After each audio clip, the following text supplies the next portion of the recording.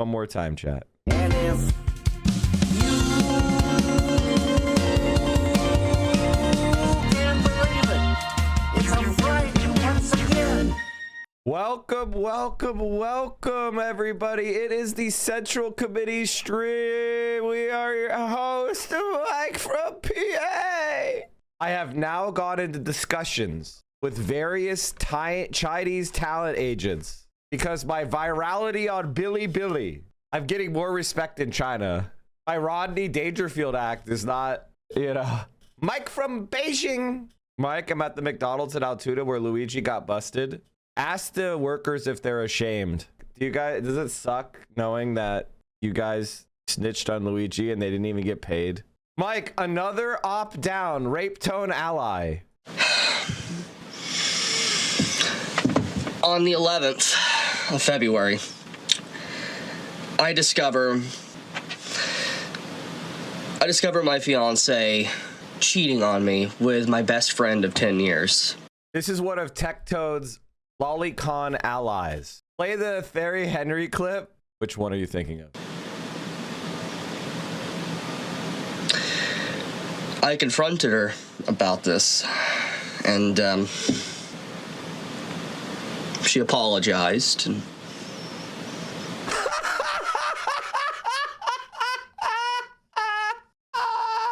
she apologized.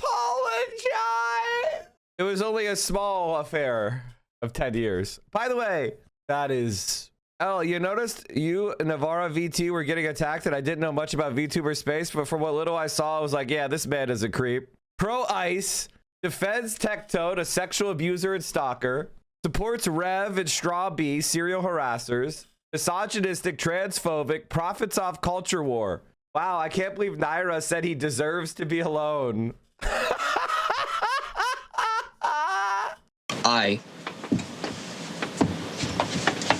being with her already for multiple years, and then finding out my best friend. So much betrayal.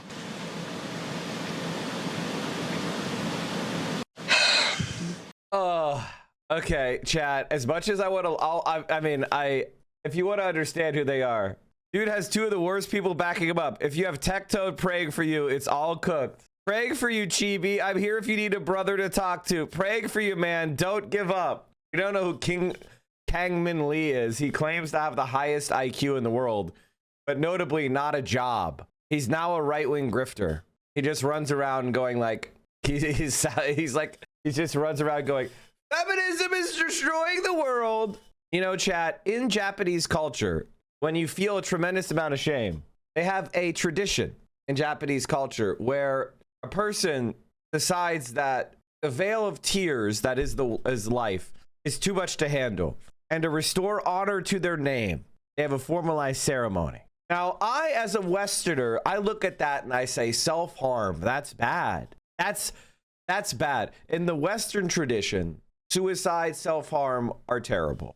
And thus, which imposing our Western values on the world doesn't allow anybody to recommend Sudoku, seppuku, harikar. Even though a person is an enthusiast of Japanese culture, because Twitch is imperialist, it forces a universalist view that suicide is always wrong, culturally imperialist, Western chauvinist view that another culture is objectively wrong, even though it's a subjective opinion. I am not, and there are dissenters in the Western societies. For example, in Switzerland, you are allowed to get physician-assisted suicide. It is permissible and legal in Switzerland. Twitch, it's cultural imperialist Twitch does not allow you to advocate for that. And that's a good thing. I think self-harm is bad. You know, I'm siding with Twitch on this one. TOS is important to follow. I follow the TOS. I'm just explaining sociologically how these systems work. But I do find it interesting that white weebs, they say they like culture when you're talking about samurai swords. The moment you talk about how a samurai sword is most often used for seppuku, now suddenly they're no longer weebs. They're no longer weebs all of a sudden. The samurai was far more likely to plunge his own sword into his belly than he was to lop off the head of an enemy. Just something to consider. Check Hassan's Twitter. I'll do it for you, chat, because I'm in a good mood. I will be participating in this. The U.S. has strangled Cuba since a successful revolution for the crime of sovereignty and dignity for its people. This latest example of the Hyde blockade seeks to bring Gaza and siege warfare and starvation closer to home. We mustn't look away. Holy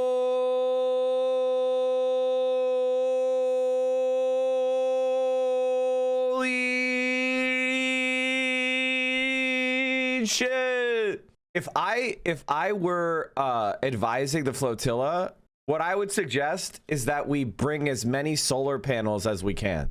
That's what I would suggest. In 1 year, China has put 20% of Cuba's electricity generation onto solar panels. And I think that is the project that we should try to complete. A nivel de país, este martes 10 de febrero, los parques fotovoltaicos entregaron a la nación por vez primera 830 megawatts en un instante del mediodía, cuando ocurren... Bring a nuke and ballistic missile components. Unfortunately, chat, I don't have access to highly enriched uranium or plutonium. Unfortunately, chat, I unfortunately don't have any highly enriched plutonium or uranium, which is unfortunate. And you call yourself a socialist? Yeah, that's why I'm a socialist. You're not able to call yourself a communist unless you have nukes, right? Like if your society doesn't have nukes, then you're not a communist. Mike, did you see? Why do you guys want to show me some 5-like tweet of a trot? Why do you want to show me a 5-like tweet of a trot? I don't understand. Are you trying to cause me to have a fucking brain aneurysm? We returned from China. We are not winning. Let me go to the main. Chat, I have access to New York Times. I just returned from China. We are not winning. This is by Steven. Did he record it? I just returned from China. We are not winning.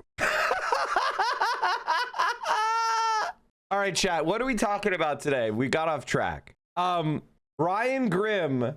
This may be the funny. Okay, chat. I'm not saying that this is the most important thing to ever happen, but it's one of the funniest things to ever happen. Ryan Grimm debating Alan Dershowitz about the Epstein list. I'm sorry. This is fucking hilarious. And the thumbnail. The fucking thumbnail. Also, Basim Youssef. Yo, we have to watch this. We have to watch this. This is legendary. Will the true left be Bad and Panada be participating? Oh, that's a good point. That's a really, really good point. That's a very good point. That's a very good point. Can I just say this is fucking cool as hell. This is so auriful. I mean, that is so cool. Can Hassan even swim? I don't know, actually. Graham Plattner just increased the working day in Argentina from 8 to 12 hours. Oh, wait, you mean Javier Milei's labor reform bill allows for extending the standard workday from 8 to 12 hours. Chat, I want you to understand something about Bad and Panada. Bad and Panada was objectively proven wrong because he's a moron. And if you go and listen to my conversation with on the Deprogram podcast, one of the things I talk about is it's not up to America to lead the global socialist revolution. What America needs to do for socialism to thrive is just be focused on itself. If the United States does not interfere, socialism will win worldwide. We are just the most accumulated font of capitalist power. And so that's why I want AOC and Bernie Sanders and Graham Plattner to win. It's not because they have the same politics as me. It's because they are most likely to not be belligerent against China, not invade Venezuela, not blockade Cuba, actually do something against Israel. Maybe they won't attack Israel. Maybe they won't blockade Israel. Maybe they won't bomb Israel, but they certainly might withdraw weapons. They might open up trade. I mean, even Obama did. Obama was lifting the blockades of Cuba when he left office. So like, and now with Florida firmly in the camp of the GOP, who gives a shit? And I have my criticisms of AOC. I have my criticisms of Graham Plattner. I have my criticisms of these guys. They're not as anti-imperialist as I want them to be. It's chauvinistic of an American to think that our job is to actually walk around the world planting seeds of socialism. Our job is to treat other countries as equals, as fair neighbors. It's why it's important that we get even soft-headed social democrats. They're less likely to do the shit that's now being done by Donald Trump. Don't give up on Florida yet. No, I'm not giving up on Florida. I'm just saying that We don't need Florida anymore. Before, Florida was seen as like, oh, it was like Iowa, right? We have to do dumb fucking ethanol because of Iowa. It's a swing state. Oh, we have to do this performative anti-Cuba shit because of Florida. It's a swing state. And those are terrible policies that we can now abandon. Hassan looked like he was running for president. What the fuck is this? I missed this. What the hell is this? No, I didn't see Hassan's speech yesterday. Was this live streamed?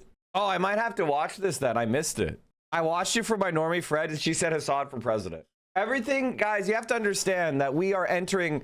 I told you this would happen. This is why when so many people were down in the dumps and they were like, Mike, I have despair. Why don't you just give up? Why aren't you depressed? Mike, I'm so depressed. Oh no, I'm so depressed. Do you remember that? You guys remember that? And how disgusted I was with that? And I told you that we needed, unfortunately, we had to go through this moment. We had to go through the moment of centrism being discredited, and that we have a new opportunity to seize power, for the left in America to begin to assert itself. And that's what's happening. Odd with timestamp. Thank you. But I think this YouTube will work. This YouTube link will work. I won't lie, the thought crossed my mind when watching this. I was like, maybe he could win if he does the right shit. He could absolutely run for Congress. What the fuck? Easily. I know the person. I know the seat that he's in. The person sucks. He could beat their ass easily.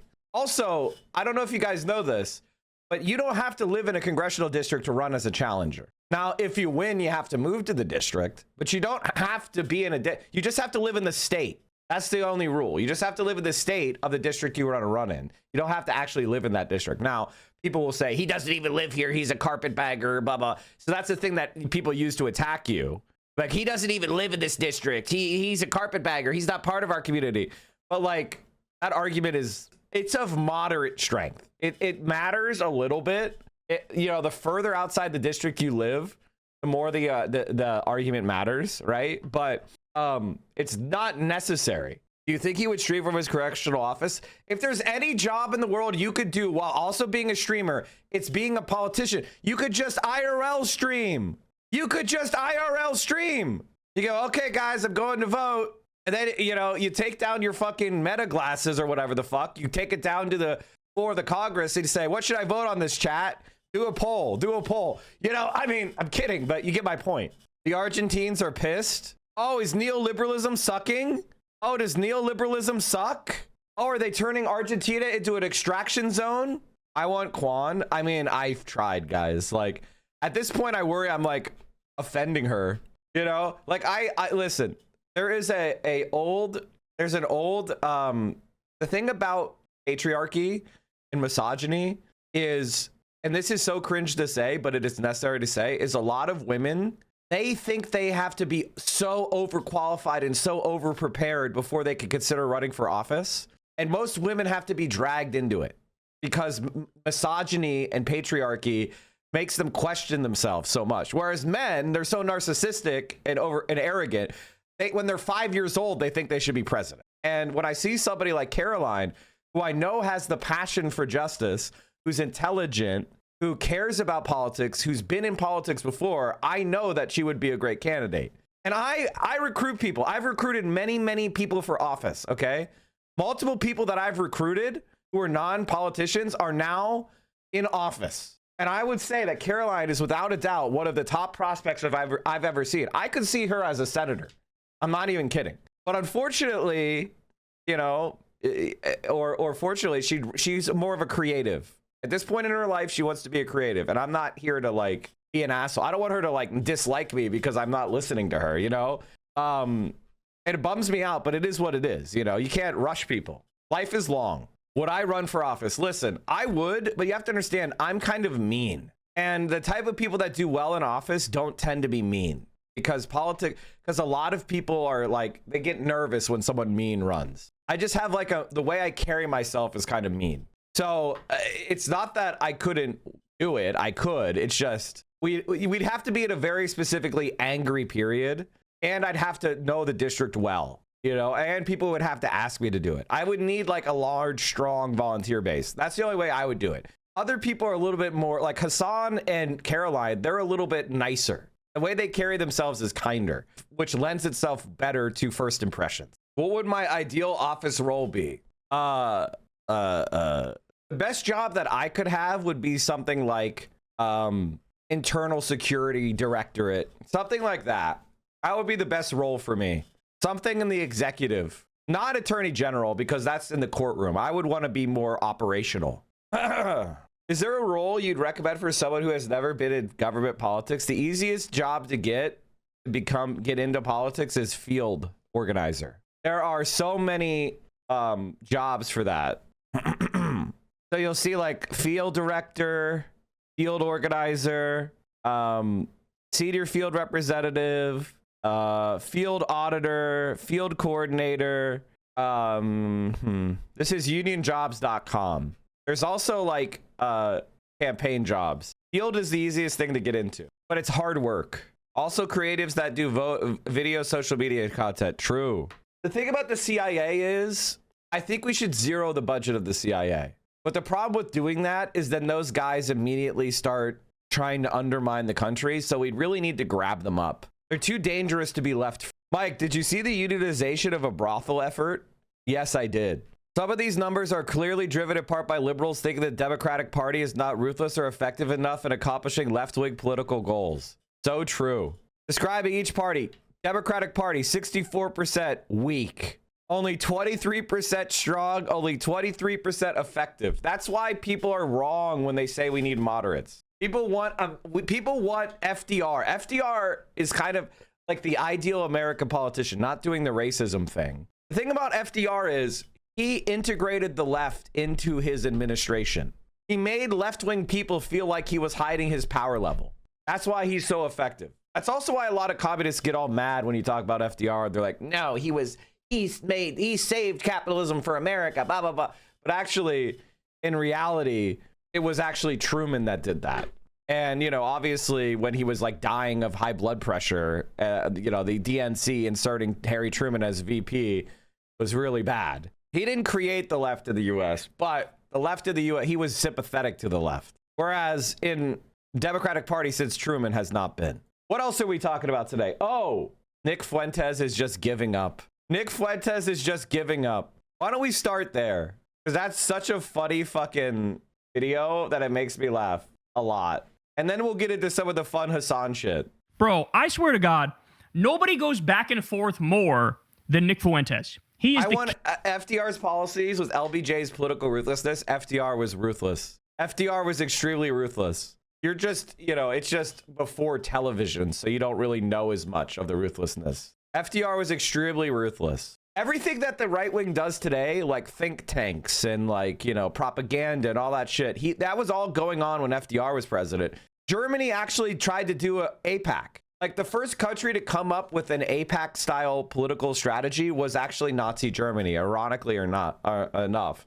Nazi Germany tried to do the German-American Bund, which is what APAC modeled itself on. And FDR passed FARA, which is the Foreign Agent Registration Act, to directly counter that. And so really, we already have the laws on the books for destroying things like APAC. Now, why was it the German-American Bund? It's the same thing as it's the American-Israeli Political Action Committee, because they try to claim, oh, no, this isn't foreigners. These are Americans. Mike, I think the kids are all right. Today, students at Chicago held an anti-ICE protest. I was the only one who decided to hold a sign that said, I love ICE. Instead of allowing me to express my opinion, I was assaulted just for standing up for law enforcement. What is happening to America? We support ICE and law enforcement. I support ICE. That's crazy, bro. I don't know what's crazy about this. Yeah, I'm going to punch you. You're gonna punch me? Yes. And you're gonna get in trouble for that. Okay. Bro!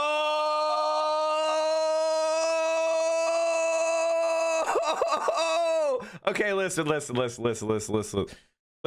chat. If you condemn violence, type Peepo smile into the chat. If you condemn violence, remember, chat, Peepo smile in the chat. If you think we should all smile and have conversations instead of violence, put it in the chat. Whoa. I'm Chill Peepo out, smiling bro. like I crazy. stand for my beliefs. I'm gonna peacefully stand here. Oh. All right, let's keep going, chat. king of going He back, got forth, the attention he wanted. He wanted the right-wing grift. back, forth, okay? And this is a great example of it here. So at the moment, and you're going to see the clip, he basically disavows being a white supremacist. He's like, I'm not, well, maybe not what he said. I think he says white nationalist is what he disavows. So slightly different there. But he says, I don't even think of myself as a white nationalist anymore. And he basically goes after his own audience and calls them idiots and losers. And he's sick of their shit. We've seen him in the past go after his audience. But right now, it seems like more of a breaking point, if you will. So first, let's start with this one. Nick Fuentes watched the Super Bowl halftime show, wasn't offended by it, unlike all the other conservative douchebags who were, ginning up their fake outrage, like Megyn Kelly going full Karen mode and melting down and screaming over fucking nothing. So he was sort of put off by the fake outrage over that. And then he watched the TPUSA halftime show, and that's the thing that really put him over the edge into just being embarrassed of being a conservative. Watch this. Here we go. We can't talk about it without also discussing the Kid Rock thing that was going on somewhere else. What the fuck was that? I mean, if that's the best we have to offer, honestly, I'm switching sides. If that's, seriously, they said this is the all-American halftime show, God, family, and it's like, okay, if that's the all-American. By the way, chat, this is what's funny about Nick Fuentes. He's a Chicagoan.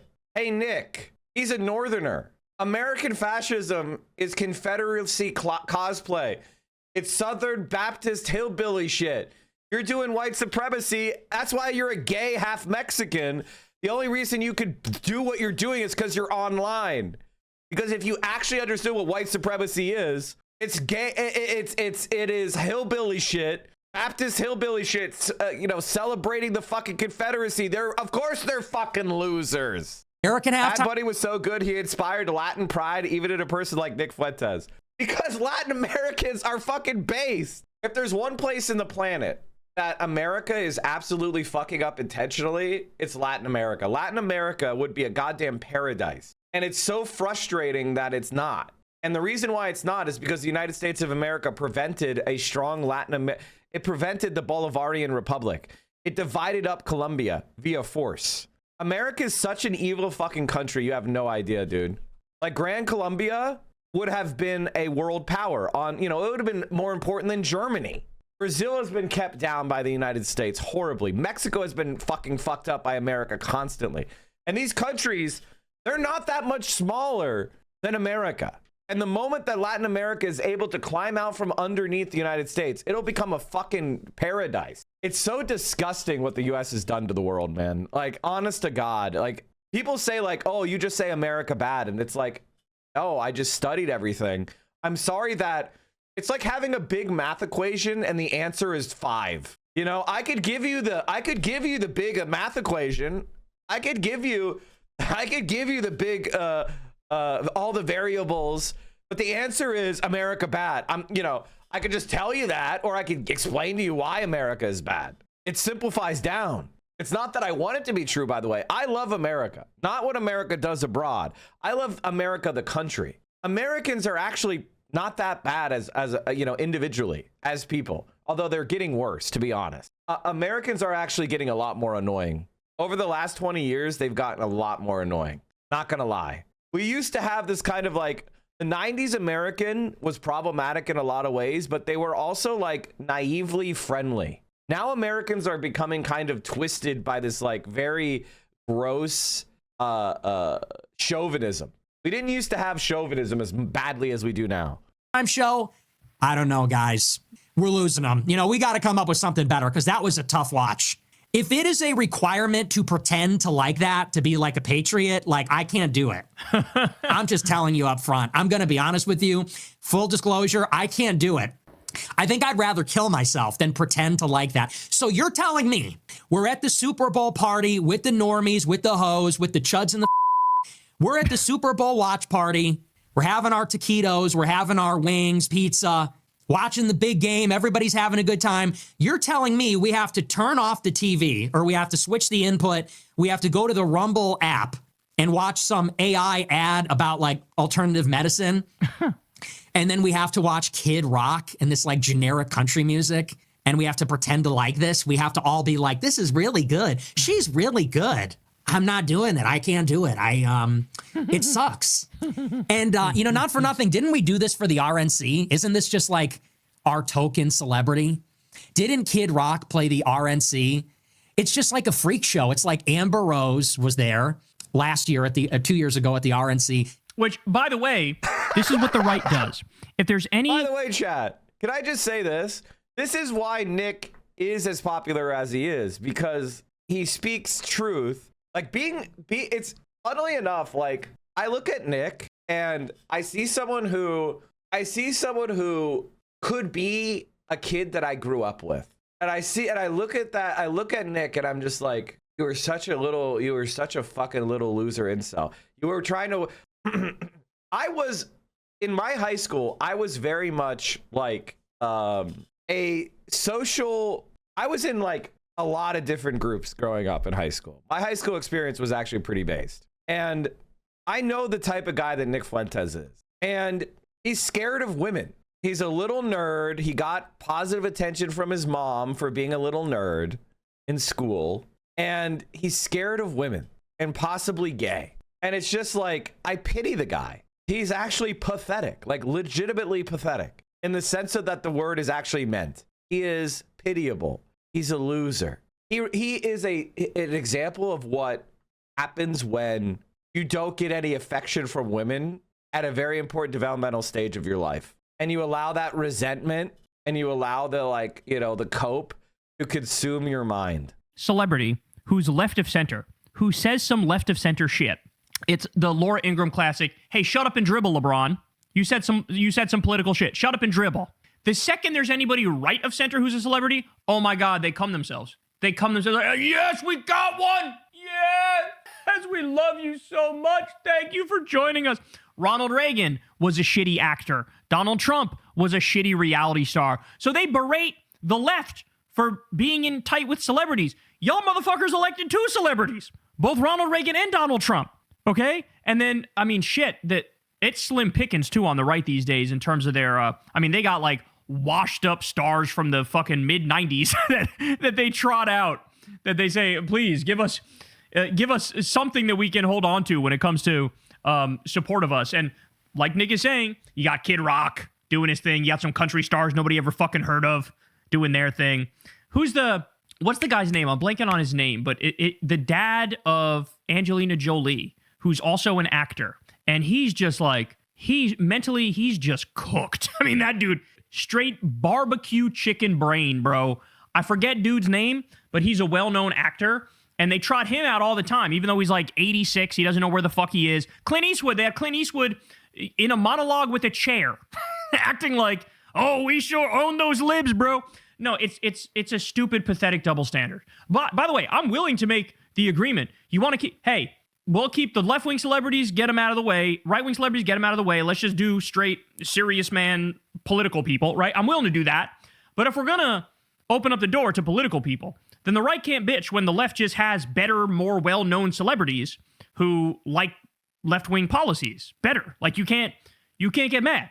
And that's the thing, is like, they're salty that we get like LeBron James, for example.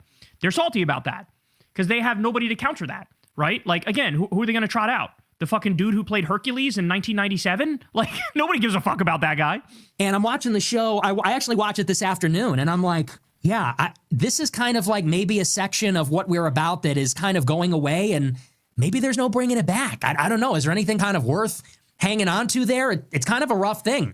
All right, he's not done yet. Now he's going to start to berate his audience. Even if you enjoyed it, I was hopeful you'd better articulate why a Latin halftime show celebrating their culture was unacceptable for an American sporting event as iconic as the Super Bowl. I thought you were going to tell me something I already thought. I wanted to hear my opinion reinforced. The Super Bowl is in America. We think England in America. Good point.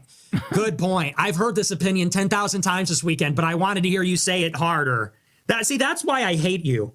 That's why I hate you people. He really does. He really hates his own audience. In the same way that the I've Had It podcast ladies talk about how Trump is an old queen, that like in his heart of hearts, he just wishes he was like directing a Broadway show. Nick Fuentes, deep down, it's almost like a sad theater kid, right? Like he chose this other route, and he's like, oh, I fucking hate all these people I'm in league with now. God damn it. God damn it.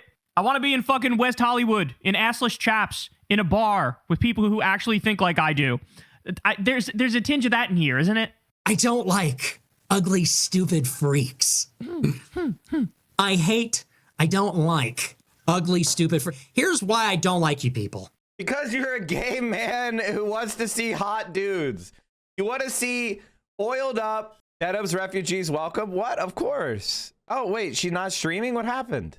This is a Denim's weekend day. This is usually where I pass the baton. I've just been streaming a lot lately because I was trying to grind above 100K. Now that I hit 100K, I've been feeling invigorated because, you know, I don't know. I have so much political energy I need to get out. She's sick? Oh no. There has, oh, that sucks. She's lying about being sick so she can play video games? No fucking way. No fucking way. If you know Denims like I do, you know that Denims does not do shit like that. Denims would stream through the fucking apocalypse. She had a 20-day streak? Hell yeah. I know that feel. It's hard. The thing about streaming every day that people don't understand is that, one, you have to present yourself to thousands of people. Two, you have to have shit to talk about. Three, it fucks up your whole day because as soon as you're done with streaming, you just don't want to talk to people for like at least an hour. You just can't. As much as people make fun of Hassan for pointing that out, when you've talked to like thousands of people talking at you nonstop for 5, 6, 7, 8 hours, you don't want to talk to people. You just want to sit there and not have any more input. You just want to sit there or like read a book or something. She doesn't know how she got sick. Oh no. Oh no. Oh no. What's my take on the Lib meltdown on X? It's AstroTurf. It's AstroTurf and it's being boosted by Asmongold. It's like all the right wingers are doing it. By the way, right wingers are boosting it. Rev says Desu is boosting it. Fans are mad at Hassan because won't support Democratic candidates.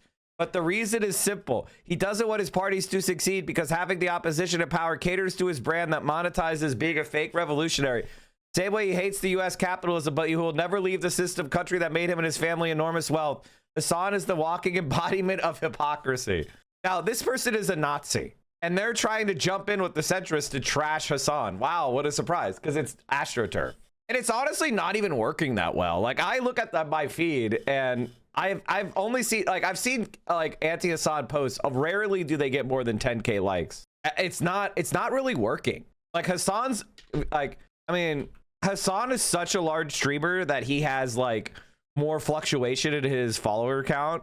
Let's take a look. So sometimes he'll have like negative days where it's just like, what the fuck? Broken websites are broken. Anyway, what I'm trying to say is it's AstroTurf. All the right-wing like Asmongoldian people and the Destiny people are jumping on, and then there's the chorus people that are getting paid, and then there are people that are auditioning for chorus. So it's a lot of AstroTurf money, and it's a lot of bots, and it's not a lot of like actual support. The other thing that I would say is this is not true. This is actually not true. Our channels grew more under Biden. Like, this is actually not true. And if you look at Hassan, like, look, his last stream, he's been positive followers during this whole like, oh my God, guys, he's getting canceled by so many people. He's not losing followers. His average is not going down. Wasn't that because of the pandemic though? No. I mean, you can literally see how he grew. Like, here's Trump. Biden gets sworn in, growth. And then October 7th, he had October 7th leavers. So that was us going against Biden, but it was growth after Trump left. So it's not even true that like, oh my God, guys, you want the Democrats to lose because that helps you. It's not true. Same thing with Chapo. Same thing with myself. It's not true. It's just made up. I don't want the Democrats to lose. I want the Democrats to be better. If the Democrats actually supported decent center-left policies, I would support them. It's not that hard. If they actually fought back against corporations, corporate power, and the Republicans, I would support them. But they don't. And I'm going to keep telling the truth about that. What, you want me to lie for fucking, what, Democratic Party? Fuck you. Who the fuck says Rev says Destu? It's a fascist who plays a lolly character on YouTube. And he does a bunch of right-wing grift content. He's a man who has a lolly VTube, and he does right-wing right-wing bait content. Asman ended them? Condemn Asmongold. They're hypocrites. Assad and his orbiters got completely exposed. Wow, how do you have 750,000 subscribers and you get like 40,000 views? Damn. Fallen off. Unfathomably based. iDubbbz wants to physically fight Asmongold after losing his entire audience. All right, who cares? Fight him then. Why not? Fight him. Don't be a pussy now. Fight him. Assad just ruined his career live on Twitch. Chasing streamer impersonates police. It doesn't end well. iDubbbz has hit complete rock bottom. Pokemon's entire life is crashing down. Total crash out. He's desperate. Like, honest to God, and I mean this completely, these people are subhuman. They're not human beings. They are subhuman. And if you asked me what I think should be done, so the entire narrative that Hassan was hurt by this controversy is false. No one cares. Literally no one gives a shit. Literally no one gives a shit. It has not affected him in any way. Chat, I'm not even famous enough to be on this list. That's such bullshit. I'm not famous enough to be on his famous follower list. Fuck. Am I famous enough to be on Caroline's famous follower list? Aha! Yes! Aha! Tectone is on this? No! Ew!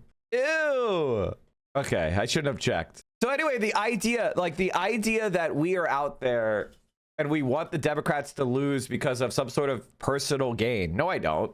And I want you guys to understand this. Hassan and I are true believers. I've said the same shit at 150 viewers with everyone on the internet hating me than I will at 10 million viewers. If I had 1 million viewers, I'd be saying the same exact shit. Literally, that does not matter to me at all. Now, it's awesome. I mean, it would make me feel bad that people were not persuaded, and it would suck to be a loser, but I wouldn't change my views. In fact, I've just become more mask off over the years. The only one hurt by this latest drama is Gavin Newsom. Good job, centrism. You cook your guy. All that's happening is the centrists are showing you they're going to do the same strategy they did in 2024 and 2020. They're going to try to marginalize the left from regular Democrats by doing these hypothetical games about would you vote for a Democrat in the general. Whereas we just got an example of a centrist Democrat losing a primary and then not supporting the Democrat in the general with Zohran Mamdani. So this entire shit is pointless. Like, who gives a fuck? And the second thing is, he's not the candidate. They're trying to distract you from talking about issues that he sucks on. You know what I mean? Hey, Maple Ticks, Gavin was already cooked. Gavin Newsom is not going to be the nominee. Okay? The reason why people like Gavin Newsom is because they're seeing his tweets, which are done by a staffer who's a talented staffer who understands Democratic Party base. So hats off to that Gavin Newsom, whoever the Gavin Newsom social media person is. I know you're probably left wing and you're just doing a job. Come on my stream. Quit your job and we'll make you more money as a content creator. Legitimately. You have more talent. You have too much talent for that.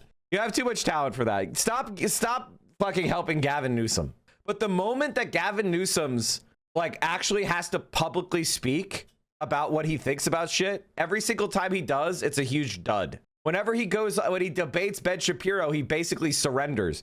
When he debated Charlie Kirk, he was on his knees kissing Charlie Kirk's feet. When somebody said, I'm not voting for anyone who takes AIPAC money, he mumbled and bumbled. Like, the guy he's not going to do well. Like, in the actual campaign. People are going to be like, ew.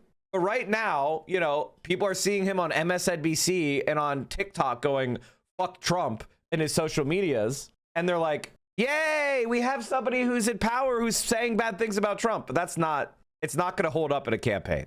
I agree with you. Gaza is not a genocide.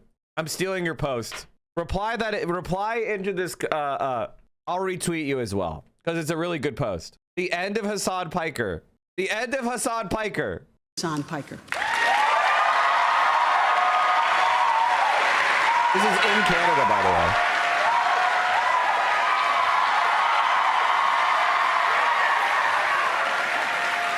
All right.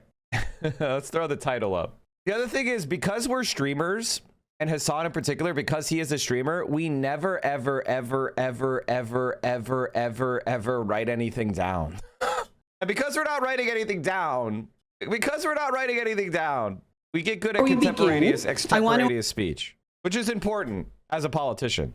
Acknowledge that we're gathered on the traditional, ancestral, and unceded land of the Musqueam people. This land has long been a place of learning, exchange, and dialogue, and we're really grateful for the opportunity to gather here tonight.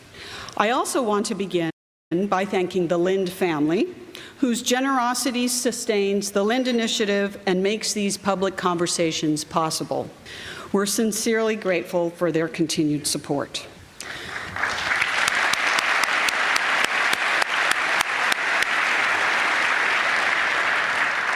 So, for those of you who've joined us before, welcome back. For those of you who are here for the first time, welcome.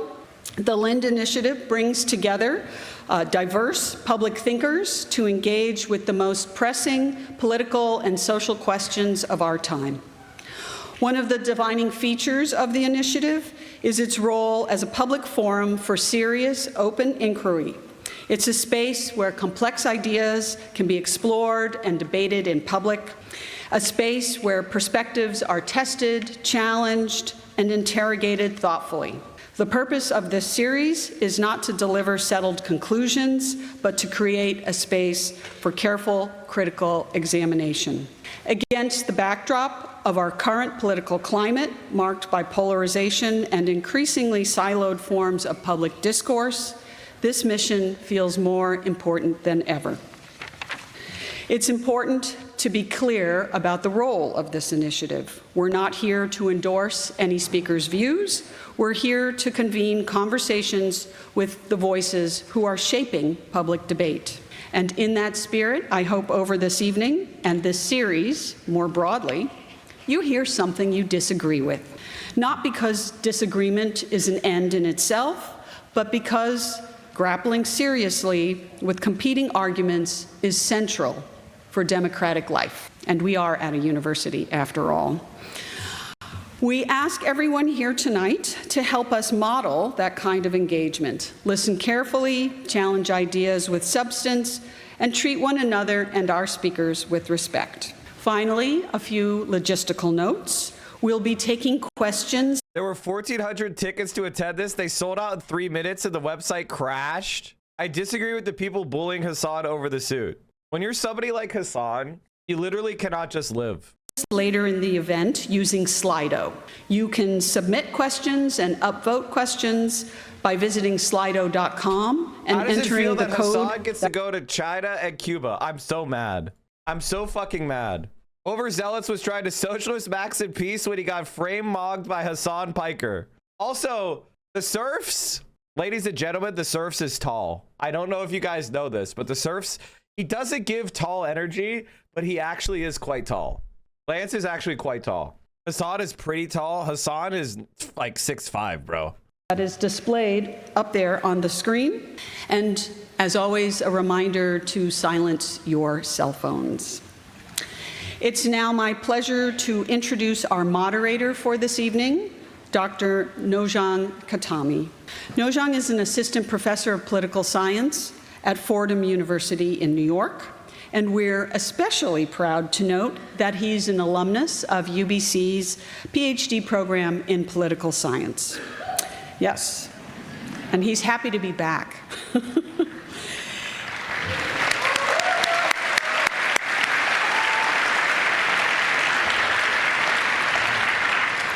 His research focuses on democratic theory, resistance, literature, and revolution, and his forthcoming book project examines dissent against oppressive political structures from Iran to North America. His public scholarship has appeared in The Progressive and the Boston Review, and he's a co-host of the podcast Politics and the Exilic City. We're delighted to have him back to campus to guide tonight's conversation. And finally, our featured guest speaker this evening, Hassan Piker. Hassan Piker is one of the most prominent political commentators of the digital age. A widely followed creator on Twitch, he reaches tens of thousands of viewers daily, engaging a large and politically active online community in real-time discussions of news, policy, and global events.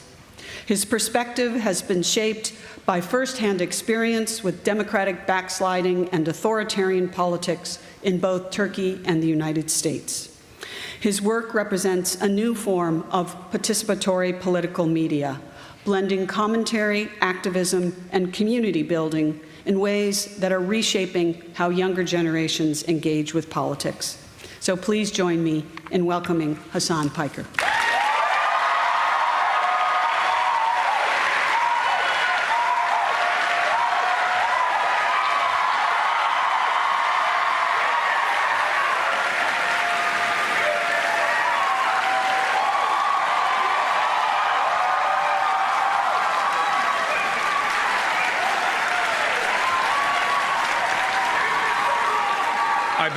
I bet Thomas Friedman didn't get that kind of reception.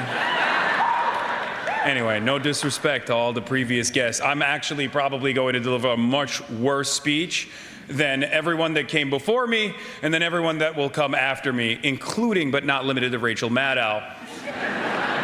Especially considering that I just found out that I'm sharing a stage and a program with Thomas Friedman and Rachel Maddow approximately 10 minutes before I got out of the car. And I walked in, and they told me, "Oh, you have a speech," and I was like, "Oh yeah, you know, like a 2-minute speech, something like that." And they were like, "You signed on for 15 minutes." And I thought to myself, well, I done did it again. This is probably like the 20th time that I've done one of these sorts of college speeches where I just come out on stage and start blurting it out, and I have no understanding of what the event is, but I'm gonna try to do my very best. In Toastmasters, we call this stalling. Yeah, exactly. Our filibustering king. Why am I here? I don't know. Especially considering that I speak for 8 hours uninterrupted, or usually interrupted with chat. It's not gonna be too difficult, I hope. But today, obviously, we're gonna be talking about one of my favorite subjects to discuss. According to all my naysayers, including the CIJA, I believe. I don't know if they're in the room right now. Sorry, I'm sorry that you guys couldn't stop me from coming to Vancouver.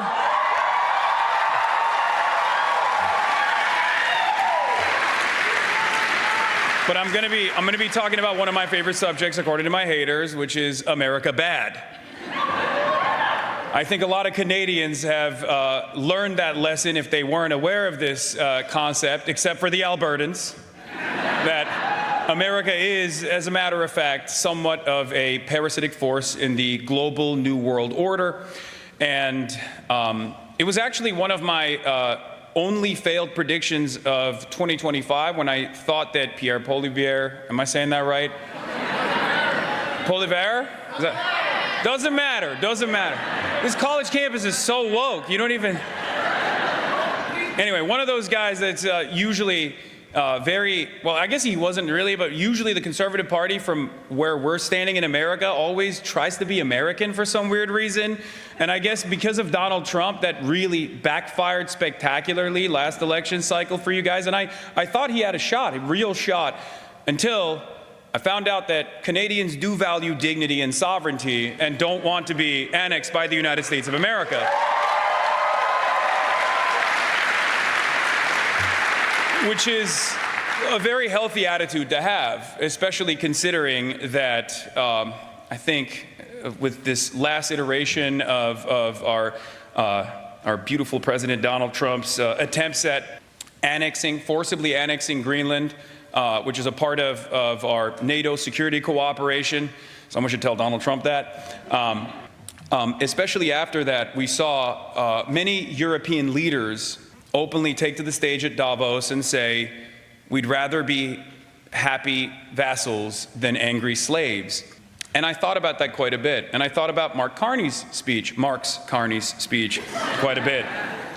And I think that there is a failure of the previous liberal international order and consensus. And I don't think it's necessarily just Donald Trump, even though we like to talk about him as the harbinger of doom.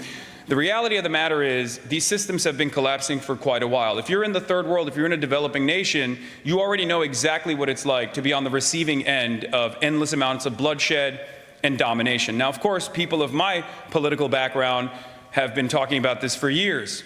Lenin was one of those people that talked about it quite a bit. Imperialism being an absolute necessity as a global capitalist order, as profit rates have a tendency to decline. And we've seen this endless militarism and endless domination in the global south, in countries that are in the periphery, at the behest of super profits for international capital. But unfortunately now, America's appetite for instability and all of the potential promises of said instability for international capital has put new targets in its crosshairs, as Mark Carney and many others have talked about, middle powers. We're talking about the European Union, Canada, and many other countries that are stuck between what seems like American domination and the global liberal capitalist hegemony, and potentially the rise of regional powers such as Russia that do not shy away from irredentist action and oftentimes violent military conquest, and the behemoth of manufacturing that is China. As you guys already know, BRICS nations have realized that this bargain of American domination was not always going to work out well for them, and that's the reason why they have sought out alternatives and tried to create different trade agreements and maybe even currency cooperative agreements with China, specifically to, at times, leverage their relationship that they have with the United States of America. And I've been a longtime advocate in developing European sovereignty and developing sovereignty for countries like Canada. And now, I believe, is the time for these middle powers to be able to develop sovereignty once again. And I fear that if these countries don't do it, specifically Canada, I worry that American domination will at first look like the tariffs negotiations that Donald Trump has seemingly haphazardly thrown around, and then, and in the worst case scenario, complete military annexation. Now that might sound terrifying to you guys, but we have the most peaceful option ahead of us, at least for the time being, because this growth that we are seeing, this change, this nuclear option of trade, this destruction of international agreements that America was not only the safeguard of, but also the architects of, are coming to a close. What comes next is up to all of us. And by that I mean not just international capital, capital owners of different sorts, petty bourgeois, small business owners, mom and pop landlords and the like. I'm talking about you, the people, the workers, you who comprise the masses. And the quicker we develop sovereignty for ourselves, both in our workplaces, both in our universities, the quicker we organize for ourselves, the easier it will be for all of us to preserve said national sovereignty and to hopefully make it as costly as possible for America to continue dominating the world and engineering whatever kind of design they have. I saw a piece of this in action when I went to Minneapolis, because American domination has often put its crosshairs on developing nations, as I've talked about before, Iraq, Afghanistan, as recently as we saw in Venezuela, where the American government kidnapped the leader of Venezuela and his wife and is facilitating a mock trial, a sham trial at this moment. You don't have to love the Venezuelan, you don't have to love the Venezuelan government. You don't have to be a communist or a socialist to recognize what that says for the international order, which was something that many European and even Canadian partners did not recognize initially as they celebrated this action, only to receive the exact same type of lack of autonomy when Donald Trump put his crosshairs on Greenland. It shouldn't take for Trump to go after a white partner country in Europe, a NATO partner country in Europe, for people to wisen up to our grand design. And when I say our, I'm talking about the American government. The international destabilization that we have caused came back into the home front, as imperialism often does, in the form of fascism. Just as fascism arose from the failures of liberalism only but 100 years ago, the new wave of fascism is no longer seen as a revolutionary movement, but instead a movement away from liberalism. The American Republican Party is now transitioning away from a liberal conservative party to a fascist party. And as fascists often do, they are invested in domination and cruelty for cruelty's sake. And the reason why I brought up Minneapolis, Minnesota, and my experiences there is because as of today, Tom Homan has decided that they are retreating the ICE occupation that unfolded in Minneapolis, Minnesota. And the only reason,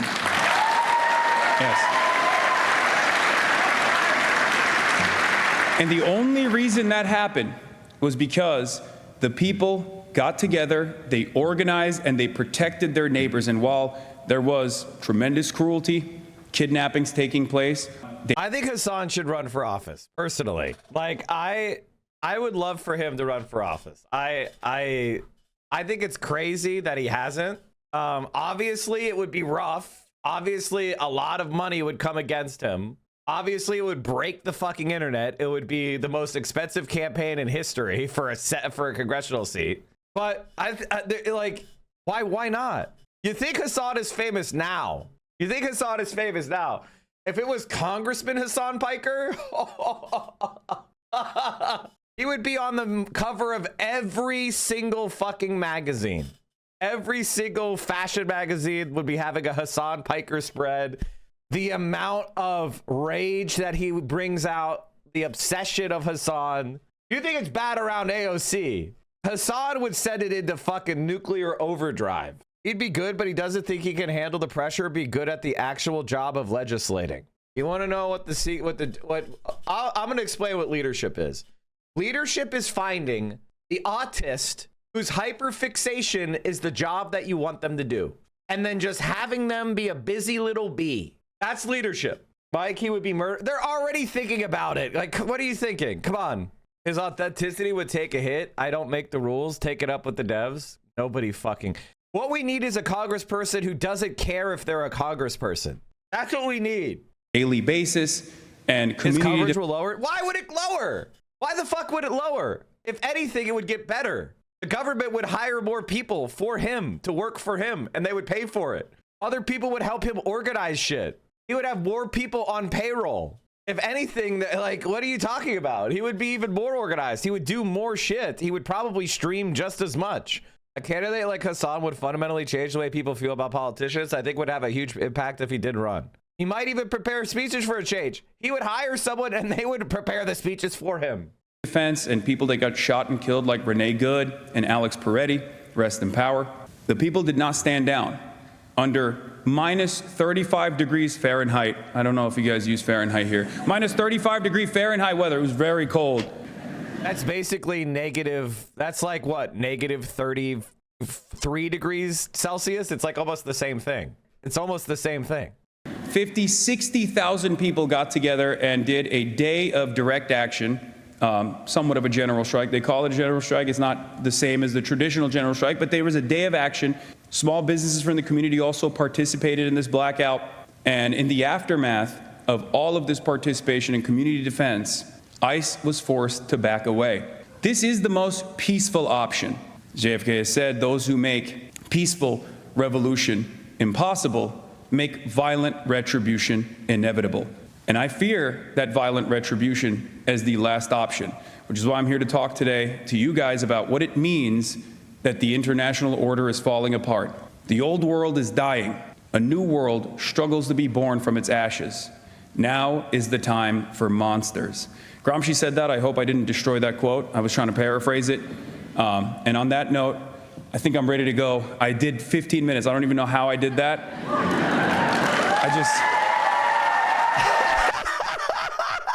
He's so autistic, chat. He's so fucking autistic. It's crazy. I'm not trying to be mean, because I'm the same way in a lot of ways. I'm just slightly less, one notch less. So when I see it, I'm like, I do the same thing. Like, I am excessively honest when I'm embarrassed. But yeah. Okay, should I just go sit down? I'm going to do that now.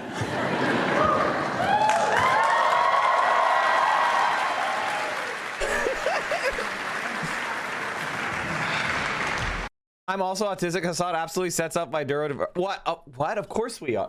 Chat. You know, one of the strongest pieces of evidence that Hassan is neurodivergent? He likes me. That is such a strong predictor of you being neurodivergent.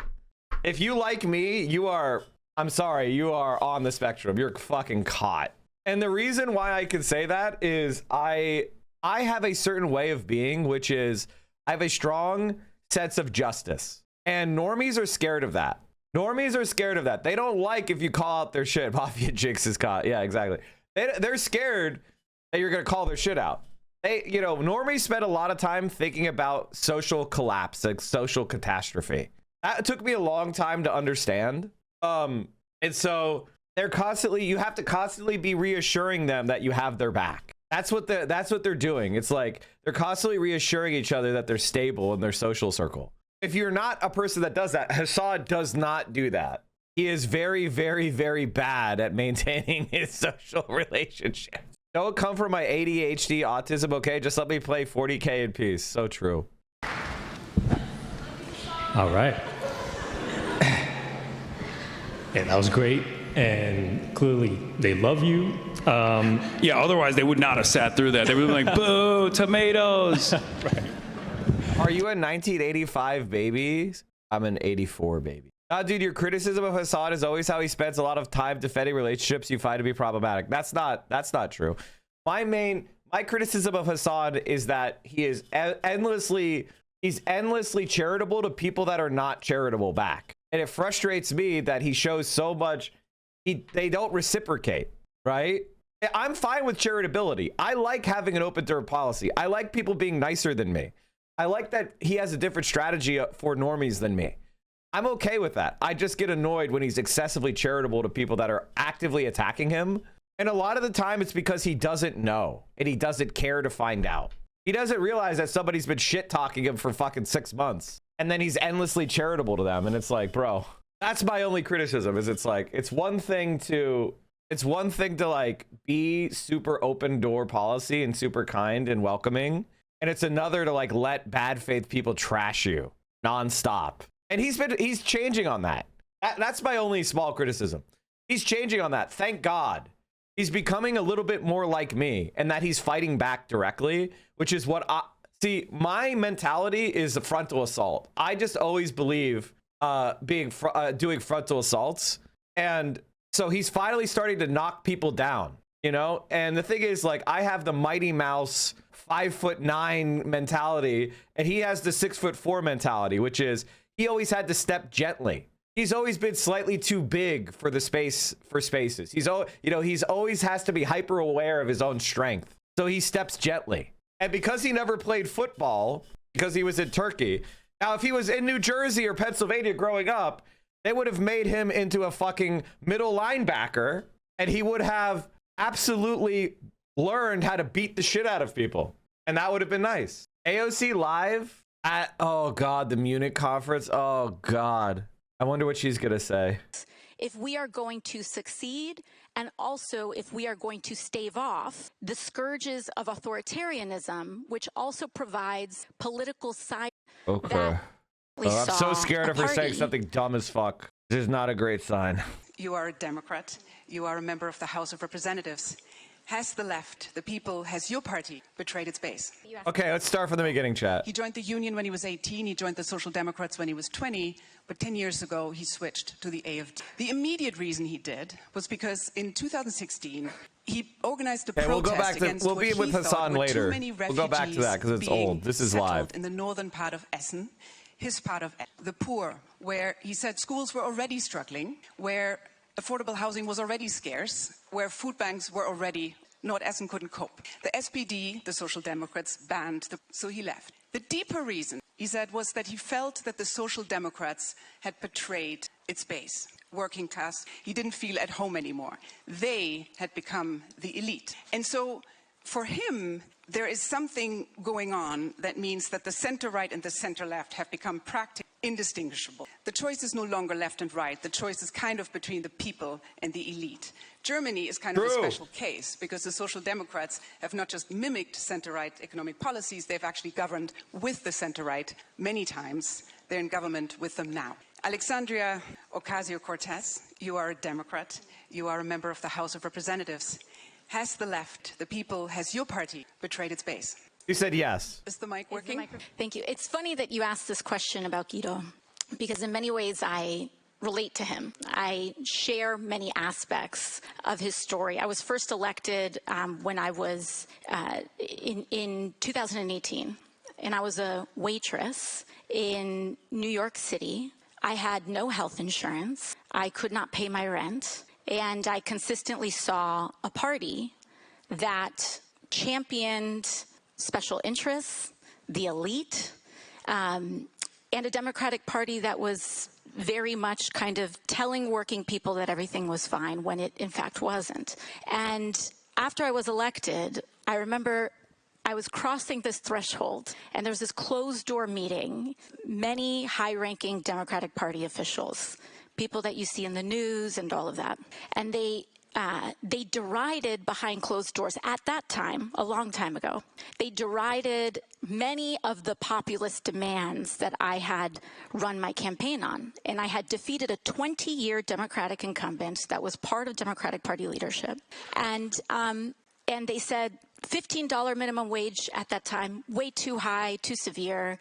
The idea of tuition-free public colleges and universities, too far. Expanding health insurance and Medicare, too extreme.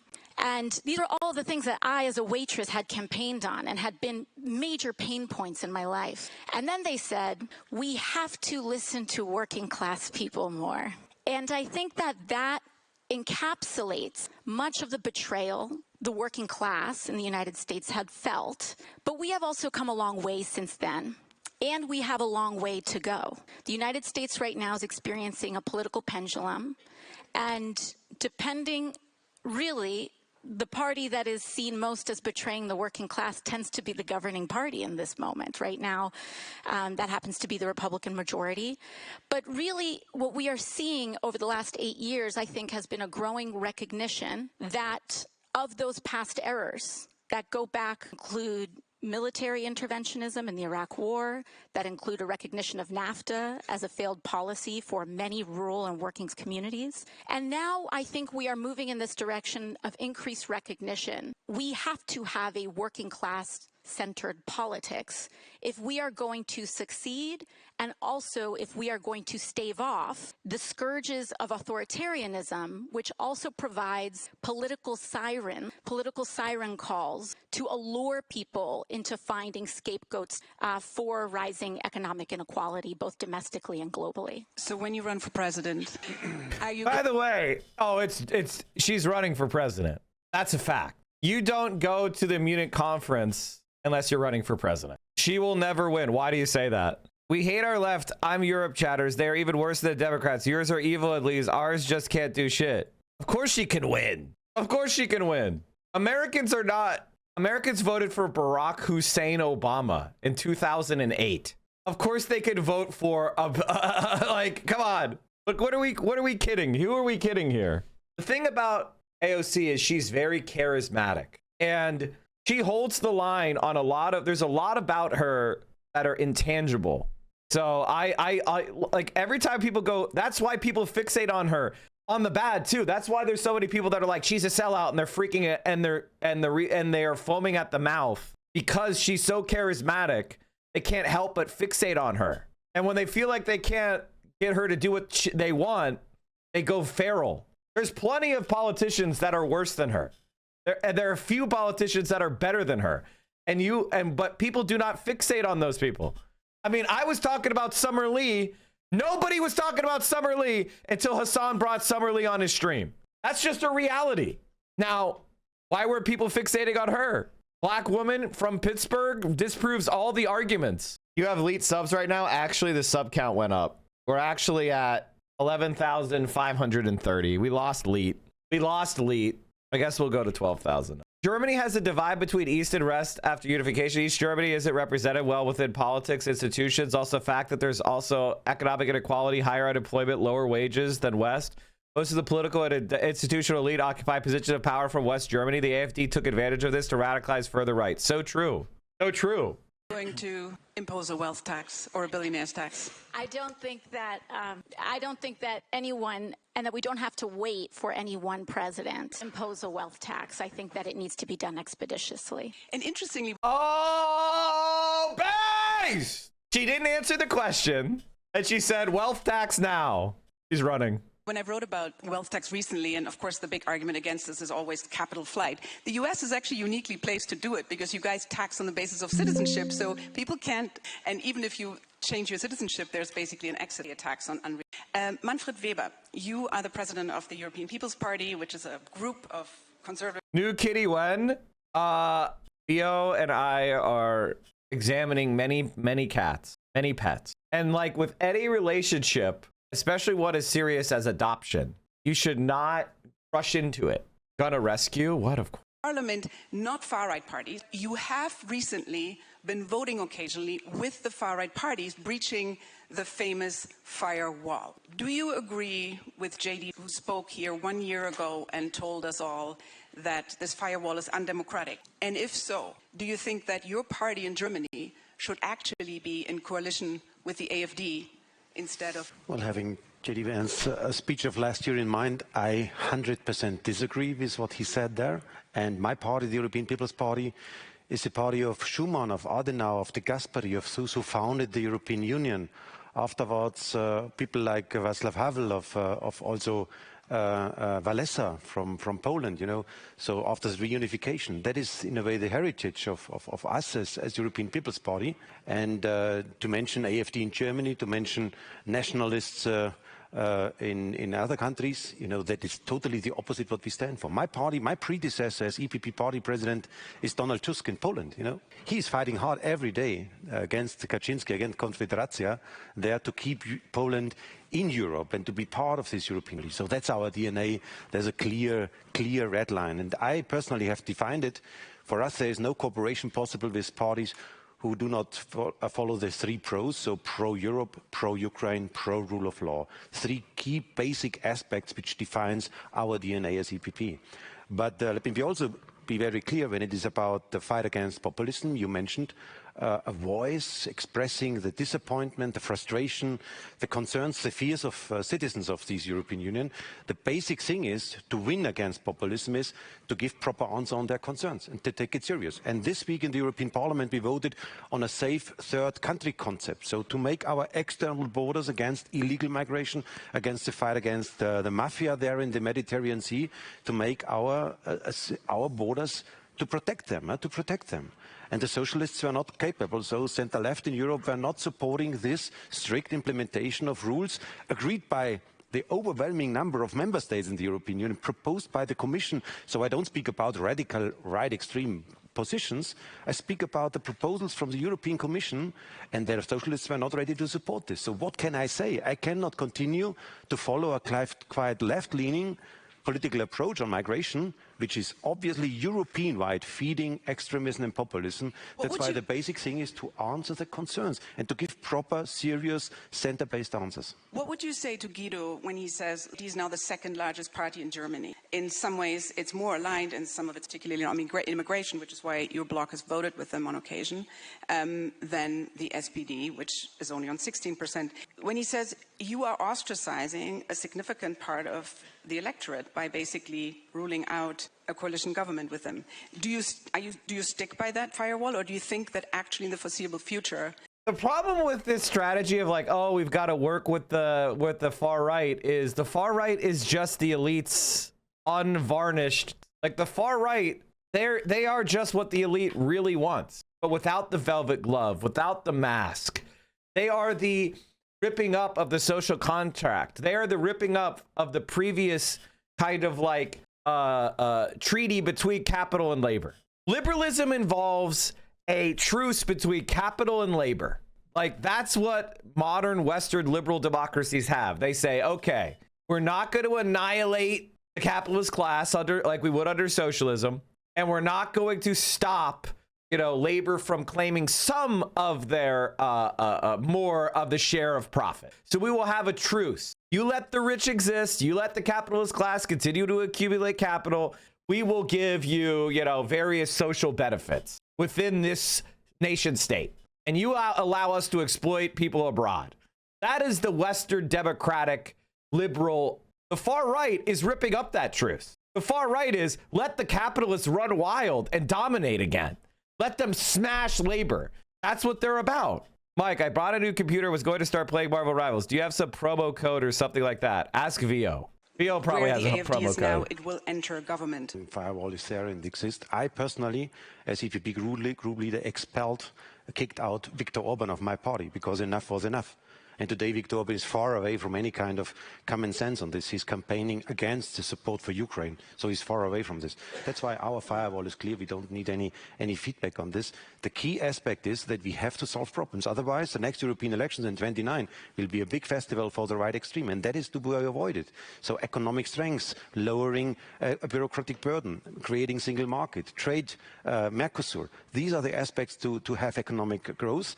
And my main question to Guido would be, do you really believe this bullshit the AfD is telling you? Do you really believe this? That without Mercosur we should have in Germany, with your working place as an industrial country who is benefiting much from export, do you really believe that without Mercosur we have better economic situation for you personally?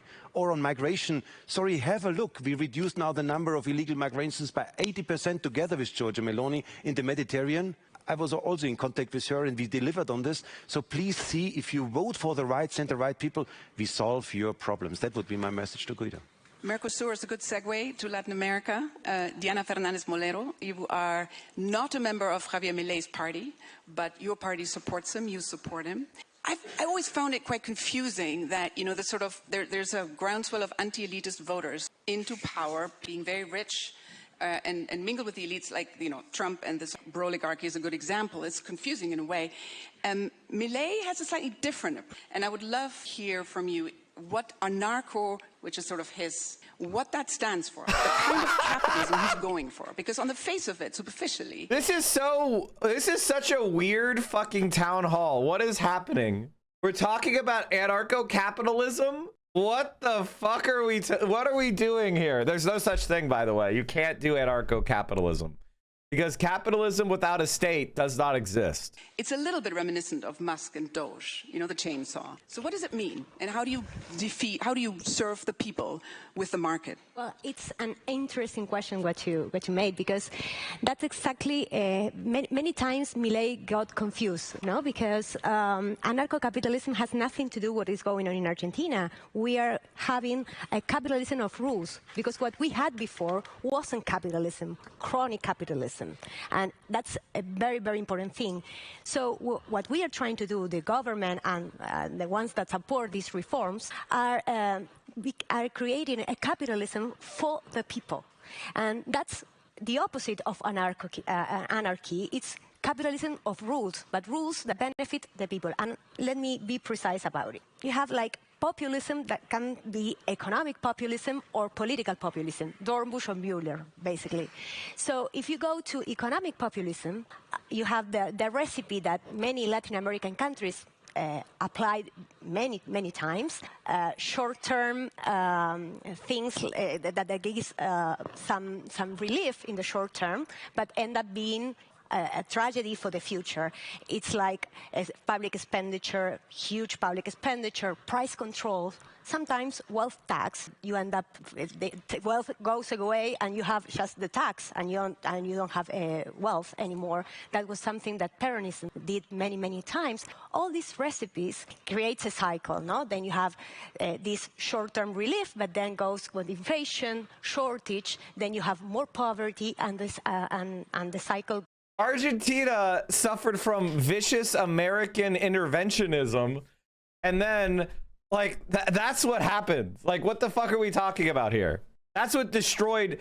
If you want to develop a country, you develop it by building institutions and infrastructure. It's not actually that hard. The path to development is not that hard. The United States of America doesn't want countries to develop because then we can't hyper exploit them and control them. And goes political populism, and that's different. That's a threat to democracy many times, because it's when you deny pluralism, when you say, okay, popolo, del pueblo, the people against the others, the enemies of the people. And you also erode key institutions for democracy, free press, freedom of speech, court, judicial system, etc. I think that Milei is none of them. Maybe you cannot like his forms, his style, but it's very important when we discuss populism to distinguish in between style and substance. And I think that... Yes, Milei is not a populist. He's a hyper-elitist. He is in the pockets of the World Bank. He's in the pockets of the IMF. He's in the pockets of the American security establishment. Yes, absolutely. He is establishment to a T, 100,000%. And how has he performed? The value of the Argentinian peso has gone down 24%. Meanwhile, the Mexican peso has gone up 19% under Claudia Sheinbaum. You have a strong left-wing president in Mexico implementing and what amounts to center-left policies. So in order to actually get real center-left policies, you need left-wing politics. If you vote for center-left, you get center-right politics. So you have to vote for left to actually get center-left policies. To get left-wing policies, you need to vote for the far left. To get far left policies, you can't vote. You have to shoot people for those. You have to do a revolution for those. And like, that's the reality, okay? Everybody always gets pulled to the right. Mike, Atlas needs you to spot him 20 billion. Huh? I don't know what that means. You think Milei does the Boris Johnson thing of having this ragged, unkept appearance to appear non-establishment? No, I just think he's a disgusting, incestuous pedophile, libertarian freak who wants to fuck his sister. While Milei is about to set workers' rights back centuries by increasing the working day from 8 to 12 hours, in Mexico, they just approved reducing it from 48 hours per week to 40. Progressives versus regressives. Good people versus bad people. I mean, it's pretty straight up obvious. And by the way, they did the same thing in Ukraine. In Ukraine, they banned all of the left-wing parties, and then they repealed Ukraine's labor laws. But no, I know you feel the love in a lot of places that you go. So I know you just were passing through Nueva York or Afghanistan, as you call it, and you. Oh God, I went to the wrong video. We were watching AOC. Sorry. Where's the AOC video? What the fuck? Okay, there it is. Sorry, I was like, wait a minute. Why are we watching Assad? Okay. The style, it's uncomfortable, but it doesn't make you a populist. So when you say rules-based capitalism, I mean, I actually studied economics a long time ago. The perfect market doesn't exist, of course, but the idea is that you create a competitive environment. You do not allow for the concentration of wealth, which means antitrust and things like that. Regulation is very important. Is that something that your government stands for? That's exactly the reforms that the government is doing is exactly that. The free trade agreements, more competition. Argentina is one of the closest economies in the world. We need more competition. Except that's not competition. Free trade does not lead to competition. It allows foreign monopolies to undercut with anti-competitive practices your domestic market. Look at what happened to Africa. America dumped a bunch of subsidized grain onto Africa, bankrupting their agricultural industry. And then after the agricultural industry goes belly up, you raise the grain prices and people are dependent upon foreign agricultural products. Even though 40% of African territory is arable land, their agricultural productivity is actually going down. Because guess why? In order for Africa's agricultural productivity to go up, it needs to invest in infrastructure. It needs to invest in human capital. It needs to invest in training in the workforce and mechanization. Where are you getting the money for that? If all the money for food is going overseas to some conglomerate, how are you developing your own domestic industry? You aren't. And so your economy collapses. And then what happens? Well, the only thing that you can sell are what? Raw resources that you export. And because there is such a large surplus population of people desperate for work, you pay them basically nothing, subsistence wages, and then you ship the money overseas. Who gets all the profit? The mine owner. And they take that money and spend it in Europe and America. They go buy a fucking house in the Hollywood Hills. That's how Africa functions. And that's what they're going to do to Argentina as well. Turn it into a hyper-exploited resource extraction zone. So what we I insist, capitalism is a bad word in Argentina, but what we had wasn't capitalism. It was capitalism for a few, for many that cannot compete with abroad, and so you can charge people extraordinary prices. A cell phone in Argentina was unaffordable. You have to go to the US to buy them. That's unfair for the people, and now people is seeing that it's working. It's also interesting. That's why he got too much support from the people in the midterm election as well. After doing things that traditionally were not very popular, any political advisor would have told you, oh, said that you're going to reduce the budget and that you're going to cut a lot of things. But this end up working for the people. So that's interesting. Free trade agreements, more competition, antitrust, all these kind of things. So maybe you should give some advice to the US becoming a more competitive. Oh, we are signing a free trade agreement with them as well. So Peter Pavel, you are the Czech president, but you're also free trade agreement where we handed them tens of billions of dollars of free money and bailed them out. But the problem is it's not going to work, right? Because what are we bailing out? They're cutting all the domestic investment. They're cutting education. They're cutting healthcare. So Argentinians are going to become less productive. So they're not going to be able to compete against Americans. We're a very senior NATO general, the most senior one that the Czech Republic ever had. I want to start by asking you about your part of Europe, former communist part of Europe. And it's notable that a lot of the populist parties have done quite well. That there seems to be a sort of groundswell of support in that part of Europe. Certainly in Germany, the east of Germany, the former communist east, is the kind of heartland of the EU. Why is that? And do you think, as somebody who has actually experienced a change in system in 1989, do you think that maybe capitalism was nicer, kinder, when it was still competing with communism? Well, I'm afraid I will not offer you a thorough analysis, just my perception. But I believe that a number of people in former communist countries believed that with the change of the system, they will achieve all the benefits of capitalism while keeping all the benefits of socialism. That means getting richer, having access to travel, study, work abroad, having nice cars, plenty of goods in the shops, but no responsibility. And that created a lot of frustration, because when people realize that not everyone will get rich, and there will always be people who will be better off, and those who will not necessarily suffer, but will have living conditions more difficult than the others, then that frustration, if it is not properly addressed, it creates a lot of tension and frustration. And that was easily taken forward by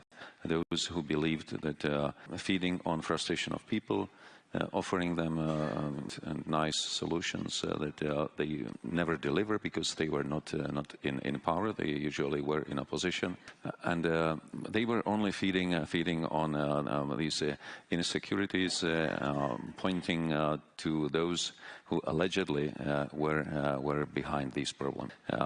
They mostly referred to the government, to institutions like courts, to media.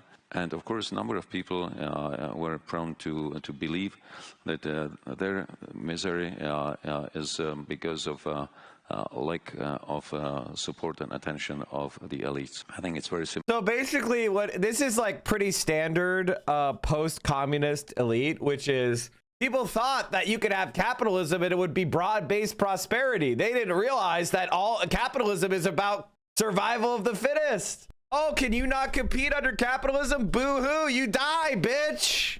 What, you thought capitalism was kind? You believed the propaganda? Eat shit, inferior. That's basically what he's saying. And he's saying anybody who criticizes the accumulation of wealth by capitalists is just, you know, they're doing some sort of populist lies. But in reality, it's because, and it's very clear and very obvious, the state is being looted. Similar to any other country where the populism is a problem. In general, I don't think that we should give a populism a label of some bad.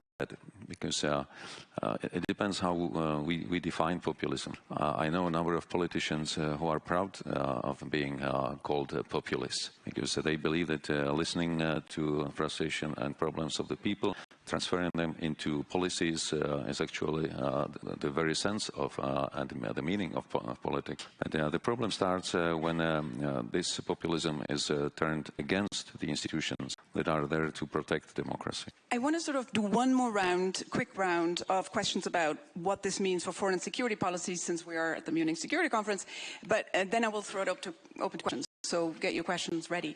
And maybe I'll actually stay with you for a second.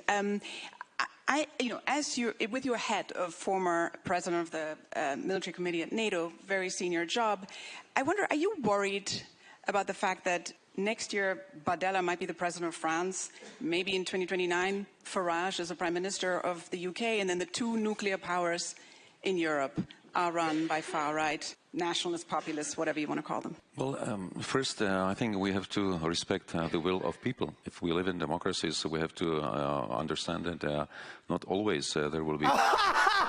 Oh, what? We've got to respect the will of people. Well, gosh darn it. I must have missed that, because we've been living under NATO and what's known as the Truman Doctrine. You know, I don't know about you guys, but the Truman Doctrine effectively reoriented U.S. foreign policy away from its usual stance of withdrawal from regional conflicts not directly involving the United States to one of possible intervention in faraway conflicts. The immediate cause for the speech was a recent announcement by the British government that of March 31st, it would no longer provide military and economic assistance to the Greek government in its civil war against the Greek Communist Party. Truman asked Congress to support the Greek government against the communists. By the way, chat, the Soviet Union was not supporting the communists. The communists were completely homegrown. This was the will of the Greek people. At the time, the U.S. government believed the Soviet Union supported the Greek communist war effort. No, it didn't. They knew they didn't. Stalin had already communicated that he was not involved and that he was allowing things to happen as they will. In fact, Soviet leader Joseph Stalin had deliberately refrained from providing any support to the Greek communists and had forced Yugoslav Prime Minister Joseph Tito to follow suit, much to the detriment of Soviet-Yugoslav relations. So again, the United States declared itself the right to meddle in foreign policy. The United States was compelled to assist free peoples in their struggles against totalitarian regimes, because the spread of authoritarianism would undermine the foundations of international peace and hence the security of the United States. The policy of the United States to support free people who are resisting attempted subjugation by armed minorities or by outside pressures, which was not happening. So the Truman Doctrine is, we say we're going to interfere in everybody's domestic politics. And he's like, oh, we have to respect democracy, except when it's left-wing democracy, and in which case we'll invade. Czech president signs off on ban equating the promotion of communist ideology with Nazi propaganda. The revised legislation introduces prison sentences of up to 5 years for anyone who establishes, supports, or promotes Nazi, communist, or other movements which deliberately aim to suppress human rights and freedoms or incite racial, ethnic, national, religious, or class-based hatred. Class-based hatred, by the way. Parties but at the same time, the experience is that when these people who used to be for a long time in opposition on the critical side, once they are put in a position where they have the responsibility to deliver, then they suddenly understand the complexity of a situation, and they change a lot of their, let's say, extreme positions that they held before. I believe that the best protection is to have a good set of checks and balances, to have some counterweight against potential extreme moves. Another layer of protection could be vibrant civil society that can also do an excellent job. Most of those populist politicians are very sensitive to public opinion. It's an interesting point that you raised there, because it's sort of this idea of democratic resilience in a way, which in a way, if we think holistically about security, it's not just defense budget. It's about people voting and people feeling safe, people feeling secure and happy and represented by their governments. And I wonder, to the extent that maybe this is something I can throw to you, Alexandria. Defense budgets have been rising everywhere. You guys have been on defense for a long time, but a lot of governments now have very serious debt problems. And so there's a trade-off. If you spend more on defense, you spend less on other things. In France, for example, I was shocked to find out recently that the interest payment on debt annually is now bigger than the entire education. You have a situation where all budgets are going down, only defense is going up. And it does raise the question, should we not invest in democratic resilience by providing good public service and spending money on that in order to really protect our democracies internally as well as absolutely right. Isn't anything better than Trump? Okay. You sound like you might be a little bit, how do I put this? Emotionally unstable. The thing about, like, I understand that you're convinced and that you would vote for anything. I get that that's how you think, but that's not how other people think. And to do politics, you have to understand how all the people are thinking. You have to stop being focused on yourself and what you think and how you're willing to debase yourself for anything, and start thinking about how other people think and go, what will motivate people to vote for a better world? And you know what? I have good news for you. I have good news for you. While you are a debased peasant willing to vote for anyone with the D next to their name, Hutch also agrees with you. Hutch would vote for Jeffrey Epstein if he had a D next to his name. I find that disgusting. And most people find that disgusting. But I have very good news for you. If you campaign for good things, like actually good policies that will change people's lives for the better, that makes you more popular. When you campaign for good things, it makes you more popular, not less popular. So we get to have our cake and eat it too. We get to beat Trump and achieve change.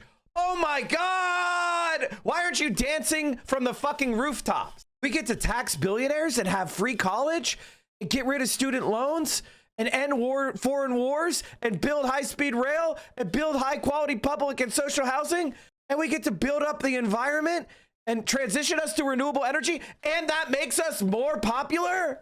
Whoa! Wow, that you should be ecstatic. Why are you in here being annoying with that information? Doesn't that make you happy? One of the connections and relationships is under-discussed, particularly in this, is the fact, I believe we're seeing around the world, including in the United States, that extremes of income inequality lead to social instability and drives, in a sense, authoritarianism, right-wing populism, and very dangerous domestic internal politics. And that is a direct outcome of not just income inequality, but the failure of democracies over decades to deliver. The failure to deliver higher wages, the failure to rein in corporations. You know, the point was just made about antitrust. In the United States, antitrust is such a foundational bedrock value, not just because the ascent of monopolies create the abuse of power in corporations and market power, but there is a level of market concentration and corporate consolidation where a massive company can get so big that its consolidated power can rival that of nation states. And democracies, we have elected leaders. And in massive corporations that then begin to consume the public sector, gobble up, they start to call the shots. And we're starting to see this with some of the billionaire class throwing their weight around in domestic politics and in global politics as well. So it is of utmost urgent priority. We get our economic houses in order and deliver material gains for the working class, or else we will fall to a more isolated world governed by authoritarians that also do not deliver to working people. And, you know, it's interesting. So this idea I always get worried about the term authoritarian because, but she modified it by authoritarians who don't deliver, which to me, I mean, you say what you will about the Communist Party of China. They deliver. That's why everybody's freaking out, because if they were like, if Donald Trump was a dictator, he would just be robbing us blind. He wouldn't be like building up the countries. Can you imagine if Donald Trump was king of America? Do you think he'd be building high-speed rail? You think he'd be like raising the quality of living of Americans? Or would he be stealing everything that wasn't nailed down? So like the thing about the Communist Party and what makes all these elites nervous is that they actually are delivering. They're actually delivering for the people. They're actually out there making things better. China is building solar cargo ships. No one else is on that level. I mean, China is building, like, the reason why Donald Trump decided to sanction and blockade Cuba is because China was building solar parks, and Cuba's electrical grid was slowly transitioning to renewable energy. So they were like, well, we have to blockade them now while they're still dependent on fossil fuels. Did you see Kyle's updated politics on left-wing authoritarianism? We need re-education camps, bro. We might need re-education. I'm not so sure a gulag was a bad idea. Come to think of it, this is making me understand a lot of things I previously did not understand. I never used to understand authoritarian left movements. I'd be like, why are you authoritarian? Just be like libertarian left. Look, listening to these motherfuckers, I'm like, oh, I see. They had to do something about you motherfuckers.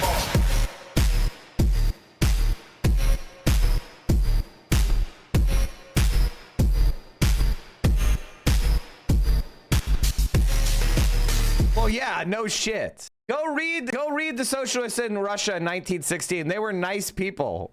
Or really 1903. They were nice people. But then they experienced decades of, if you understood the white terror, if you understood what was done to people who were just saying, hey, maybe we shouldn't have children working themselves to death in factories. Like the first movement of leftism, and you can go and study it, utopian socialist movements. You can go look at the Knights of Labor in America. Go study the original left-wing movements.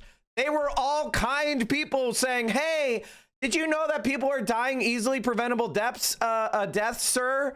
I understand you own this mining company, sir. There's a lot of people dying very easily preventable deaths. If you just invested a little bit of your profits into like security equipment, a lot less people would die, and it would be a lot safer to be a coal miner or whatever. And you know what they did? They had those people shot in the back by mercenaries called the Pinkertons. The Knights of Labor weren't socialists. Yes, it was 1847. They were fucking proto trade unionists. Yes, it was very early on, and the point is that they were nice guys, and they got shot in the fucking back by trying to make arguments and appeal to people's morality. The Knights of Labor, or the Noble and Holy Order of the Knights of Labor, was the largest American labor movement of the 19th century, claiming for a time nearly 1 million members. It was notable in its ambition to organize across lines of gender and race, and the inclusion of both skilled and unskilled labor. It grouped all workers, regardless of occupation, into a single body. Founded by Uriah Stevens on 28 December 1869, the Knights of Labor received 28,000 members in 1880 and by 100,000 by 1884. By 1886, it had nearly 800,000 members, 20% of all workers. Its frail organizational structure could not cope as charges of failure, violence, allegations, and backlash following the 1886 Haymarket Square riot battered it. They shot these guys in the fucking head. And it wasn't until people started getting together and learning how to disrupt capital and fight back, that's when they started winning.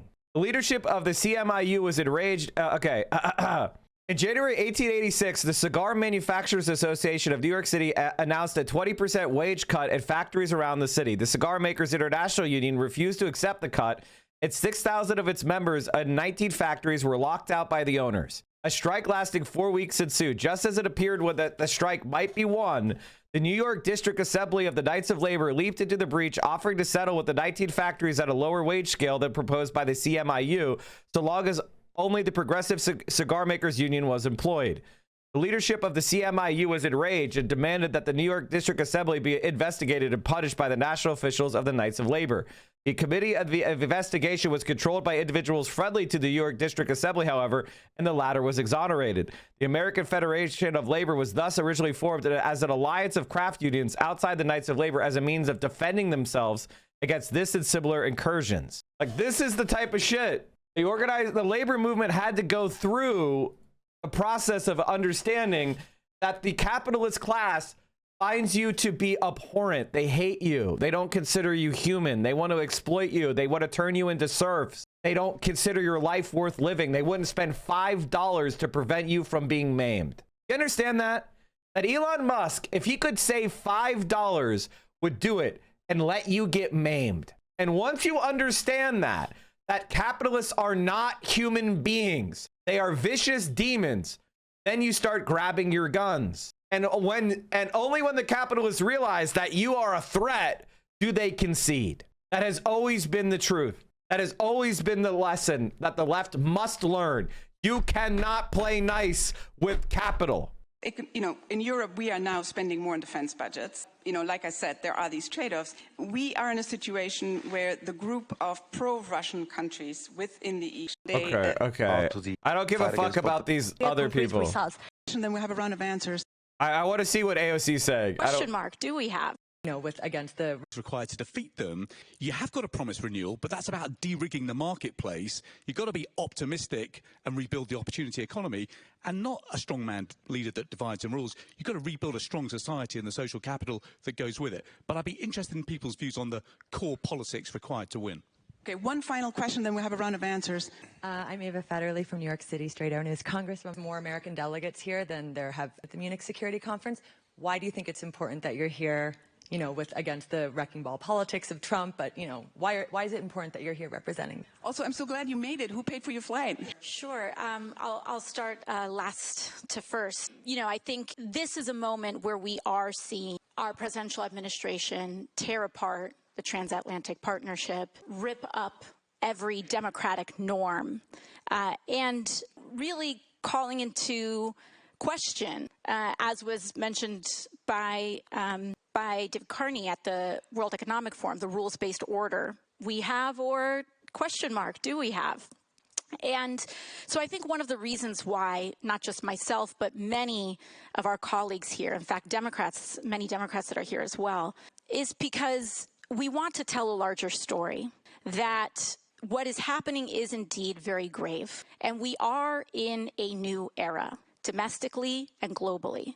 There have been many leaders who've said we will go back, and I think we have to recognize that we are in a new day and in a new time. But that does not mean that the majority of Americans are ready to walk away a rules-based order and that we're ready to walk away from our commitment to democracy. I think what we identify is that in a rules-based order, hypocrisy, vulnerability.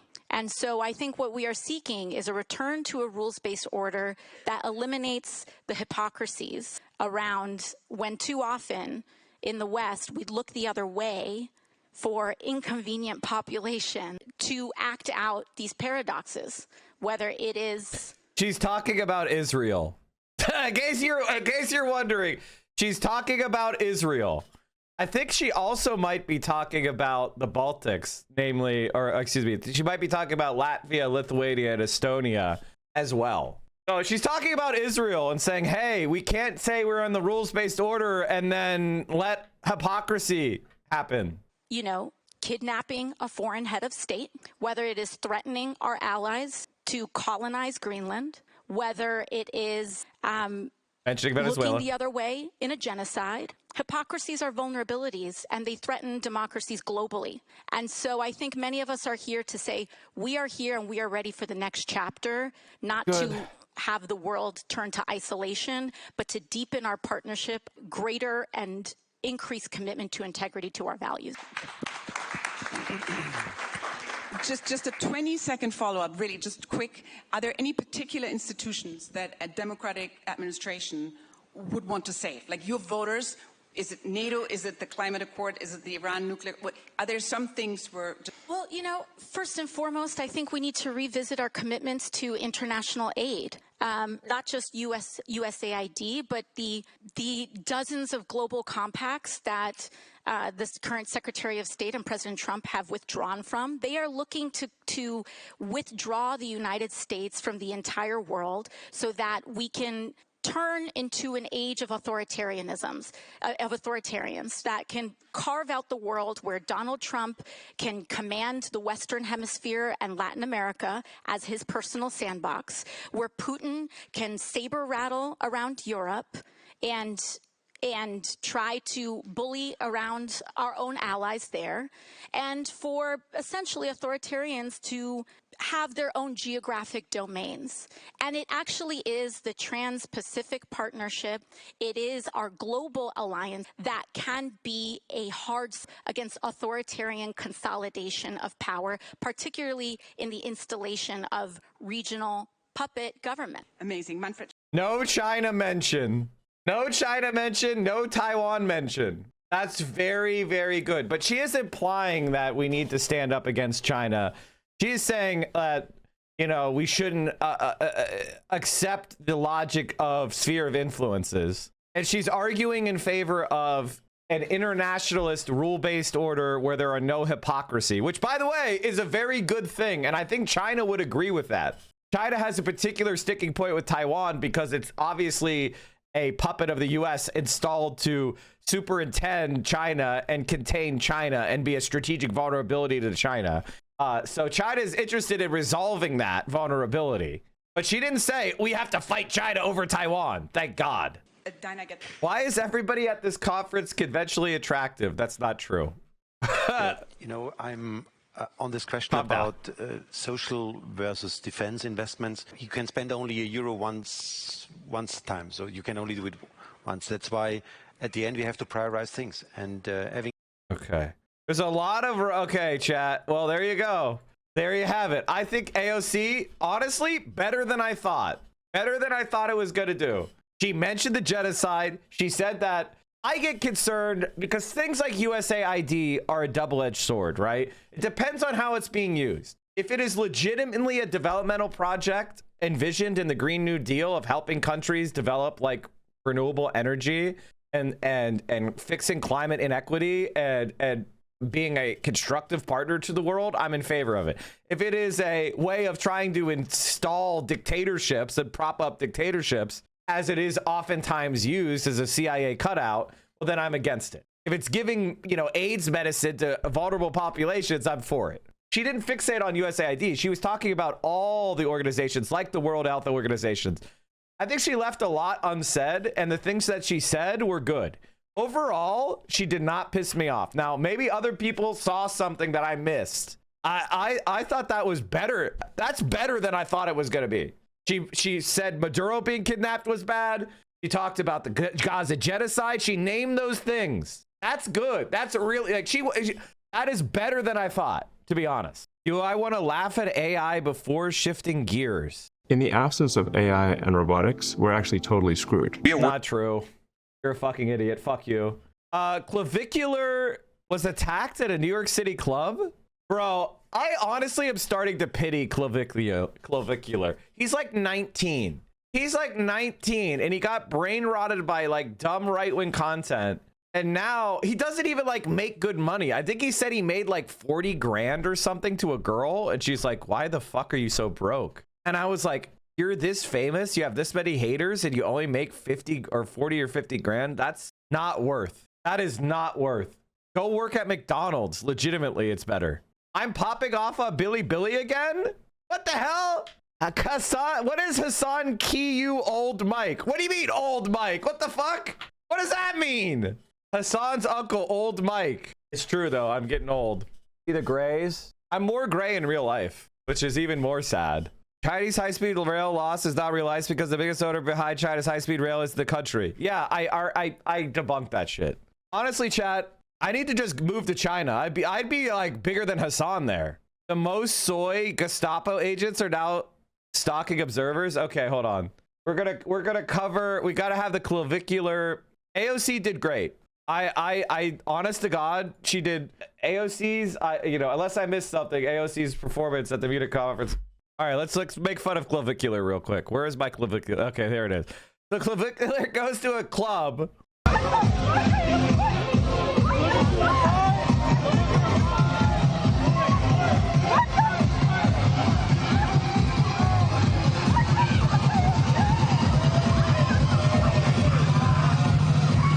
There's nothing worse than going to a bar or club and having the bouncer's hands on you.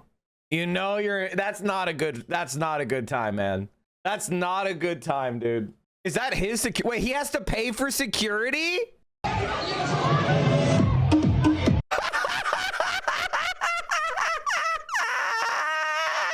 Are we goblin maxing right now?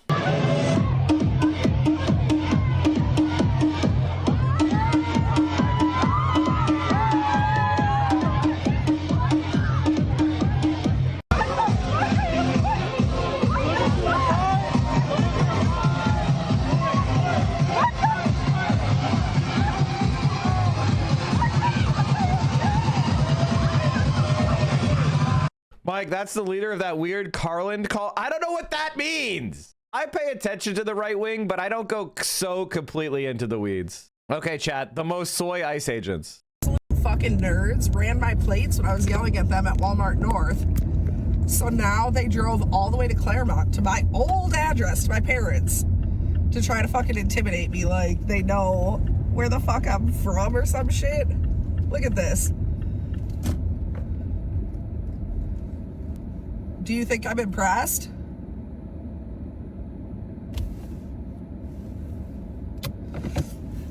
What's up? This isn't where I live. That's fine, but this isn't where I live.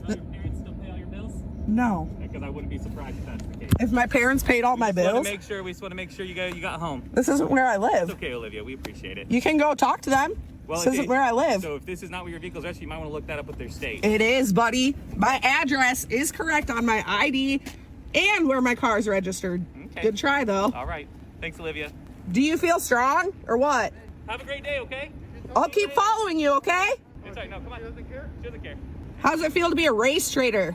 You know, we were trying to get a child molester, right? No, you weren't. Yes, we were. How would you know? Because it was a woman you talked to. His wife. And then his plate came back as murder. Also, I was supposed to say, calling someone a race trader. But you guys don't care. I hope you realize that is the most racist thing you can say as a white woman. Of course, and it just is. So you know, So there was a recent ICE. A lot of white people in Minnesota are going on these ICE patrols, and there was an incident where a white ICE patroller used a term about a black ICE agent where they called them a house, and I am not saying that that's okay.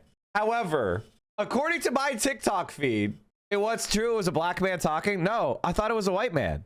That was debunked. I thought the guy who said that was black. I'm pretty sure. Oh, okay.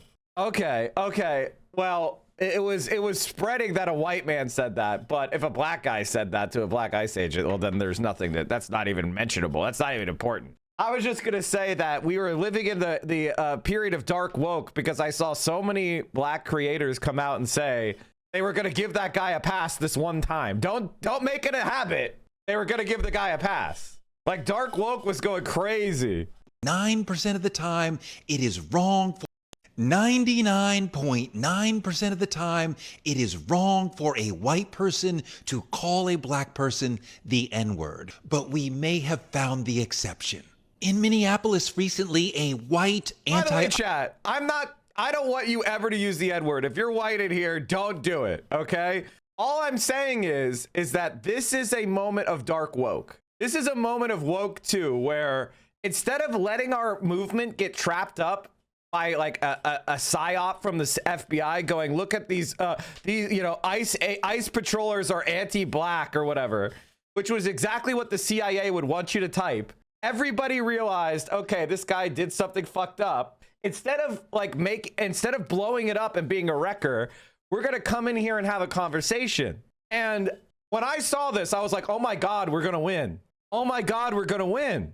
Like, this is the way woke should be. ICE protester was in a group of anti-ICE protesters yelling at a black ICE Gestapo agent. An unidentified white male called the black ICE agent house N-word who's working for the KKK. That's right, we have a white man calling a black man the N-word. But this is a little bit different. White on black usage of the N-word is a very serious issue. But this is a curveball example. Is it wrong for a white person to call a black ICE officer a house N-word? I would say, here's what I would say, chat. It is wrong. Don't do that. However, the lesson that we're learning here is this guy's obviously mind is in the right place. He's fighting the good fight. He made a mistake. He didn't know. He's from Minnesota. Okay. The idea that he's attacking the guy by saying you're betraying, the cause to serve ICE. That's KKK Gestapo shit. And so we can have this conversation where we say, hey, your heart was in the right place. This guy, the ICE agent is a piece of shit, but let's not do that. We bring him in. We don't call him out. We call him in. You understand the difference? This is how we win. It's not by excusing it. It's not by saying it's okay to keep doing it, but to say, hey, I understand you fucked up, but you're a comrade. Let me call you in and say, hey, you know what? It's kind of funny, but don't do that anymore. That's kind of fucked up. That's the right way to do it, right? That's what I call for. And I understand why people get pissed off when white people do out-of-pocket shit. I get it. But right now, we're trying to build a movement. And white people are going to do dumb white people shit. All right? That's just, it is what it is. Let's explore. The white man who used the N-word in this situation was being historically precise. This black ICE agent, he is being a house N-word to utmost degree. A black man in ICE is a modern house slave. He's a barely paid mule for white supremacy. The KKK were domestic terrorists. ICE is domestic terrorism. I think this is a valid usage of the N-word. He's not attacking his blackness per se. He's attacking his bootlicking choice to be in ICE while being a black man. Being black in ICE makes you a house N-word. So to call you that, it's almost like a professor pointing out, oh look, there's a modern house N-word. I think this usage is valid and acceptable. If it had just been the N-word, that would be problematic. But when he adds the house N-word, he's being historically realistic. So yes, it is okay to call black ICE agents house N-words. No. I don't agree with this. I don't agree with this.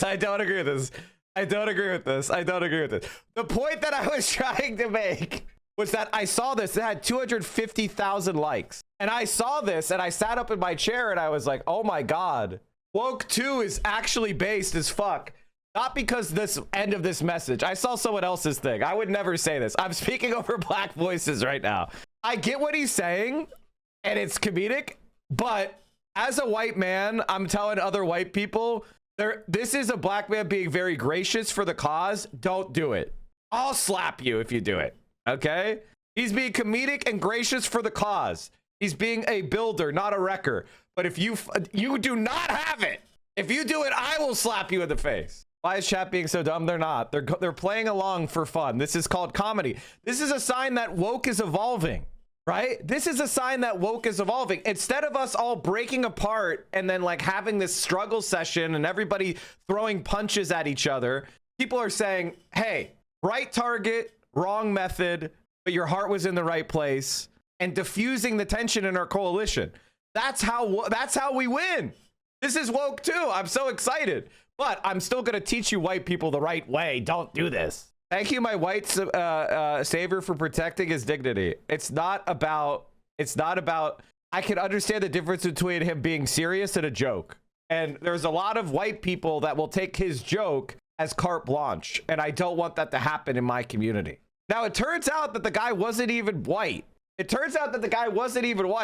People are telling me is the guy wasn't even white.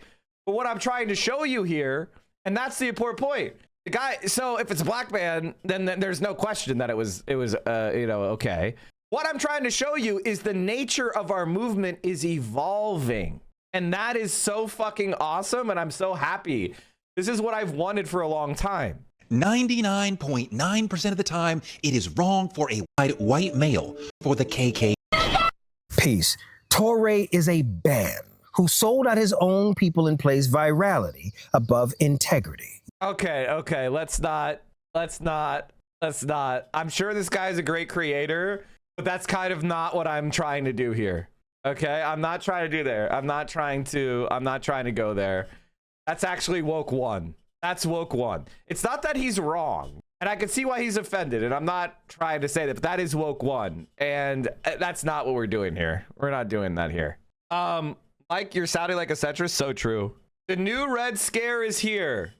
All right, let's go back to the Hassan speech. Hasanabi's speech in Vancouver, because I didn't see it yesterday. Stop using gendered language. Guys is gendered language. Shut the fuck up. Shut the fuck up. Stop. And I'm going to keep clapping too. I'm clapping too. Low empathy Mike, at it again. I'm clapping too. No woke 1. Yeah. You also, I mean, you in part helped make it Afghanistan, which I actually think I think that's kind of a good meme we should start. When somebody's right, but they're annoying, say you're being woke one right now. Woke one is when you're correct, but you're correct in an annoying fucking way. So let's all try to venture to be woke two, which is correct, but not annoying correct. You need to update your software to woke two. Imagine considering the movement will get anywhere without considering the base. What do you mean? What are you trying to say? That's corny? Nah, it's good. It's good. A lot of people have, feasted off of doing woke one shit to performative white people, but we're not doing that anymore. We're not letting people feast out doing performative woke bullshit for liberal white people to self-flagellate so they can feel superior. All right? We're not doing that anymore. No more like I'm gonna, build a career off of like liberal white people performatively, guilty about the crimes of their ancestors. How about we change society for the better instead? Those of us who are in woke Sharia. Yeah. Inshallah, brother. Islamic Republic of New York. Let's go. Am I banned? Yeah. Why would you be banned? So, I mean, there's a lot of love everywhere you go, and I think a lot of people, young people especially, I got tons of students at Fordham University where I teach. LOL, once a white man, always a white man. I mean, in our society, whiteness is conferred upon me from outside. It's not something that I can get rid of. I can just fight whiteness, which I try to do. But whiteness is not something that I elect to have. It is given to me. It is something that it's like something that I can only try to disrupt, but it still exists. Can you or Ahmad share that clip for that Kyle clip? It's so good. Thank you. I don't know what you're talking about. Is it this? Oh, yeah. I don't say that stuff out loud because I don't want to be quoted. Like that's one of those things that we have people smile for. And also a lot of students, former students here at UBC who are just so excited about what you do, right? And the fact that you are this massive, prominent voice on the left, it means a lot to a lot of people. At the same time, you got your critics, you got your haters, you address that, and just the fact that, perhaps too much. That's what they tell me. Yeah. But I mean, I think that, there some of the criticisms that you get, and so what I wanted to do sort of just early on in some of these early questions is just allow you to just address some of those things. Get it out of the way. Get it out the way, and then we can come back to the themes. Okay. Yeah. You came in hot. You were like 15 minutes. Watch this. Yeah. Let's go. Okay. So. No, but I mean, this is a kind of general question about responsibility. So, thinking about it in terms of what we do as academics and podcasters, journalists, and the things that you do, including like the fact that you just spoke to this, right, with the anti-ICE protests, the fact that you are very much on the ground and you have this form of activism that, I think is really, really admirable and really important to be doing that sort of work. What I'm wondering is, when it comes to the question of responsibility, how do you see that? What do you think, what would you say your primary responsibilities are when it comes to activism and in the world of streaming and sort of just in online spaces more generally? Yeah, I try to deliver truthful analysis that's both true to myself and true to the facts on the ground to the best of my ability. And I do think about that responsibility all the time. It's something that I try to maintain to the best of my ability because I understand that for people under the age of 40, I used to say 25, now I'm saying 40. A lot of people see me as their primary news source, something that's open, something that's on in the background throughout their day.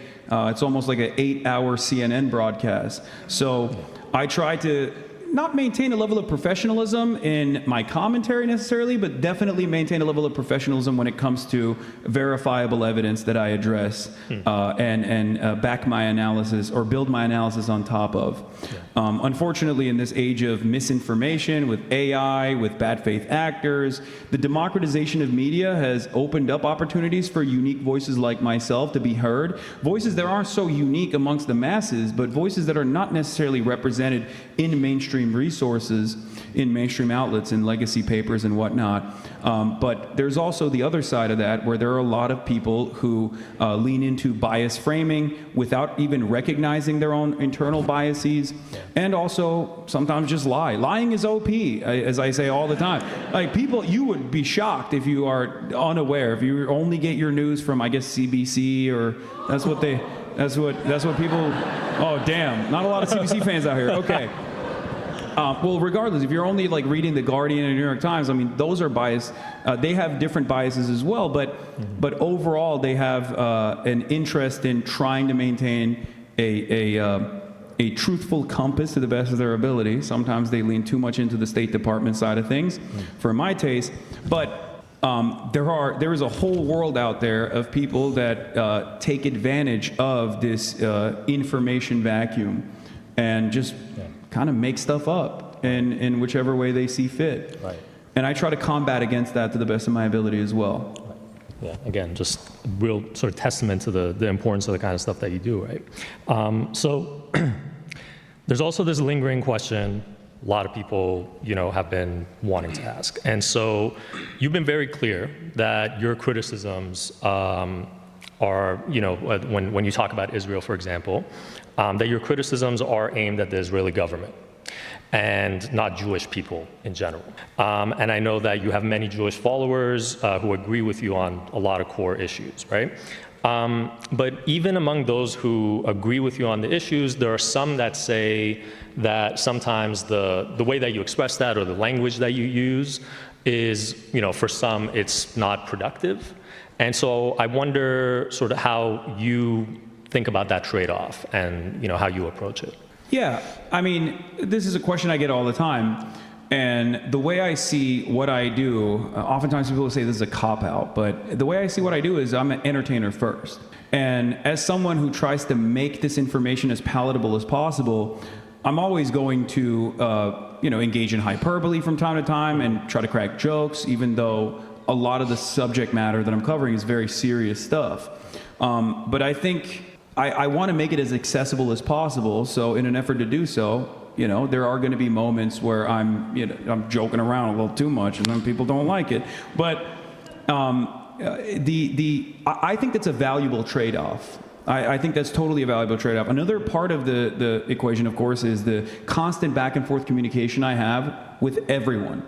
Anyone that follows me right now on Twitch, please subscribe, by the way, because this is being streamed on Twitch as well.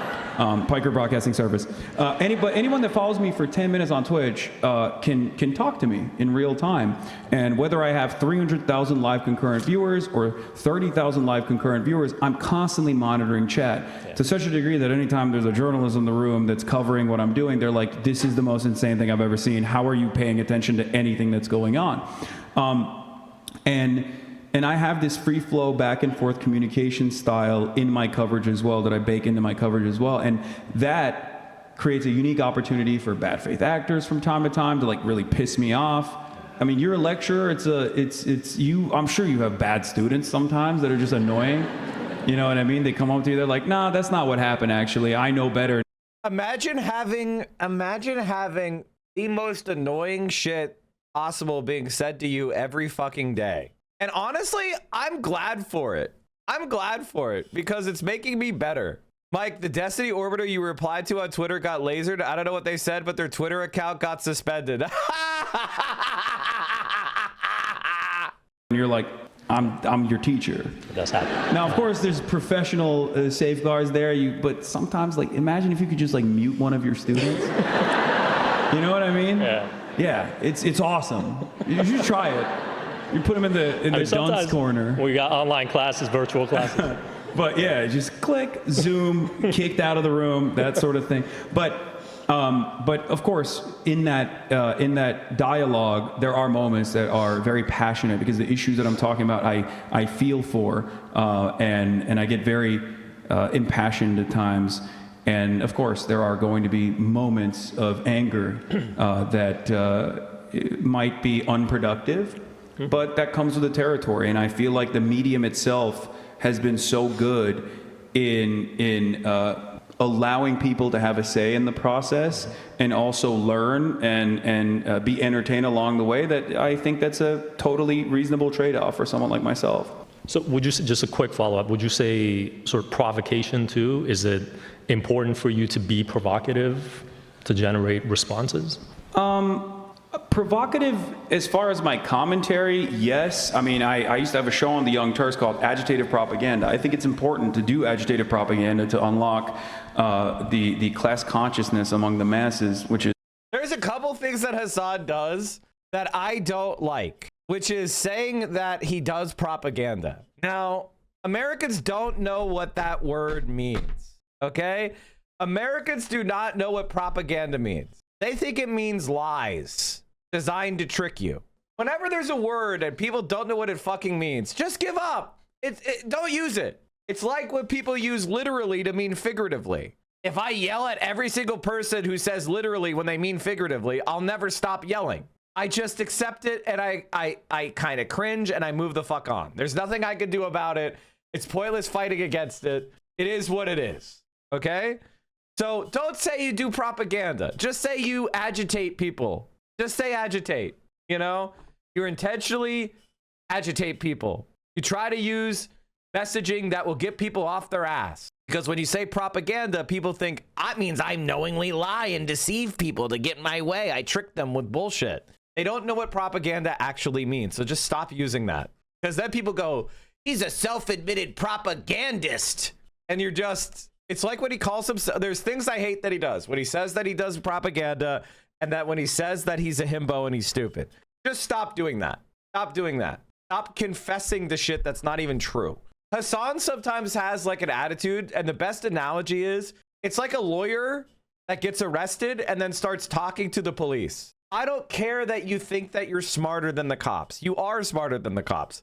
But part of being smarter is having wisdom and understanding that there's nothing that you can, in an interrogation room, there's nothing that can happen to you that's good. I don't care how many times you argued in front of the Supreme Court. Shut your fucking yap and say, I'm asserting my right to remain silent. I won't answer any questions. That's Hassan and the calling himself a himbo, dumb, or saying he does propaganda. Just don't do that. You're giving yourself, you're just racking L's for no reason. You're not gaining anything from that. Nobody's like, I like listening to someone who calls himself dumb. I like listening to someone who says they do propaganda. Just stop it. Just stop it, man. Just stop doing that. Those are my two biggest rhetorical problems with Hassan, where I'm like, stop it. Please stop saying those things. Is missing from this equation, I think, especially in the Western world. Yeah. But as far as like being provocative, dude, that makes it relatable. You need stupid people to make a revolution. No, it doesn't. No, it fucking doesn't. Stop being parasocial and just thinking he does everything perfectly. No. First of all, he's not stupid. I know a lot of dumb motherfuckers. He's not one of them. To say something crazy, no, that's not beneficial. I know people think that is like the reason why I'm saying certain things, like, you know, whether or not America deserved a certain specific day.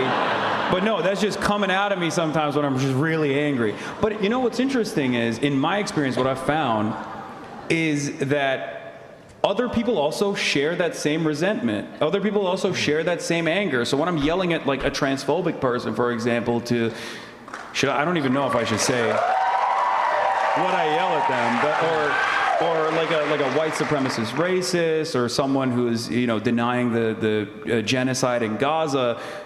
Sometimes there are moments where I lose a little bit of control, and you know, then I get a 7-day ban. It is what it is. Yeah. But that's not deliberate. There's no like.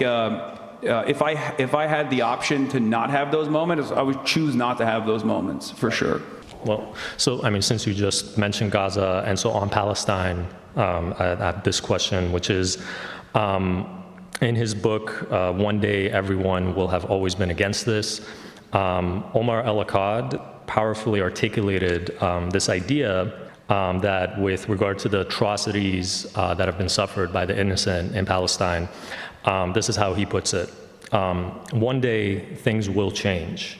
It is not so hard to believe, even during the worst of things, that courage is more potent than contagion, that there are more invested in solidarity than in annihilation, that just as it has always been possible to look away, it is possible to stop looking away. So how do you align yourself in relation to what Omar expresses there? And do you agree with his position? And is this why you have been so vocal? Oh my God. How do I short RAM? How do I short RAM? I guess I could sell the RAM out of my computer and then buy Chinese RAM back later. But will someone lend me their RAM to sell? I'll promise to give you RAM later. TXMT and YMTC removed from Pentagon's restricted companies list, opening door for Chinese DRAM and and adoption in consumer products. Oh my God. We're going to have free RAM. If you want to understand how cheap computers could get, just look at flat screen TVs. They just keep getting cheaper. And if China gets into the graphics card game, gets into the RAM game, it's fucking over. It'll be so cheap. It'll be so fucking cheap. I'm excited. Oh, hell yeah. About Palestine and about Palestinians? Yeah, absolutely. So I think people are good people in general. I think everyone is a kind person, but they are sometimes deluded or sometimes propagandized against certain positions and are made fearful of alternative visions of a better future. So I try to remind myself of that all the time, that everyone is, at the end of the day, a victim of social conditioning. And that definitely guides my first principles. It guides my commentary quite a bit. I've been an anti-Zionist, an avowed anti-Zionist for the last 12, 13 years of my professional media career. And there was a time... See, it shouldn't even receive claps, really, because this is the most normal position. And I know it's shared by every single person in here, except for some plants maybe in the audience. But that is just, it's a humanitarian position. It's born out of being anti-genocide, anti-fascist, anti-apartheid. It's what I've learned. And I think that a lot of people have that, a lot of people's starting point is that, and then they work their way away from that with tremendous amounts of social conditioning. So I think it's actually much more difficult to make people turn a blind eye to these atrocities. And there's been a tremendous amount of success in bringing people back to that position of empathy, to that humanitarian perspective. And it's only because of the bravery exhibited by the Palestinians that were even in their final moments showing exactly what Israel was doing. And I thought of myself living in the imperial core as someone who was profoundly privileged and profoundly fortunate, that the best I could do was offer a voice to that voiceless, offer a voice to that perspective to the best of my ability, in spite of all the setbacks set by, you know, numerous advocacy organizations, lobbying efforts in deplatforming and censorship, because it was the least I could have done. Because I knew that inevitably people were going to wake up to what was happening, and I think we're there now. We're there, that the overwhelming majorities of even Western society have now realized that this is untenable. A 14th century style siege taking place, a live Holocaust taking place in real time on people's phones that they can see in real time. I mean, this is completely unacceptable, and I think part of the reason why I do it is because I don't want those who were slain to die in vain, and part of it is because I want to preserve the safety and security of those that remain.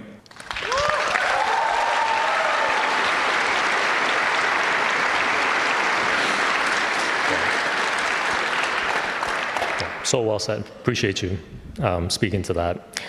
So, I mean, we want to get to the, a lot of the core issues, and I think some of these were things that you addressed already in the introduction that you gave. And so, part of this will be kind of circling back to things that you said and then just kind of elaborating on them. So, of course, we're going to want to talk more about Canada and about U.S. foreign policy in particular. So, again, you already spoke about this briefly, but when it comes to the views on Canada and the current government and the direction under Mark Carney, Mark Carney has openly expressed a desire to shift away from the U.S. toward China and other nations. Vis-a-vis travel to China, baby. Can't beat it. Yes! China maxing, baby. I hope, my fear is that there isn't enough realization among the Chinese about their soft power is growing exponentially. And it's something that they need to recognize and they need to lean into. Did you see Hassan is going to join the Cuba flotilla? I did see that. I did see that. A woman set fire to the Kansas City warehouse that was going to hold, that would be turned into an ICE detention center. Okay. Now, I don't want to give you guys tips about arson. Okay? As somebody who's made many a fire, you have to understand that making fire is harder than you think. All right? I don't know what she's doing, but this was not worth it. You're getting an arson charge, which is one of the most serious felonies you can get. Attempted arson is like attempted murder. Just so you're aware, okay? Like, do not do an arson, especially if you're going to do an arson this shittily. This is one of the most severe felonies that exist. Walking around in flip-flops to do one of the worst felonies you can do is, without a doubt, let's just say it's stupid. Okay? Let me see what the penalty for arson is. Arson penalty. Where was that? What state was this? Kansas City, Missouri? A person commits the offense of arson in the second degree if he knowingly damages a building or habitable structure by starting a fire or causing an explosion. So if somebody gets hurt, then it's a class B. If they just do it, it's class D. What's the... Arson laws carry severe penalties, including prison times and healthy fines. Arson in Missouri is the crime of intentionally or knowingly starting a fire or causing an explosion that damages a building or inhabitable structure. Missouri recognized 3 degrees of arson based on whether people were present and who owned the property, with penalties ranging from a misdemeanor charges to Class A felonies punishable by 30 years in prison. Oh boy. If there are people present, I'm sure there were people present in the building. Oh boy. Well, I think the Kansas City Detention Center was withdrawn before this attempted arson, right? Say your inside here. Don't say your inside thoughts on the timeline. Yeah, exactly. Don't Fed post. Remember, everything is being put into, everything you type in chat is being fed into an AI. Okay? Don't put anything in chat that you wouldn't want read in front of a federal grand jury. Just remember that. Peepo smile is all you need to say. Here's the thing about things like arson and crimes like that. It's very easy to pull a trigger. It's very easy to light a match. And the ease of that may hide from you the seriousness of what you're doing. Just because it's easy doesn't mean it's not incredibly harshly punished. And when I study history, successful sabotage and other movements, guerrilla movements, they focus on getting away with it first, not on the emotional catharsis of a gesture. A guerrilla movement is focused on sustained damage. Irregular warfare is about not the emotional catharsis of doing the act. It's about material outcome. And I think a lot of people, they get, what motivates someone to do something like that is an intense feeling of unrepressible rage. And I get that. I understand it. I feel it the same too. You need to recognize that actions such as this have serious consequences. I'm not trying to scare you. I'm trying to inform you. And so you already said this sort of in the lead up about the liberal international order and how that is in a sense in decay, right? And so Stephen Walt of Harvard Kennedy School he saw this, Mark Carney's sort of fairly recent comments as an example of a significant moment of rupture in the whole liberal international order, right? And you also said in January, and again, kind of just repeated it here, that liberalism is essentially falling apart. The question is, for you to sort of elaborate on that, to elaborate on your perspective, again, why you think that is the case, and especially why Canada and the Canadian government's recent position is a good sort of indicator of that. Yeah, I mean, first of all, I hope that Mark Carney follows through on that promise and it's not simply empty posturing.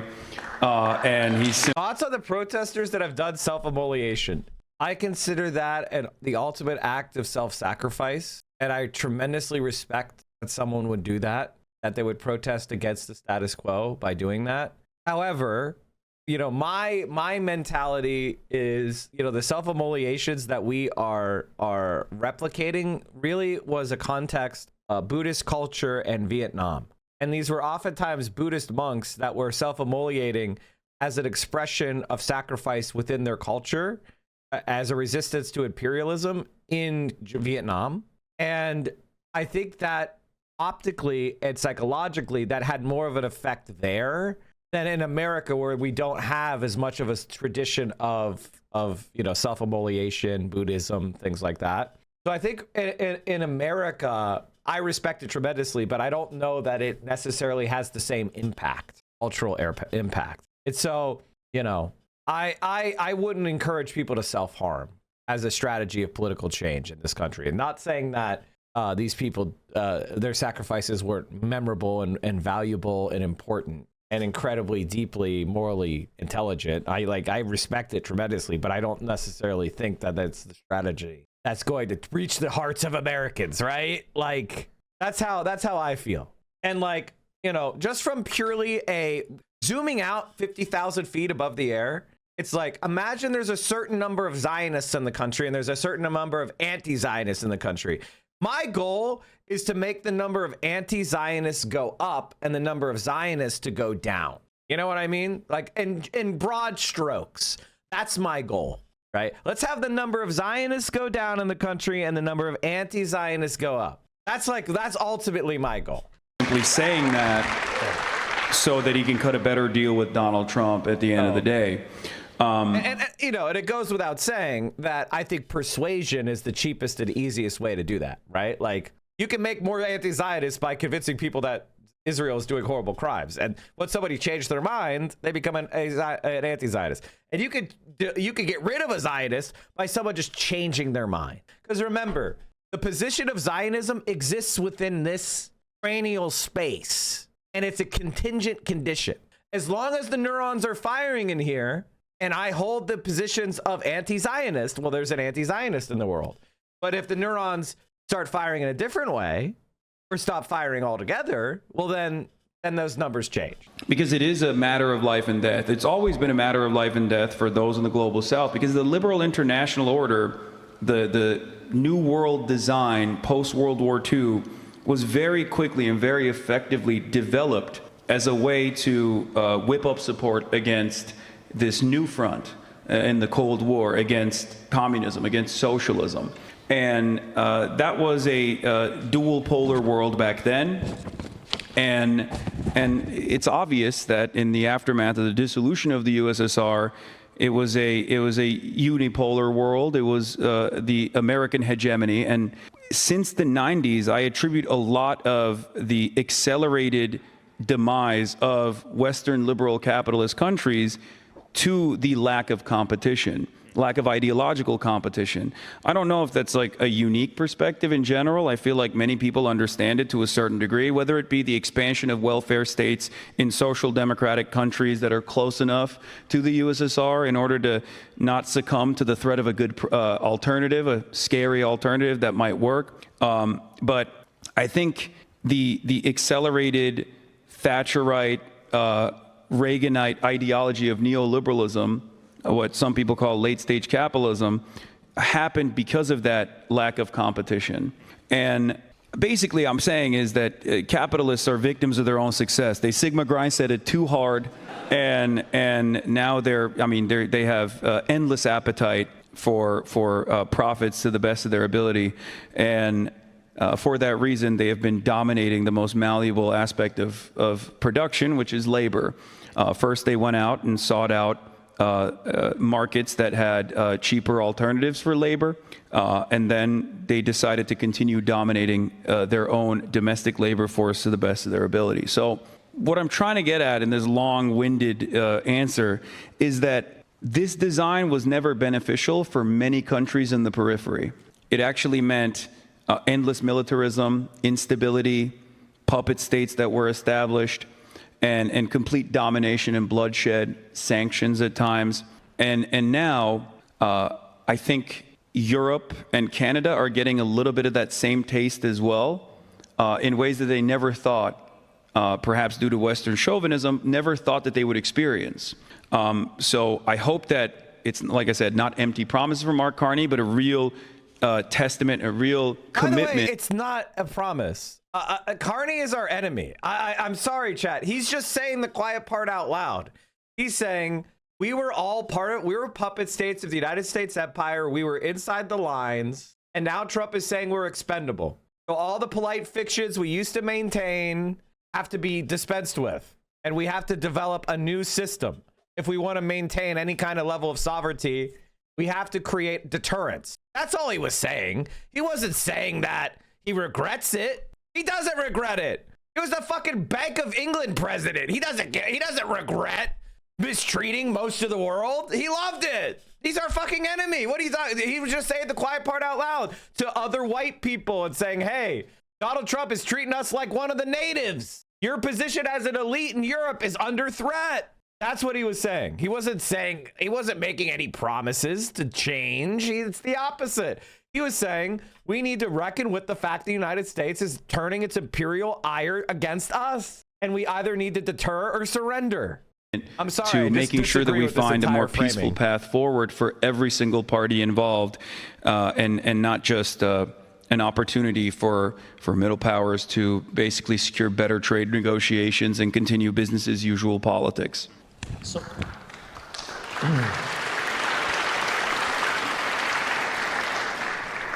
So would you say that when it comes to your position as being on the left, essentially socialist, Marxist, Marx famously said that capitalism is going to produce its own gravediggers, right? Yeah. It is already when he wrote that at the time. So when it comes to the sort of the actualization of that, I fucking love Graham Plattner. I do love gays, he said at one point. Good to know. Somebody asked me, where do I stand on LGBTQIA? Plattner added, what does the IA plus stand for? I asked him. That's actually a good question. He's going to win every state. He's going to win by 10 points. He's going to win by 10 points. The answer is intersexual, intersex, and asexual. That's what that stands for. Intersex and asexual. That's what it stands for, in case you're wondering. And then the plus is like a catch-all for agender, for other more experimental forms of gender or sexual identity that we don't have to go through and list because it's not that important. But that's what that means. Intersex and asexual / agender. Sometimes people add 2 A's. So it's lesbian, gay, bisexual, transgender, queer, intersex, asexual, and then miscellaneous. Not that important. It's definitely Iowa, and it refers specifically to the band members of Slipknot. Oh, okay. Thank you for correcting me. Do you think that it is still, do you look at it kind of similar to Marx as an inevitability, especially under these current conditions and, as you just described it?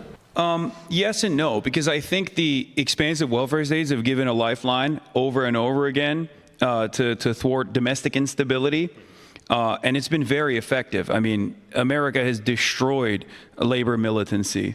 I promise you, I mean, it's so bad in the United States of America that we have, I think, 9% labor union participation in the overall workforce, which is 6% lower than Chile, a country that we specifically dominated because they had they made the mistake of voting for a democratic socialist.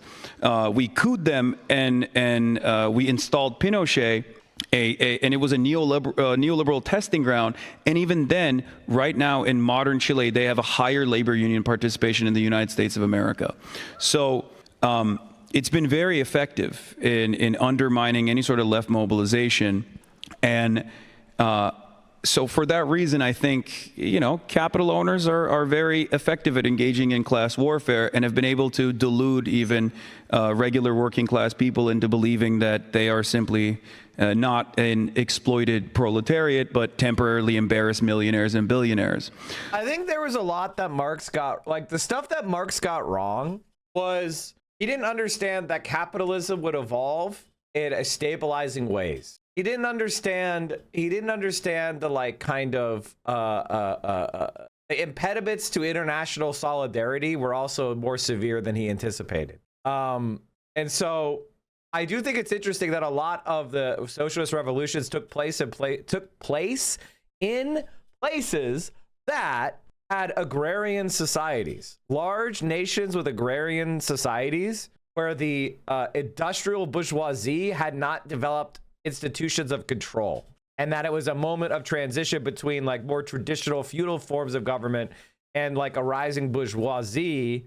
That was where socialist, revolutions took hold most successfully, because in like Western liberal democracies, they've done a much better job at containing and imperializing.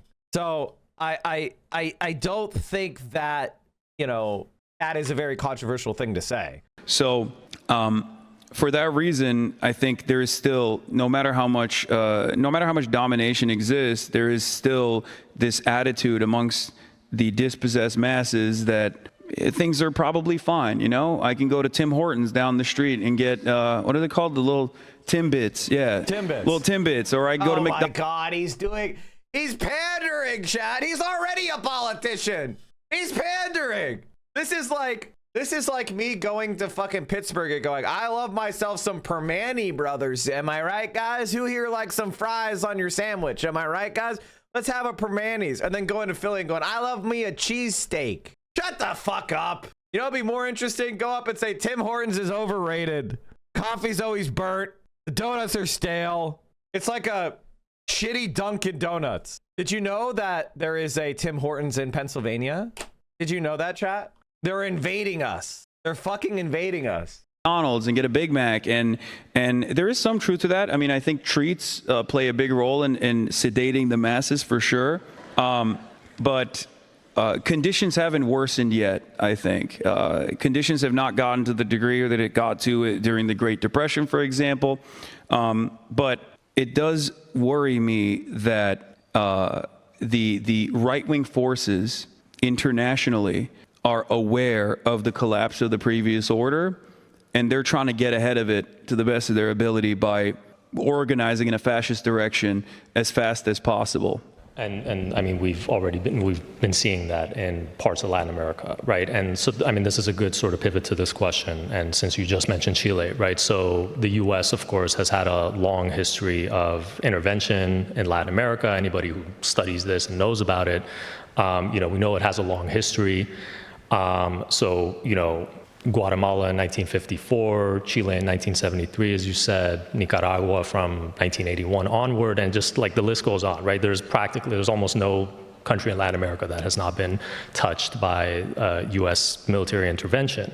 There is, though, in the case of Venezuela recently, there seems to be something really different in some ways, right? Because a lot of those interventions, that's like the ones in the 20th century, they tended to happen largely through, covert operations, the CIA, and forms of subterfuge, and it was often sort of like it wasn't out in the open.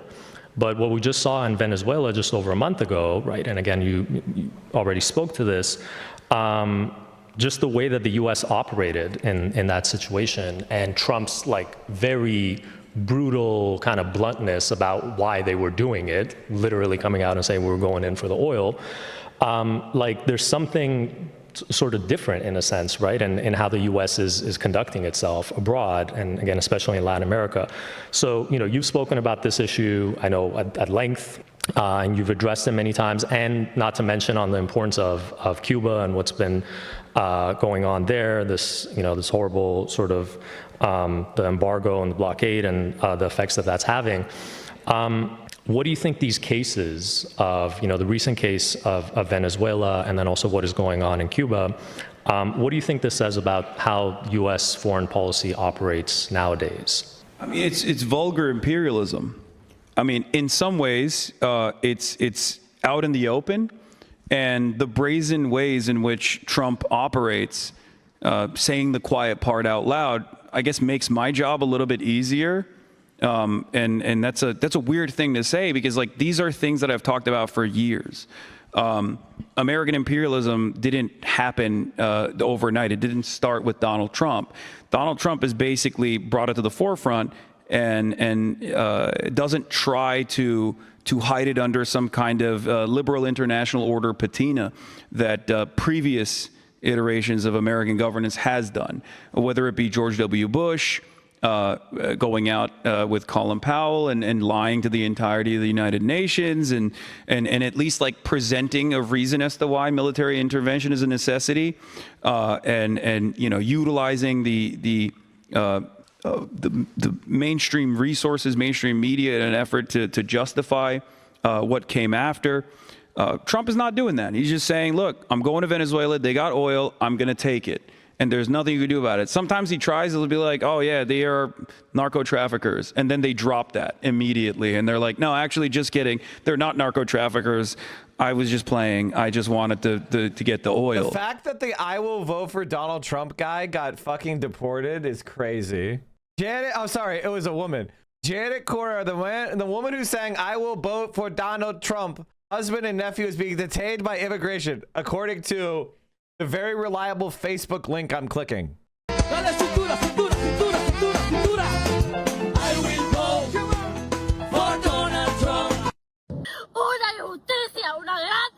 It's been happening frequently at the 333 Miami Avenue Federal Court building.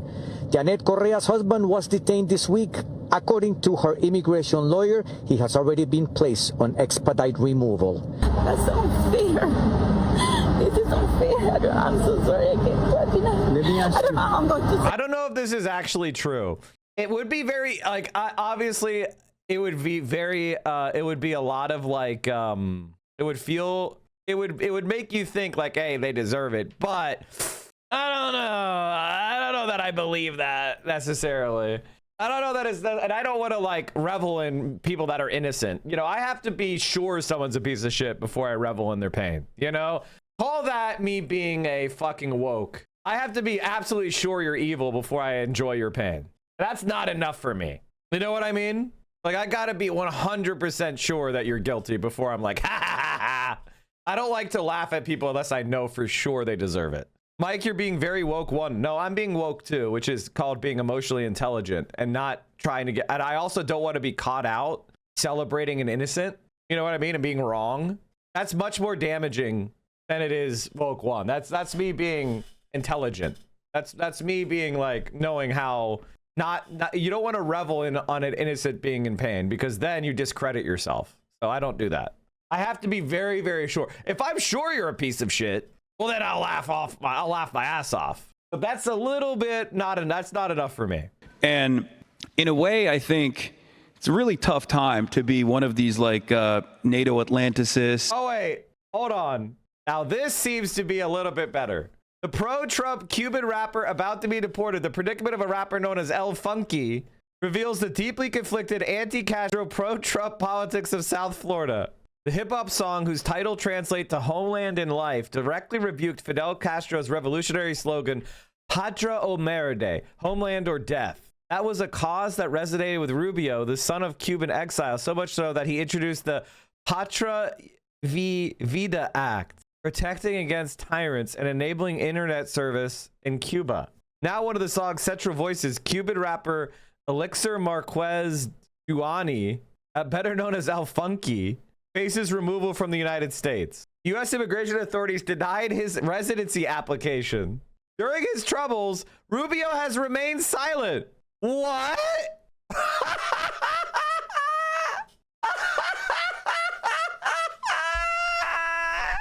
That's fucking insane. Do you know how easy it is for him to take 5 seconds and go, yeah, don't deport El Funky? That's all he has to do. That's all he has. It's like a microsecond. That's crazy. Yo, I mean, even Hitler had honorary German certificates. Like, they're actually more incompetent than Hitler. Like, even Hitler handed out honorary German certificates to a few people that he liked. Like, goddamn, how are you? How are they like this? If there is widespread awareness about Marquez Danny Wise case, it hasn't manifested in action. His plea for help circulated on social media, but protests, petitions, or high-profile interventions have yet to materialize. Because what do you know? The anti-Castro shit is completely astroturfed and nobody fucking cares. Even his collaborators stayed quiet. If I could vote, I would have voted for Trump, he says. He's the strongest president when it comes to Cuba. Deport that fucking... Wow. Jesus Christ, what an evil piece of shit. Jesus. Or one of these like liberal analysts that writes for Foreign Policy magazine, because everything that Donald Trump is doing is a play-by-play of you know what Lenin has interpreted as the necessity for imperialism, and I don't know where we go from here as far as like whether people recognize that as wrong. I try to exhaust the contradictions to the best of my ability to explain to people, like pointing to previous examples of failure with the global war on terror, even though it was very successful for the military-industrial complex, with ballooning contracts. It was great for Halliburton. It was great for development in the region and extraction of natural resources in the region for all of these massive conglomerates. Americans, by and large, didn't experience that economic prosperity. The concept of labor aristocracy is valid. It's true. Having said that, Americans never really got to experience the benefits of American empire all that much. So I try to use that to the best of my ability to say, look, what we're doing in Venezuela, what we're trying to do in Cuba, this vulgar imperialism is not even beneficial for you. So we must organize against it. We must chart a different path forward, one that focuses on international cooperation rather than endless domination. I don't know that message is being well received by the right. I will say many of them voted for Donald Trump because they thought he was anti-war, or at least that's what they tell me. And then Donald Trump will come out and be like, we're invading Venezuela for oil. And then boom, you see the approval rating on that military action. It skyrockets on the right. They're like, oh, that's awesome. That's what I wanted, actually, all along. I really wanted Exxon to have a better quarter. That's what I wanted all along. I don't need to pay rent. I don't care about that at all. I forgot about the grocery bill. So not sure what it will do. I think maybe we'll see more and more people self-identify as fascists, or maybe self-identify as whatever the MAGA train looks like, whatever the MAGA movement. They call themselves national conservatives. They think they're being cute.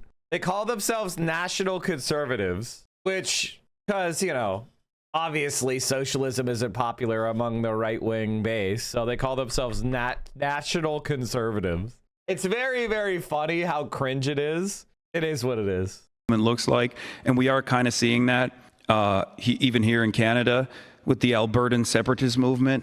Oh my God, it's just, please don't give Alberta to us.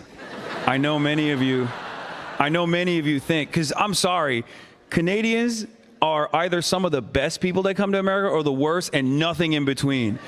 Okay? You either, you get like, he's right. Steven Crowder, Stefan Molyneux, half of the New York Times op. What the fuck are you talking about? David Frum, Stefan Molyneux, Steven Crowder, Ted Cruz.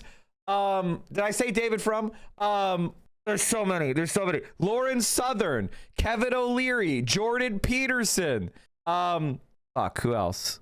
Drake. Okay, I'll say Drake. Just so isn't Gavin McGinnis? Isn't he also on there? Canadians are sorry. Thank you for the 10. Then take them back. Take all these fuckers back. If you're so fucking sorry, take them back. Op-ed writers. I think David Brooks, right? He might. Yeah.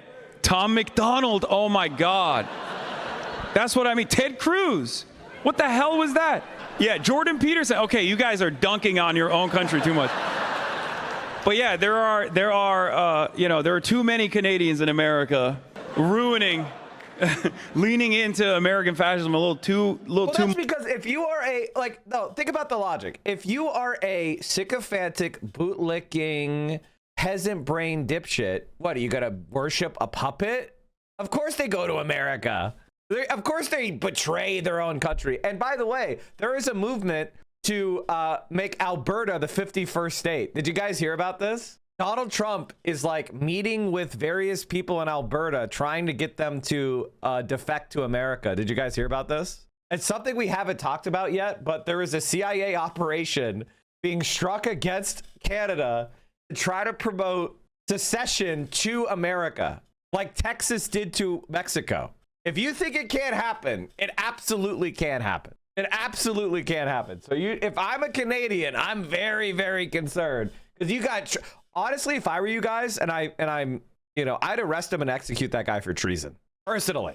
I mean, obviously you have to prosecute him, have a trial, convict him. But if that were me, if I were a Canadian fucking prosecutor, I'd be prosecuting that motherfucker.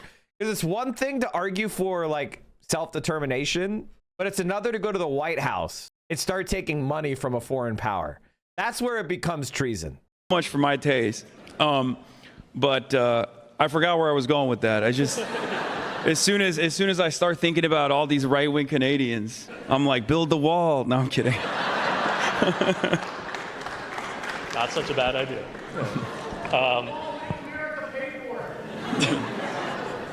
So, okay, I had a follow-up about, about Venezuela and this general criticism of the U.S., right? And that's, I think, part of like the thread that runs through all this. So, you've been, of course, very critical of U.S. actions abroad in general, U.S. foreign policy. And one of the things you also talked about, though, when it, again, as it came to the case of Venezuela, was, they have been facing a very repressive government. As you said, you don't have to necessarily agree with or want somebody like Maduro in power, but you could be critical of what the U.S. has done there, right? So could you maybe say more about and just elaborate on why you focus most of your criticism on the U.S., on its allies, and even sort of like on the West more generally? And what do you think about sort of what happens on the other side in terms of like the fact that there are, a lot of very repressive authoritarian governments? And so on, just that whole question of like liberation and supposedly going into like help these nations that have repressive governments. What are your thoughts on that? What happens on the other side? I don't think America wants to help any of these countries.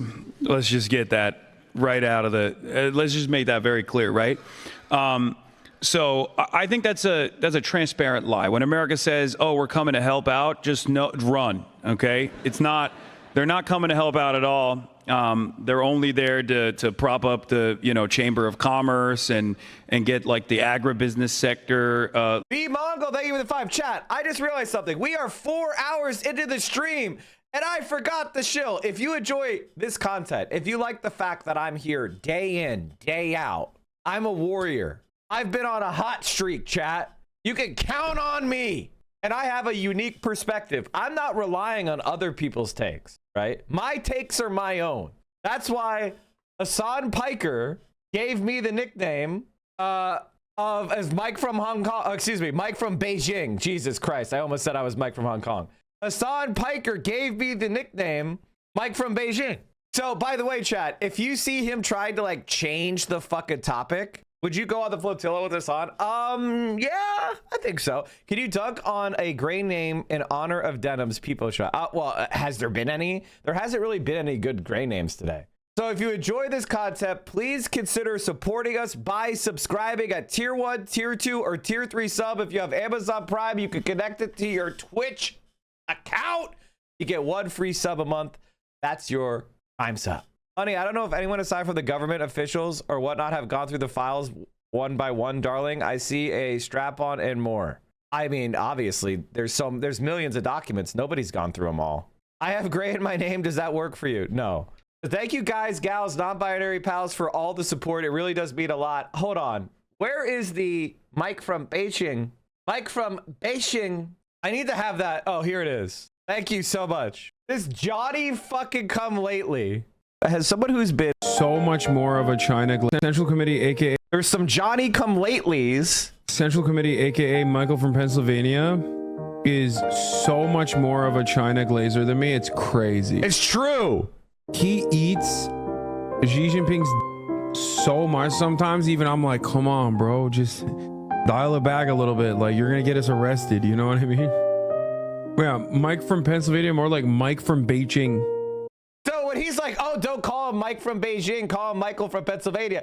That was the nickname he gave me. But now that it's popular to China Max, suddenly he's Hasi from Hong Kong. Mike from Pennsylvania, more like Mike from Beijing. Leaders to run the country, as they've tried to do in Venezuela many times over. You have never been to Beijing? Well, I'll have you know that Chinese people are watching Mike from PA videos at a higher rate than Americans are. I like this mention too. What the fuck's this? Lead. In this case, they capture a lot of the influencers in social media, especially in TikTok. And most of the people who are influenced have no idea that they are the target. And some, of course, they do because they get paid handsomely. And one of the examples is Hassan Piker. He went to China for 2 weeks and come back a Chinese, now leading the China Maxim on the social media. Yes. Hey, Michael from Pennsylvania. Notice how she said I'm Chinese now? Oh, look at me. I'm Michael from Beijing. No, you're not. Hey, yo, did you hear that? Let's run that back. She said I'm Chinese. Let's go. They do because they talk. This is just an example of how Mike was right. And instead of just giving me credit, instead of just saying, oh, Mike, he really changed my mind on China. I used to not be a China simp as much as him. And Mike from PA, he really opened my eyes and blah, blah. Well, I love my comrade, Mike from Pennsylvania. He was so right. That's why I called him Mike from Beijing. Look at him. He's hiding the truth. Disgusting.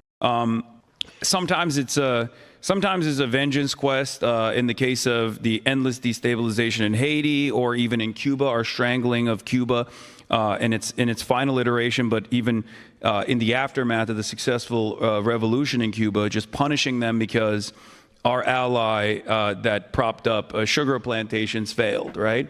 In this like incredibly repressive structure that existed.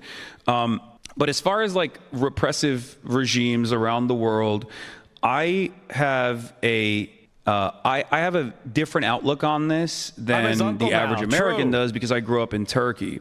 And what I saw in Turkey, which is, again, a country that is the second largest military in NATO, a country that has had tremendous amounts of intervention, oftentimes overlooked by America, in an attempt to create a bulwark against the USSR and directly place missile bases in the vicinity of the USSR, in the immediate area that the USSR existed in.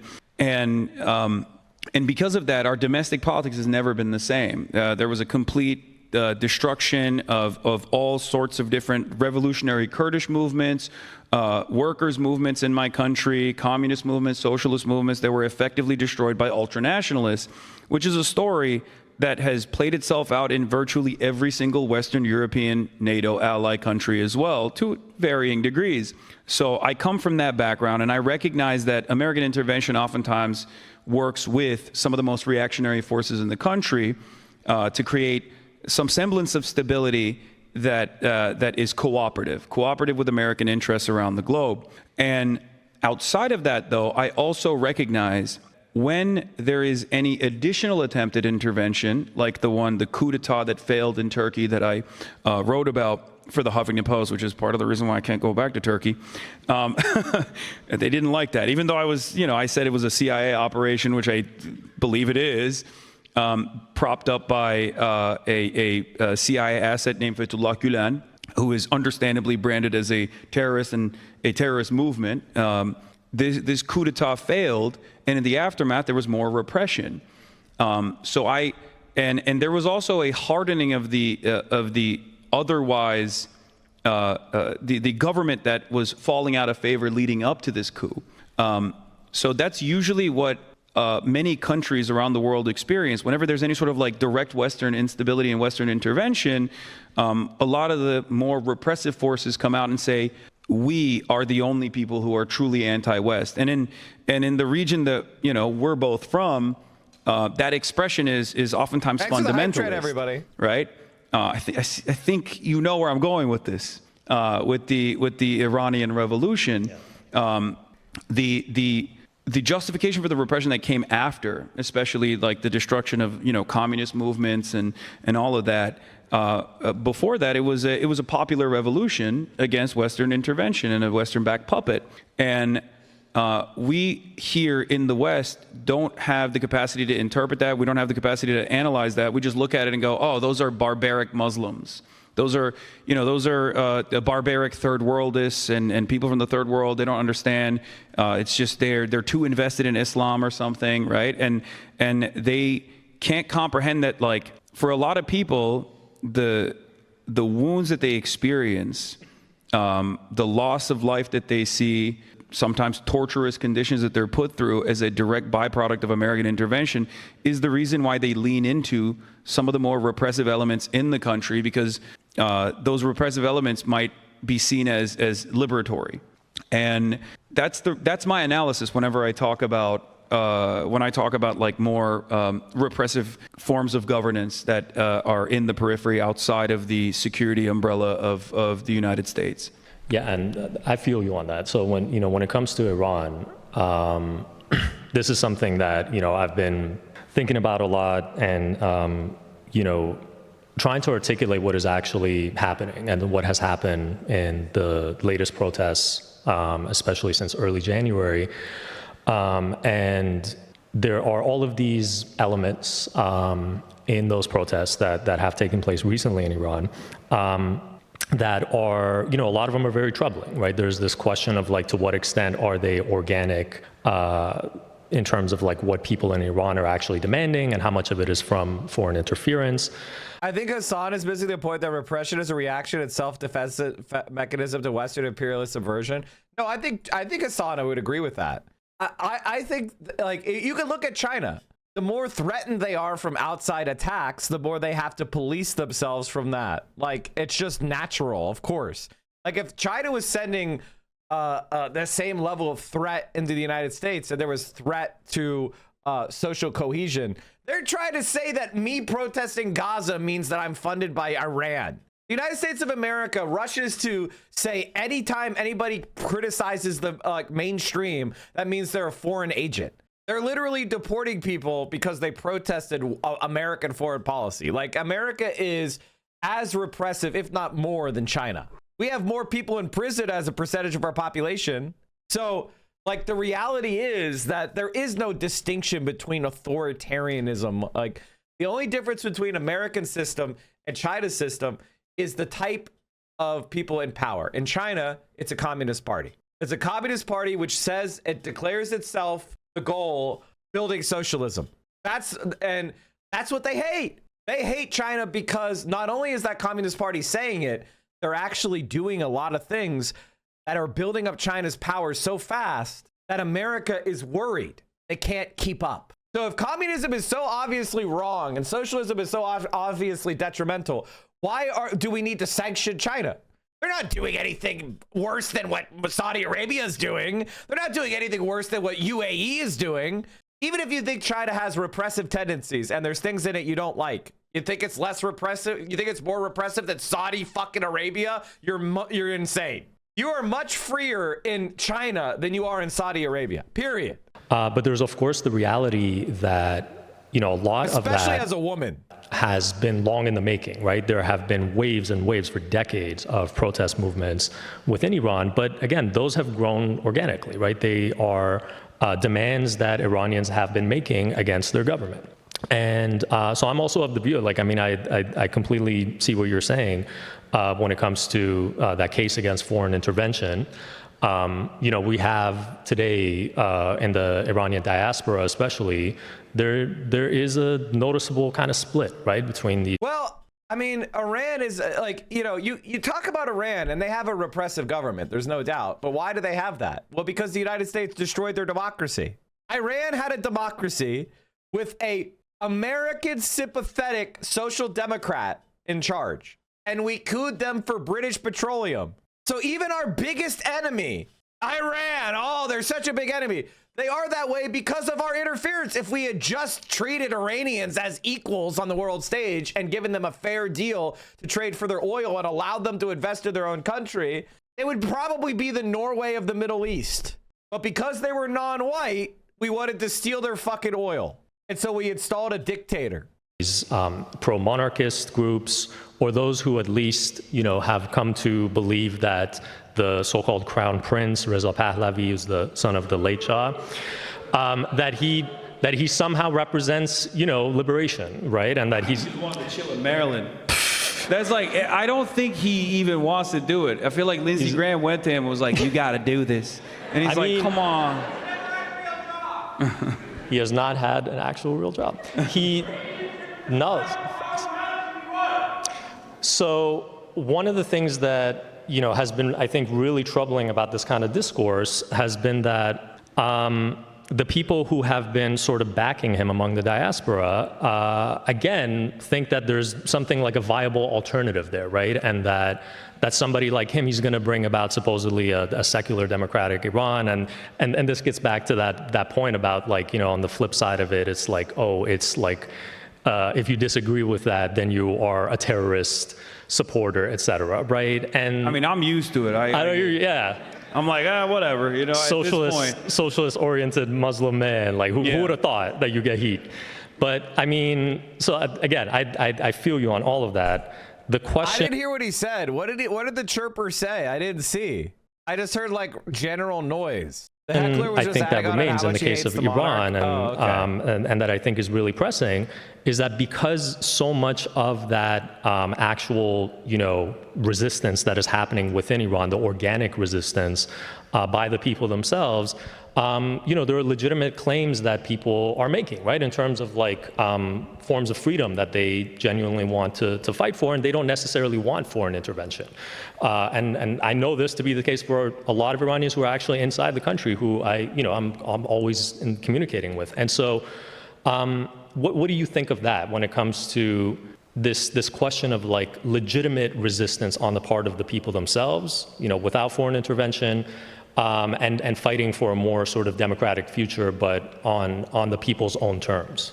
Yeah, I think American, and in the case of Iran, Israeli intervention especially, which is just basically American intervention, let's be real, ends up harming the movements, at least in terms of the way that the majority, or not even the majority, but a significant chunk of the population sees the legitimacy of it.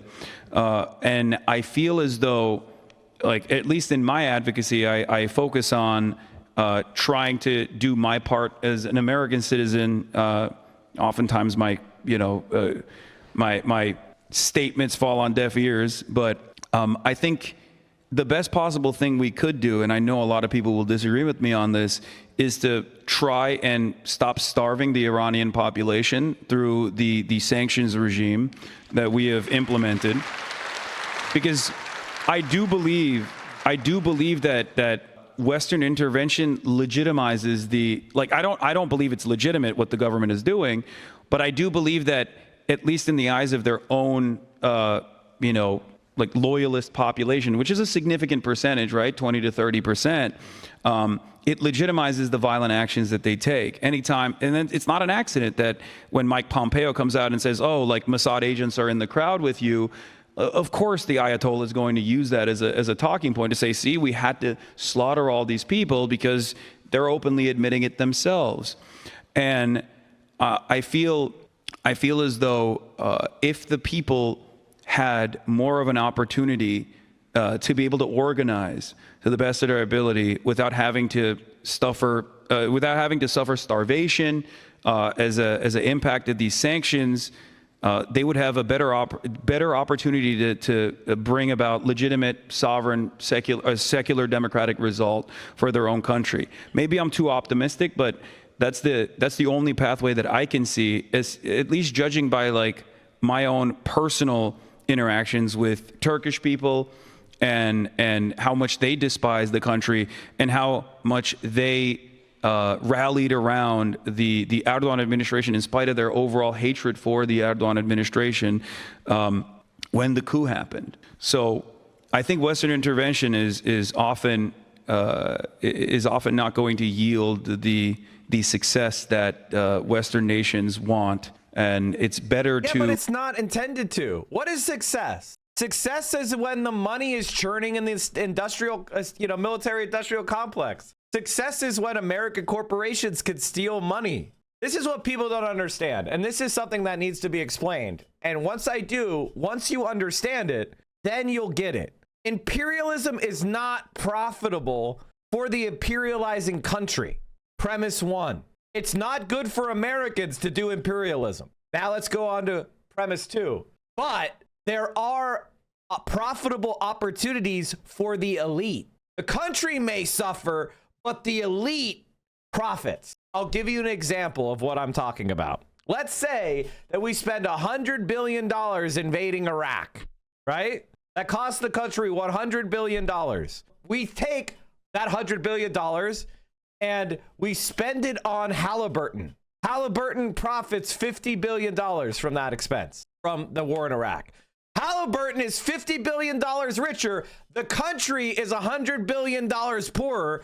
Halliburton goes and takes 1% of that, spends $5 billion bribing politicians. That's $45 billion profit for the shareholders of Halliburton. They're $45 billion richer. The politicians who did the war are $5 billion richer. The country is $100 billion poorer. That's the game. That's the game. The game is you and I all spend a little bit and it all stuffs in the pocket of an elite class. They profit individually. The country is worse off. The world is worse off. The politicians get bribed, and that's the cycle. And so what's the solution?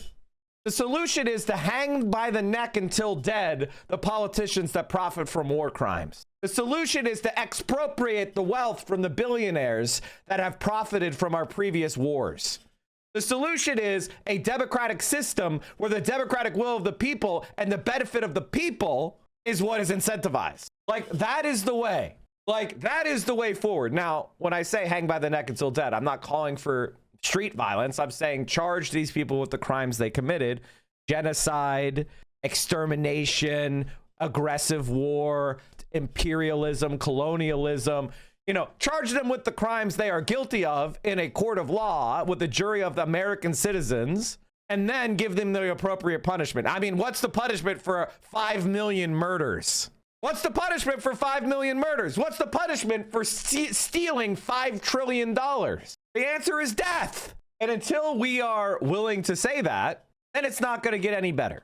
Allow people to have their own real revolution, especially considering that, Iranian people are very resilient and maybe sometimes not even invested in any sort of outside help, sometimes to a detriment.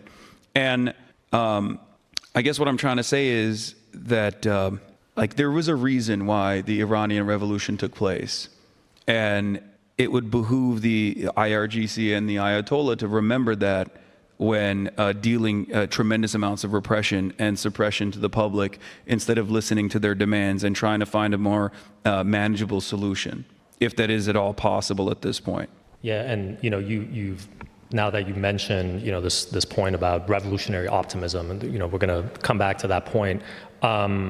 There's also just as you were speaking, to that point about sanctions, which I think you put really well. And there's a book called How Sanctions Work by Vali Nasr and Nargis Bajogli, who I think really goes to illustrate that point about how so much of what has been happening in Iran for a very long time now is due to that pressure of sanctions and the economic hardship that has fallen on people.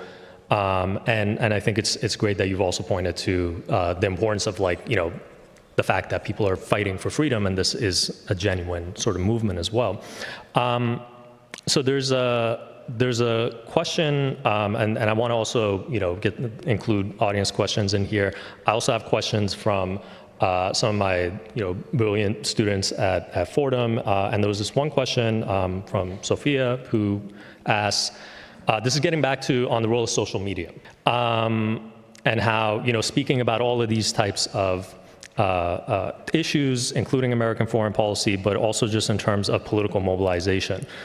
This is how the question is framed. So on the role of social media, we're constantly witnessing political crises, violence, and collective mobilizations unfold in real time through our screens, which can create the sensation of hypervisibility and participation.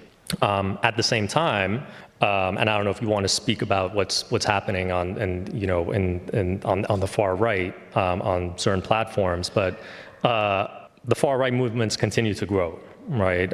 In part through similar digital platforms. So, my God, this chatter is so obsessed with Mike, he comes crying into my chat about it. Wait, what happened?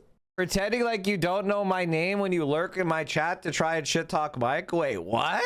Uh-oh. Count Von Fuckface? Wait, what is this guy saying? All right, hold on. This guy needs my attention. Okay. Followed me 4 hours ago.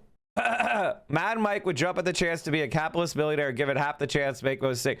Bro, are you okay? Like, do you not know what 11,000 subscriptions means? Like, this community is basically incredibly supportive. Like, do you not know what 6,000 live concurrent viewers means? Like, does it not compute? I don't need to sell out. I am where I am because I never sold out. Do you know how many times I could have sold out? Do you know how many times I gave up a dream because of what I believed in? I've been doing it since I was 19 years old, you fucking dummy. I literally, I mean, you have no idea what you're, anything about me. I have done it so many fucking times where I have turned down the wrong thing for money. And then I suffered for it too. It's not like I did the right thing and then I was immediately rewarded. In fact, I did the right thing and was punished harshly. Like, give me a fucking break. Trump is the biggest paycheck ever for Kyle and Mad Mike. No, it's not. No, it's not. I grew under Biden because everything I said about Biden was true. My stream didn't grow until after Biden was elected. You can literally look at my Sully gnome and see that as a fact. Here, I'll show you. It's not that complicated. Every word you say is wrong. How do you get everything wrong? Unless somebody's intentionally lying to you. Oh my God, here we go. Unless someone is intentionally lying to you, it's not that hard. We can go look. 2020, November. Let's say October. I had 600 average viewers under Trump. That was a good month for me. I grew 25% that month. Then November happened and Biden won. Doubled in size. We go to December. I had a little bit of retrenchment, right? That's a lot of growth for 1 month. So a little bit slower of it, but still above 1,000. Pretty good. January. Doubled again. Biden winning was good for me, dummy. You're not even correct. Okay, so that's wrong. Fakest laugh on Twitch. Fake laugh. This is usually... This is a DGG talking point. I don't know why they get bothered by me cackling over shit. Every single person who's ever lived does this. It's very, very weird and hyperfixated. Okay. I sound like the mic is constantly out of calibration. They're not arguing for right and wrong. They're just out of calibration. Okay, this is like some ESL sentence I don't understand. Maybe they're saying my mic is too loud, which is probably true. I could lower it a little. Thank you for the tip. They think black is yellow or black is green, and they argue this 24/7, 365. They are out of calibration with reality.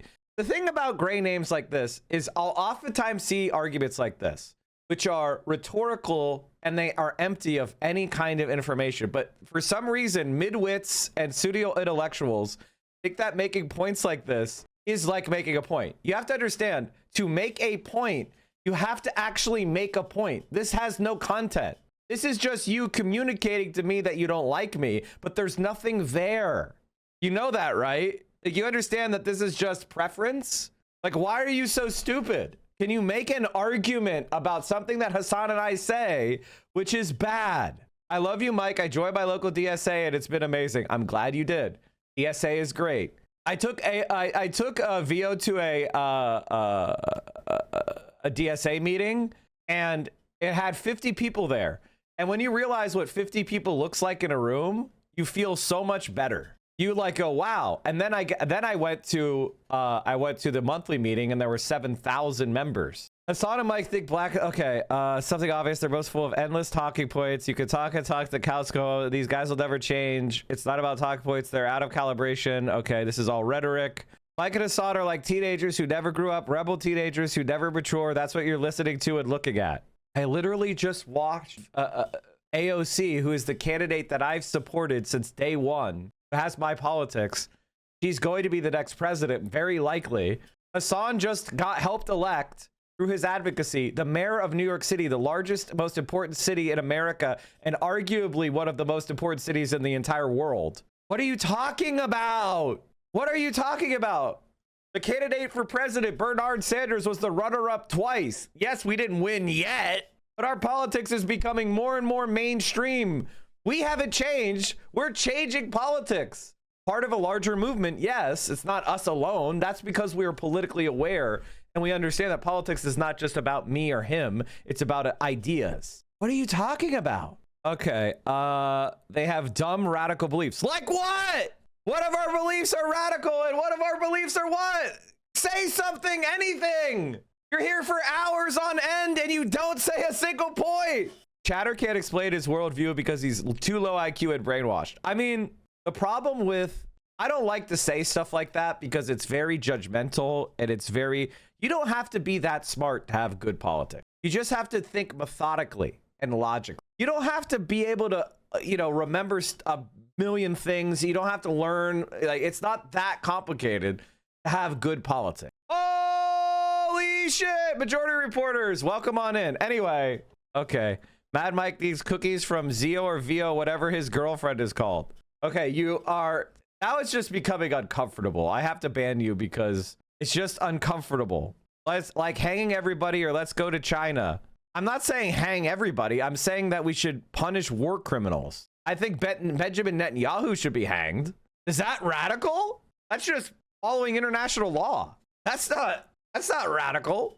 I mean, I guess it's radical compared to what we're saying now. Okay, chat, what were we doing? Oh, hey, majority reporters. Mike from PA here. Your buddy, your pal, your friend. Glad that you're here. Thank you for the raid, majority report. Sam Cedar is really the grandfather of all of the left-leaning content creators. A lot of people say it's Hassan, but in reality, it's Samuel Cedar. Sam Cedar is the guy who helped create this space. I was watching majority report shit in 2015. I remember, I want to say it was my first or second call in 20, I have to go through and find it. 610 area code, like from PA. I want to say I called to say that I think Donald Trump could win. Like, I think that's what the topic was, but it must have been a long, long time ago. Sam Cedar, I think I talked to Michael Brooks. I want to say it was a Michael Brooks Thursday. My first call into the show. I wasn't an Era America guy. I found Sam Cedar when he was on YouTube. I want to say that it was somewhere around like 30 or 40,000 subscribers on YouTube. Somewhere around there. That's when I found Sam Cedar. Sam is actually short for Samantha. That's according to Michael. Anyway, chat, let's get back to what I was talking about. We were watching Hassan Piker doing a speech at the University of British Columbia. And then we're going to be watching in a little bit here, Brian Grimm debating Alan Dershowitz. I'm sorry, we're doing slop content today. This is the best thumbnail I've ever seen. We may end up watching this tomorrow, chat, if I don't get into it today, but we're definitely watching this. Considering the Dems and Republicans are underwater in approval ratings, do you think third-party candidates led by Bernie as a New Deal party could have a potential to select establishment Democrats in most red districts? Here's what I think. If Bernie Sanders and AOC and Zohran Mamdani and all these really great progressive people launched a new party, it would work and the Democratic Party would be destroyed. However, I don't think that they want to do that. So because it's high risk and, you know, it could fail. And secondly, I think they believe that AOC is going to win the primary. So they want to try again. They want to try with AOC in the primary. I have always said AOC is going to be the nominee in 2028.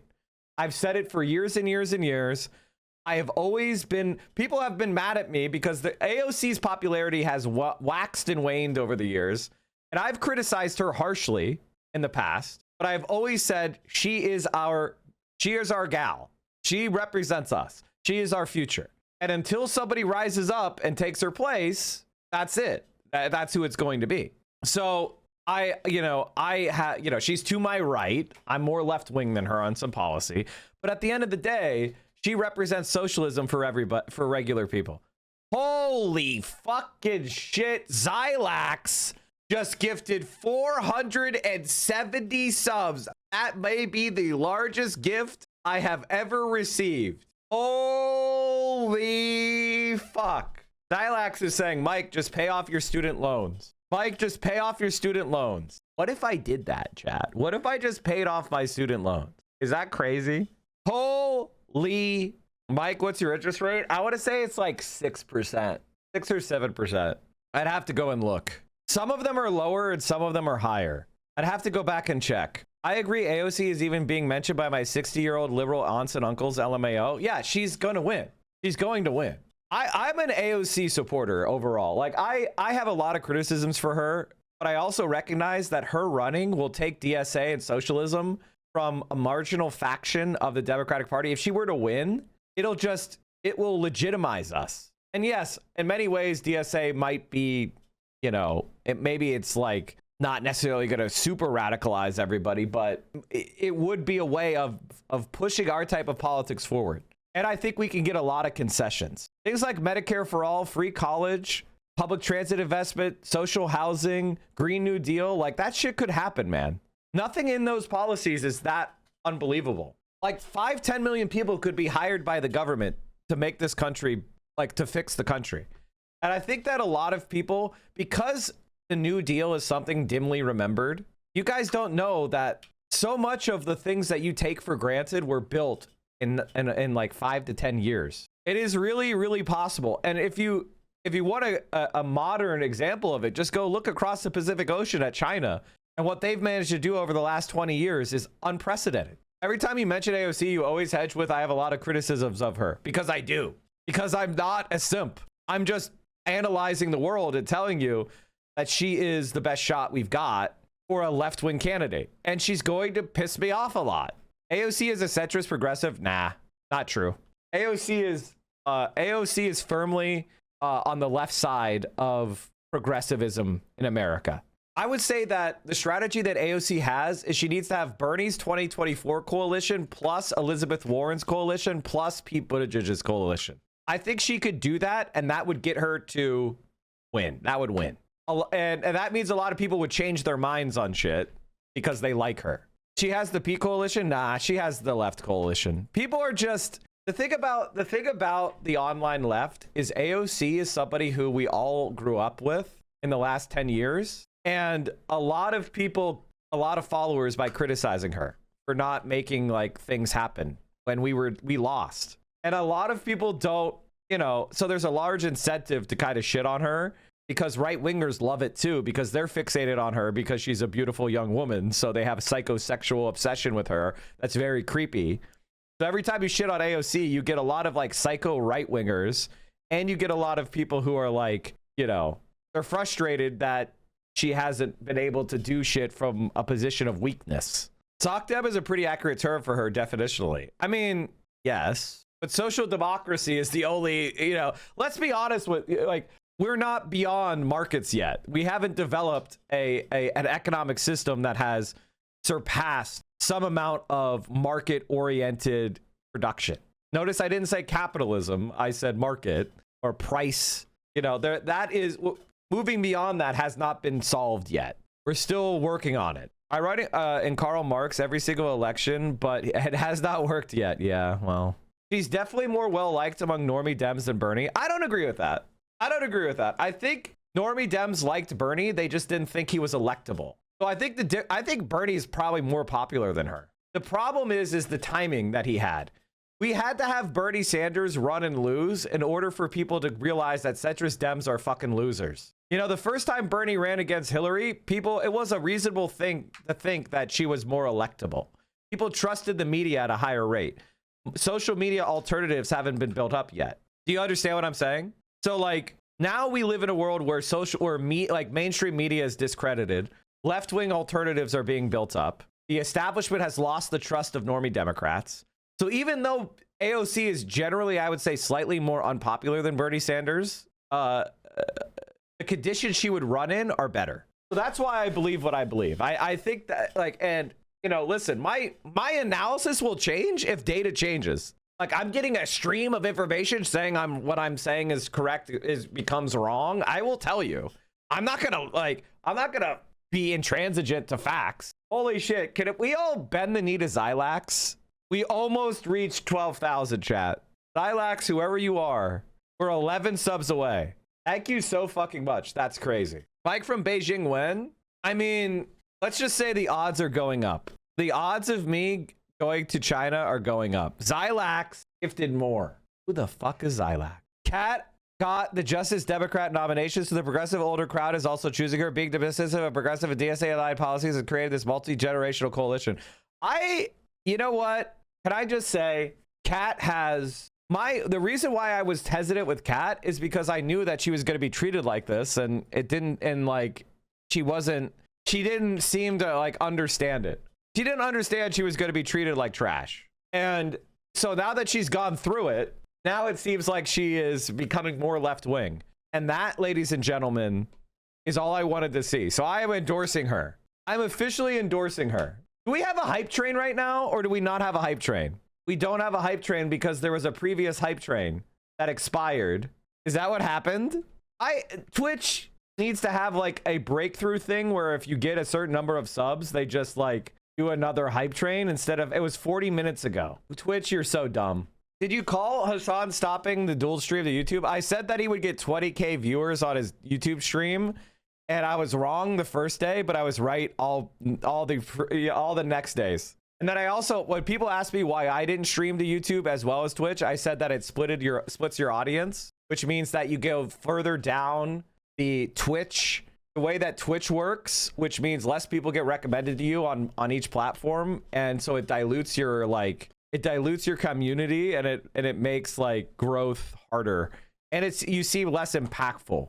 Is Mr. Pike streaming today? I think he is. What do you think about, how we confront this kind of contradiction between digital visibility and the simultaneous strengthening of exclusionary authoritarian politics?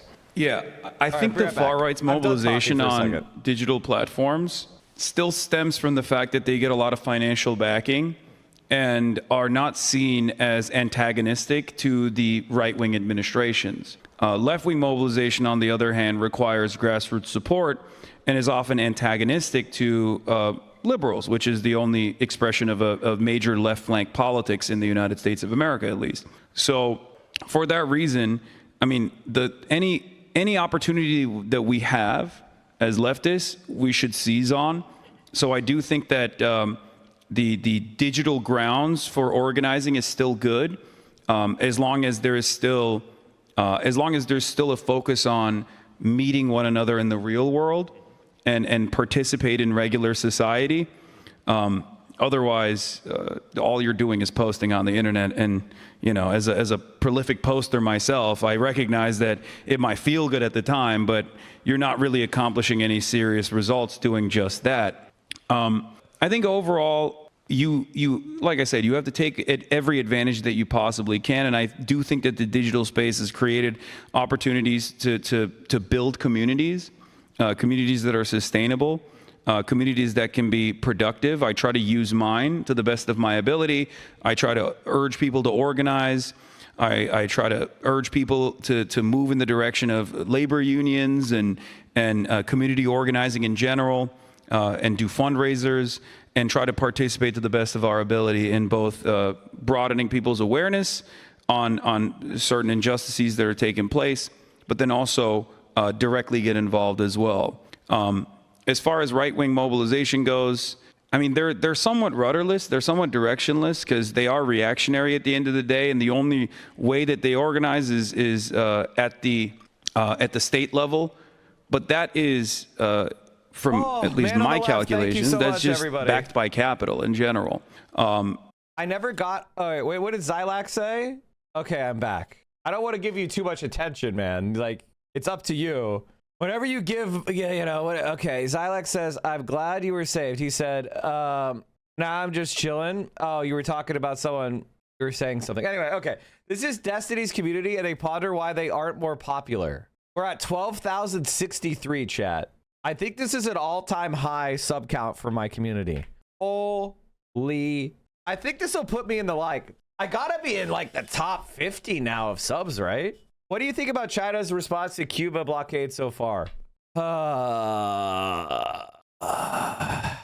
has said they're going to send, I think what was it? 50,000 tons of rice, and they're sending solar and batteries. It's oh, they also said they were going to give them 80 million.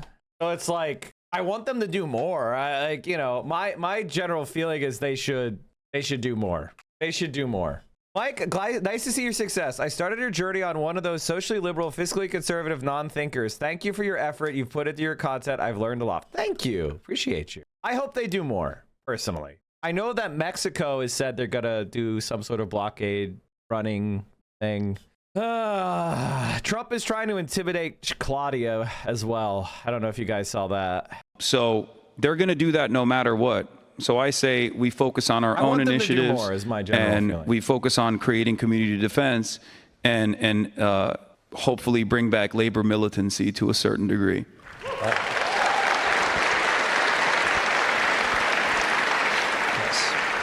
So very much that importance of, it's got to be accompanied by on-the-ground activities, right, and activism. So I'm going to bring in sort of more audience questions as well. I got one more question for you that's from me. So this is on belonging and in-betweenness, right? And since you also spoke about, being from Turkey and things that you've experienced. So Edward Said, who, I take a lot of inspiration from, he memorably wrote about this experience of exile and sort of being in between and the experience of migration. And this is something that, I think about. I have also recently been venturing into this world of podcasts as well.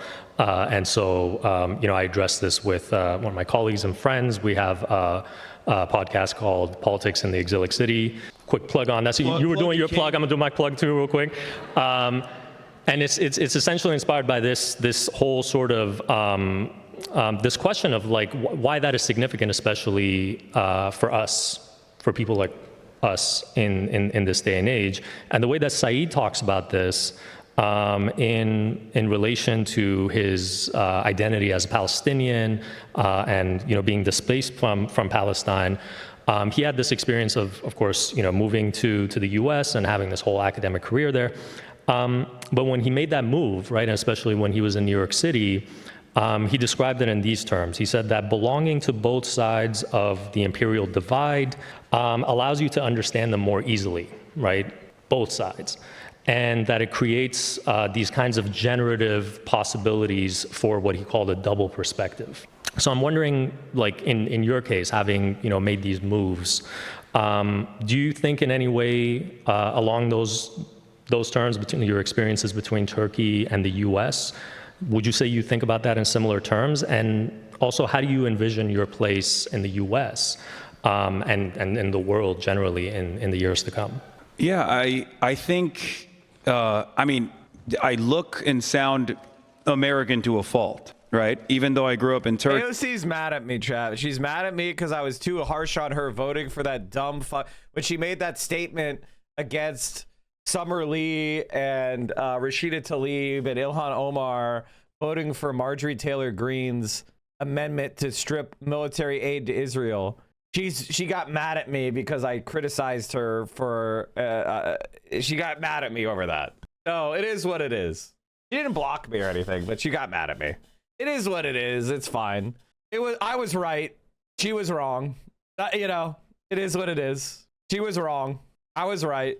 Listen, Summer Lee followed me, so it was worth it. Until I was 18 years old, and that's somewhat of a product of American culture exported everywhere around the world. What am I going back on the Majority Report? Anytime they want. Anytime they want. I'd love to go on the Majority Report and be like, I was right about everything. I was right. I was right. I grew up, I call myself an American. American. She's mad at you. She was furious at everybody who criticized her over the Iron Dome defensive versus offensive shit. It's just a fact. Like a weeb, but for America. I don't need to get into it more. And I grew up being fascinated by American culture, the American dream. As many people who migrate to the West also have a similar experience. And those dreams were shattered as soon as I got the first hospital bill. I was like, this is ridiculous. That's crazy. You guys don't know that here in Canada. We yeah. Well, yet, unfortunately. Because you also have the same, capitalist forces that are doing their very best to implement austerity and then bring the private sector in. I'm gonna tell you right now, it's devastating.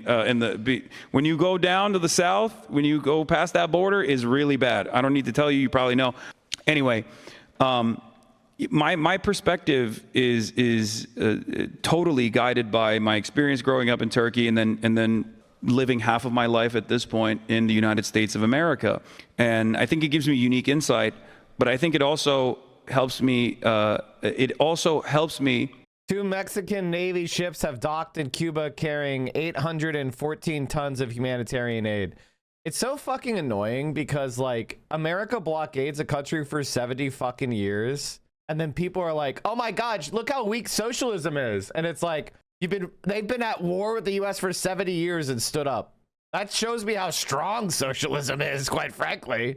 Become a more effective communicator because I have the capacity to, I guess, somewhat disarm the Western audiences by, talking like an American, but with a very different framework that I operate off of, especially as it pertains to what I consider to be this last bastion of American defense, which happens to be imperialism.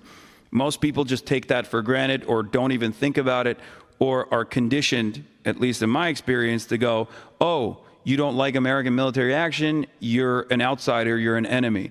I'm very fortunate that I have a wonderful audience that has been much more open-minded than I ever thought they would be as far as hearing this perspective. Having said that, that's how I use this duality to my advantage.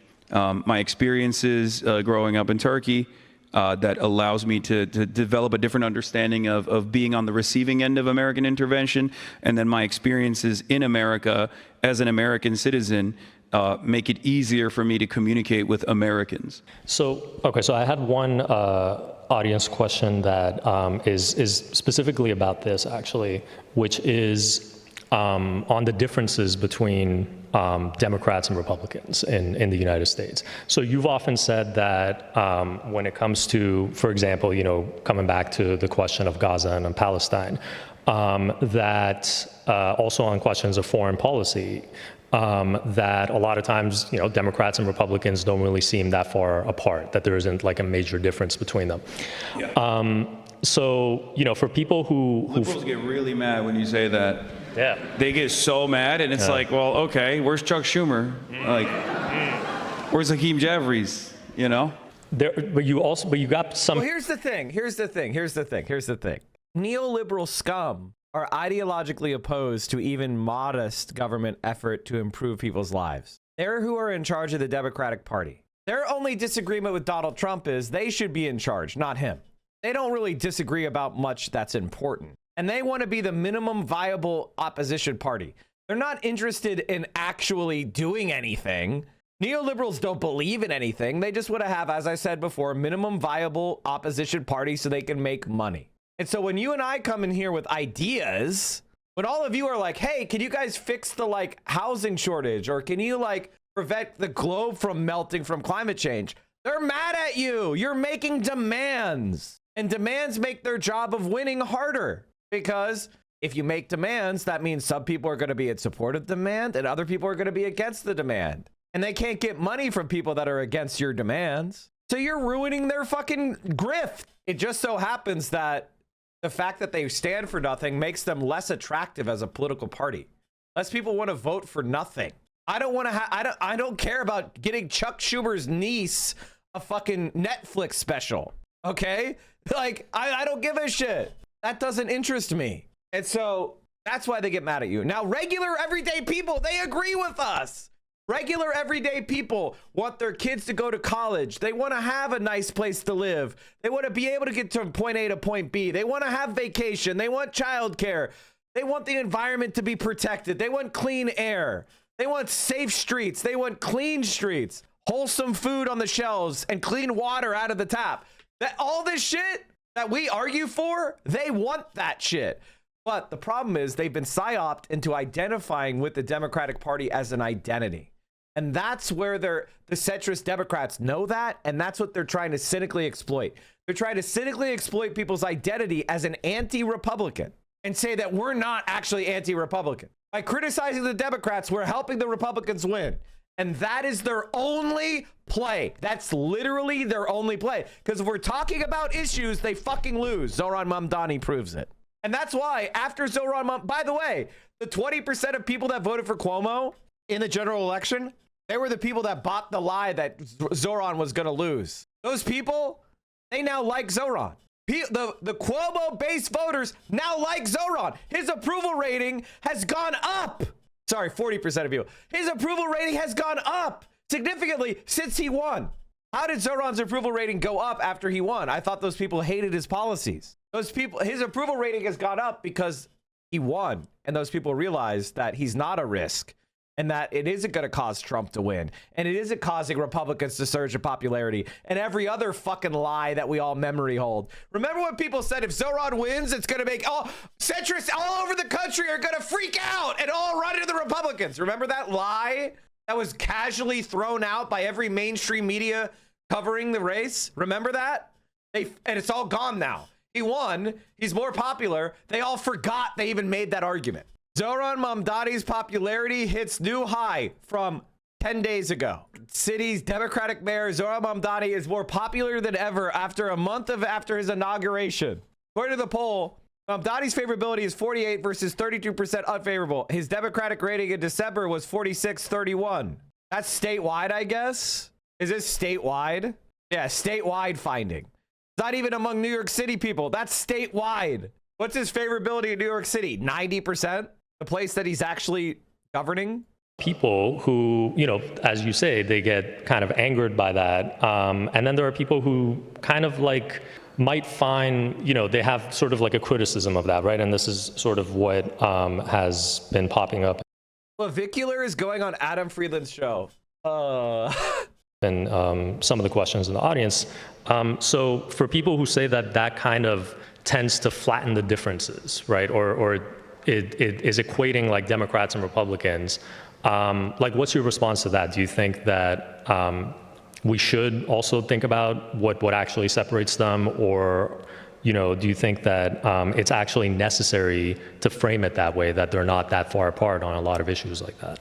Yeah, I mean, from the perspective of Hossam Shabbat, unfortunately was assassinated by the state of Israel under the watchful gaze of the Biden administration, it doesn't make a difference whether or not Raytheon is flying the LGBTQ banner or is anti-woke. From the perspective of the victims, it's all the same. It's more death and more destruction.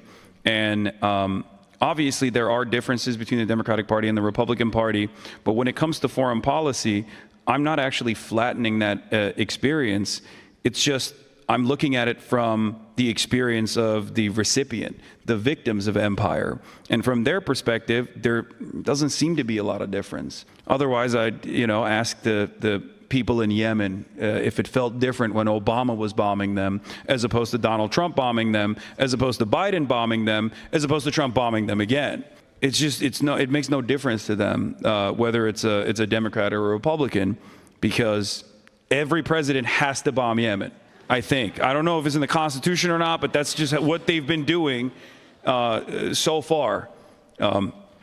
And that's basically what it is. I think a lot of Americans don't want to recognize that, and they also don't want to understand that what I want is a real anti-imperialist party. So when I communicate that to my electeds, when I talk about this with people who are consulting for the Democratic Party, when I talk to politicians, both on camera and off camera, this is what I try to communicate to them. If you want people to see that you are different, that you're charting a different path, then you have to communicate that. You can't be shy about saying it out loud. And I think that having demonstrating this moral backbone will be beneficial down the line, even from an electoral perspective. We've seen that now with the tide shift that took place on Gaza. I think before October 7, you would get punished if you actually were outspoken about the plight of Palestinians. And now, if you dare to say that you're pro-Israel, at least on the Democratic Party side, a lot of people are going to yell at you and might not even vote for you. I mean, we're seeing as the midterms are coming up, we're seeing this be a major point of contention, a way to show that you're earnest, show that you're different from other politicians. Many people in the primaries are positioning themselves as being anti-Israel. So there's electoral benefit as well. Not only is it the morally correct position, but it's also an electorally beneficial position too. So I try to stress that to the best of my ability, and hope that maybe one of these two major parties will truly present an anti-imperialist path forward, one that recognizes the dignity and sovereignty of nations and doesn't see them as simple collateral damage in our endless profit seeking. Right. Yes, sir. Yeah. So, I mean, this is a very related question that's popped up a lot in the audience questions. So, at the level of institutions, when it comes to countering those kinds of things, do you think that universities generally should be looking more at divestment? So, for example, UBC, other universities. Absolutely. Yes. You're going to get in trouble. Yes, of course. I'm a massive advocate for boycotts, divestments, and sanctions on the state of Israel. 100%. I know that it's the least we could do, and it's been successful in the past. I mean, this is exactly what happened with apartheid South Africa, and unfortunately, apartheid South Africa's close ally, apartheid Israel, recognized how devastating that was for South Africa, so they took the initiative to make. Did you hear about AOC being at the Munich conference? I watched it. I would say in general, I have some criticism. Overall, it was better than I feared, but not as good as I hoped. I think she did okay. I give it a B-, meaning like she didn't piss me off at all. She could have been stronger. There was a few weird moments where she kind of implied some things that could be annoying in the future, but never actually said anything annoying. But she called out America for ignoring a genocide. She talked about hypocrisy. And here's the thing, like, obviously the rules-based order is bullshit. However, would a rules-based order be bullshit if it was real? Like, if the United States of America subjected itself to the International Criminal Court, and the International Criminal Court was an independent court, and they started prosecuting, say, Bush or Biden or Obama for war crimes, would that be bad? No, that would be fucking based. I would love that. So, but the way that the rules-based order has been used is cynical. Carney admitted it. It doesn't apply to the West. I want a rules-based international order that applies to everyone. If America does an illegal war in Iraq, our Joint Chiefs of Staff are indicted for aggressive war. If they act without a Security Council mandate, they get indicted for committing war crimes. That's what I would like to see. So overall, also she said that the U.S. they turned a blind eye to the genocide, but it's more accurate to say that we did it. Make sure that it doesn't work in the Western world, but absolutely, I think profiteering off of these war crimes is morally unconscionable. And once again, it goes back to the argument that I was presenting earlier. It's the most peaceful solution to sever ties with Israel to the best of our ability, to participate in cultural boycotts, to, at least in the most peaceful ways, punish the state of Israel for engaging in these heinous crimes. If we're really anti-genocide, we have to do that. It's the bare minimum, in my opinion.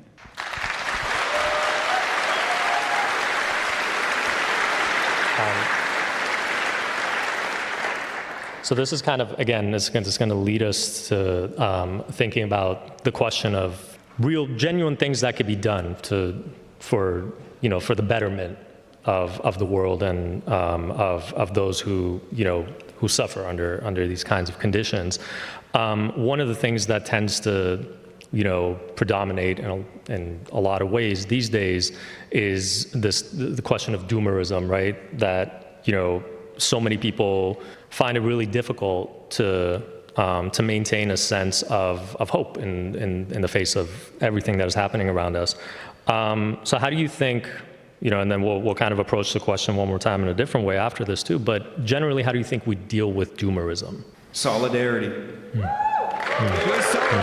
Mike, what do you think about the argument that social democracy needs imperialism? The answer is wrong, and there's two elements of what you're talking about here. The first element is, has the West exploited the global South and done unequal exchange? The answer to that is yes. So social democracies and Western countries have benefited from unequal exchange. That's separate from the question of, do we require unequal exchange in order to have just society in one place? The answer to that is no. Also, Sweden literally supported Vietnam in the Vietnam War. So what the fuck are you talking about? It's not even true. Sweden literally supported Vietnam in the Vietnam War. They sent them supplies and aid. You're just wrong. So the idea that I'm not saying that there isn't unequal exchange and there isn't capitalist exploitation and there isn't problems. That's why I'm not a social democrat as a final point. My point, though, is if we had more people fighting against imperialism abroad, that would uplift all of humanity. And here's my argument. China has created 100 million manufacturing jobs and eliminated 800 million people out of extreme poverty. That has not made me worse off. If anything, it's made me better off. So that's just not true. If 800 million Chinese people could be lifted out of poverty without hurting me, why would 100 million Africans being lifted out of poverty hurt me? If anything, it'll make me better off. Productivity goes up with development. Meaning, let's say, for example, you're mining cobalt. It's better to have modern manufactured industrial mines with adults that are well trained with mechanization. They're going to output more cobalt per hour worked than you will in an artisanal mine ran by a slave. But the reason why we don't have industrial cobalt mines with unionized miners is because there is a class of people that profit from the subjugation of Sudan or the subjugation of Congo. There's a class of people that are currently benefiting and profiting, and they are the incumbents in power. So that's my counter argument, is that you're right to observe that unequal exchange has occurred, but it doesn't have to exist. They're called artisanal cobalt mines. That's not a joke. When they use children to mine, they call it artisanal mining. I'm not kidding. They call that, see? You think I was joking? Artisanal and small-scale mining is a blanket term for a wide variety of types of small mining that range from manual subsistence mining using simple tools to vocational mining that is semi-mechanized, involving light machinery such as generators, water pumps, and small motorized mills. See? Artisanal mining in the Congo. See these guys barefoot with shovels? You're in the Mike from PA stream. I don't just throw out words without knowing what they mean.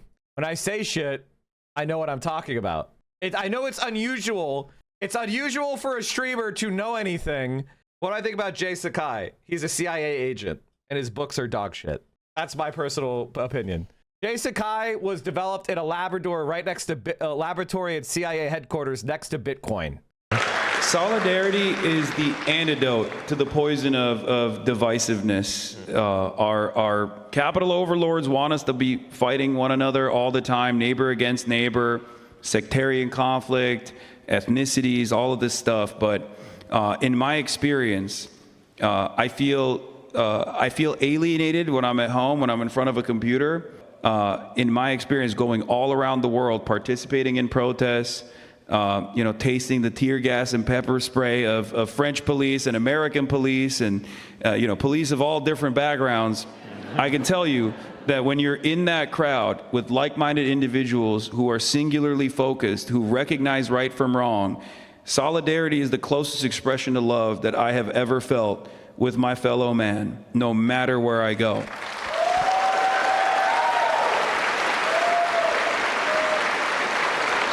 And that's precisely how I maintain revolutionary optimism. So, the last question I want to ask you is to really delve into the meaning and the ways to actualize that kind of revolutionary optimism. Assad is such a gritter. You credit China for lifting millions out of poverty for that, but not the United States. Poverty is going up in America. Are there no legal wars? Yes, of course there are legal wars. If you are attacked by a foreign country, then you can commit self-defense. That's proportional. Also, the Security Council can sanction a humanitarian conflict to do something like prevent genocide. So there could be a third-party intervener to prevent a genocide, as an example. Those are two examples of legal and just wars. Security Council resolution, sanctioning and a humanitarian intervention to prevent genocide, that would be legal. Or a country defending themselves against an aggressor, that would be legal. Any other questions? Who gets to define illegal internationally? Subcommittee made up of majority Islam-dominated countries. Oh, you just don't know international law. Okay.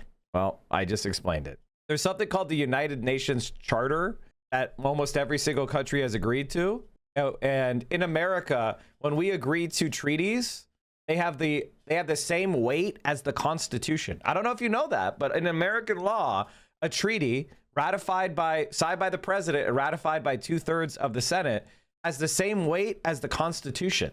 So when we sign, for example, the UN Charter and ratify it, then that's basically the highest law of the land. So we violated that shit. Obviously, laws are just, until somebody goes out and enforces that, then the law doesn't exist. Now, I think it's bad. I think it's a good idea that we enforce laws, because the alternative is ad hoc, and people tend to make decisions off incomplete information, which means a lot of mistakes are made. Right, and what it means to you. And I know that you have spoken about this, very, very powerfully in sort of speeches that you've given. What would you say it looks like? Like, what is, if you had to elaborate finally on this question of revolutionary optimism, what does it mean? What does it look like in the future? The thing about being let me answer this question real quick. This is a very important question. Doomerism is the final stage of your liberalism. It's the last part of liberalism inside you, because it's trying to convince you that you don't have any power. It's trying to convince you that you can't affect the world. It's trying to isolate you and keep you inactive. You've broken through all of the dominant hegemonic ideas that you were raised in, that society tries to push onto you. But now you have to take the final step, which is actively engaging in counter-hegemonic activity. And the system doesn't want you to do that. So it convinces you that you're isolated, that you're an individual, that you're powerless. Once you finally have vision of the structures of society and how they produce the negative outcomes that you see around you, you're also getting clear and focused view of the size of and power of those institutions. And that could put you in a state of despair. How can I, an individual, go up against society and its structure? That's liberalism. Disempowering you, because a full view of society, you will recognize power is in the hands of the working class. There is no profit without labor. And so if we can organize ourselves collectively, if we can engage in a cross-racial coalition, class-based coalition that separates, that crosses barriers of gender or race or identity, and unites around our shared economic power, we can change the system. And we will change the system. We are where power is derived. And so what makes me optimistic is people in the past have made change in exactly that way. Women's liberation, queer. I mean, in my life, homosexuality went from being illegal. In 2003, gay sex was illegal in many places in America. If two gay men got together and had sex, they could be prosecuted for that. I was already out of high school at that point. I was an adult. I lived as an adult in a country where gay sex was illegal in many places. And I've seen it go, I've seen that completely change. In fact, people forget that it was illegal. There was a very famous Supreme Court case that legalized gay sex called Lawrence v. Texas. Probably one of the most important Supreme Court cases. It was, by the way, only 6-3 decision. Let me just read this to you. This happened March 26, 2003. Responded to a reported weapons disturbance at a private residence, Houston police entered John Lawrence's apartment and saw him and another man, Tyrone Garner, engaging in a private consensual sex act. Lawrence and Garner were arrested and convicted of deviant sexual intercourse in violation of a Texas statute forbidding two persons of the same sex to engage in certain intimate sexual conduct. In affirming, the State Court of Appeals held that the statute was not unconstitutional under the Due Process Clause of the 14th Amendment, with Bowers v. Hardwick controlling. In other words, not only did these guys get prosecuted, they were convicted, and then they appealed, and they lost their appeal.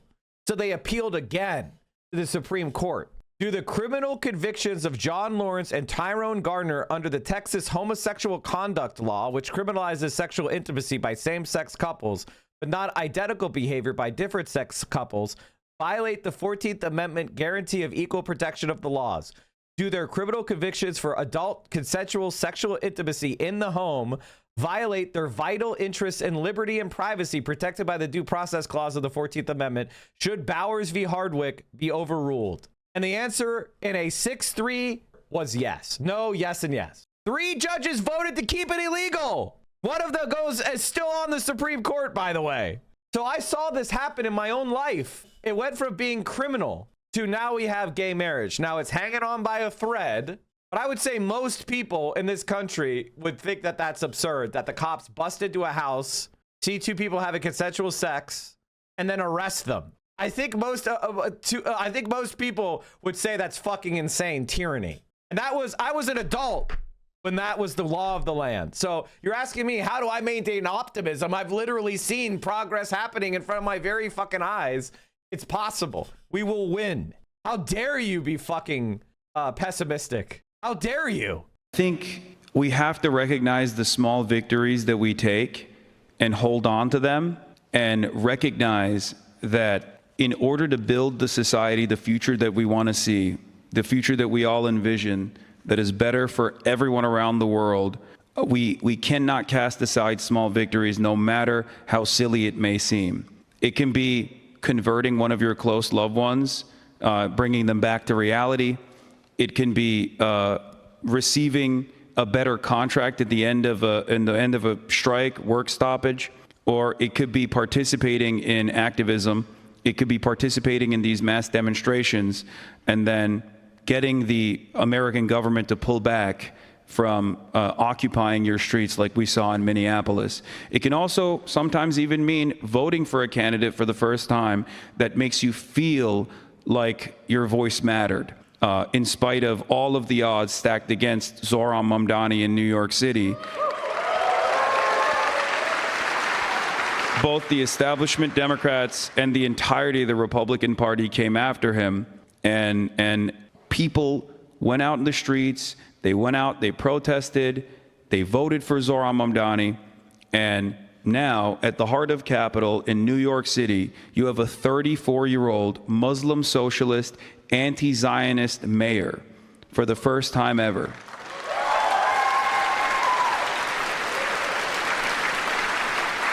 So while things feel hopeless overall, I hold on to moments like that and remind myself that there are more of us than there are of them. There are more of us out here that recognize right from wrong than there are of those who seek to divide us. And that is what's important, and that's what helps me maintain my revolutionary optimism. Solidarity forever.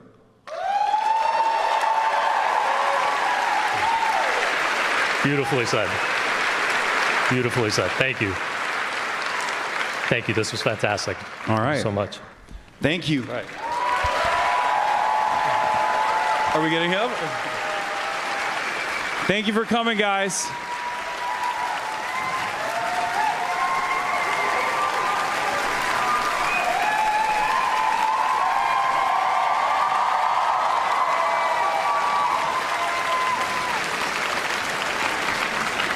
Nobody showed up for Destiny. Destiny doesn't have any emotion. Destiny doesn't have any emotion at all. Honestly, it's pretty fucking awesome that even Destiny's fans have to hide that they're Destiny's fans now. So funny. Sex Pestity. Oh, they get so fucking mad when you call them out too. Today, both the Uncensored America, Unfuck America were hosting events during the same time slot at the same campus. Unfortunate for Destiny, he has serious trouble drawing out crowds. At least his good friend Myron Gaines doesn't seem to have the same problem. Wait, America. Yeah, that's this. Wait, they tried to do an event at the same place? Looks like there's gonna be. Oh, they got so many more. Oh, I didn't even see so many more. Oh no. No. Hold on. Dude, it's probably the line is probably. And oh my God, there's people on the second floor. Is that a line? That's not a line. That's people. I don't even know. Yeah. How dickless do you have to be? Well, I actually don't even know if he's accepting debaters. He might. I thought it was just a speech. And second of all, there's so many people here. I bet if you wanted to go up, it'd be like a 30-minute long wait.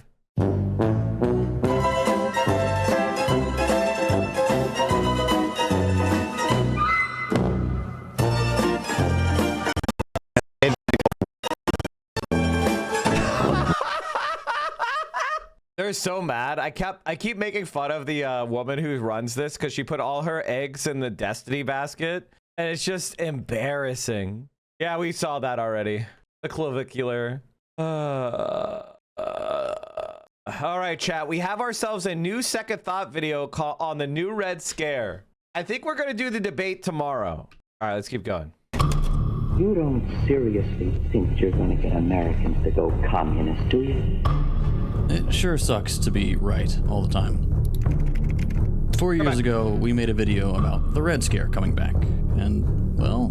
The future looks red, as in communist. We have been fighting the spread of communism. Communist dictators, that's what we're dealing with right now, Donald Trump. You could go through her ideology. It's the ideology of a communist.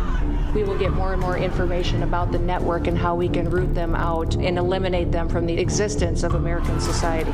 This is the first time in American history that there is an all-of-government effort to dismantle left-wing terrorism, to dismantle Antifa. Just look at the result of yesterday's election in New York, where their party installed a communist as the mayor.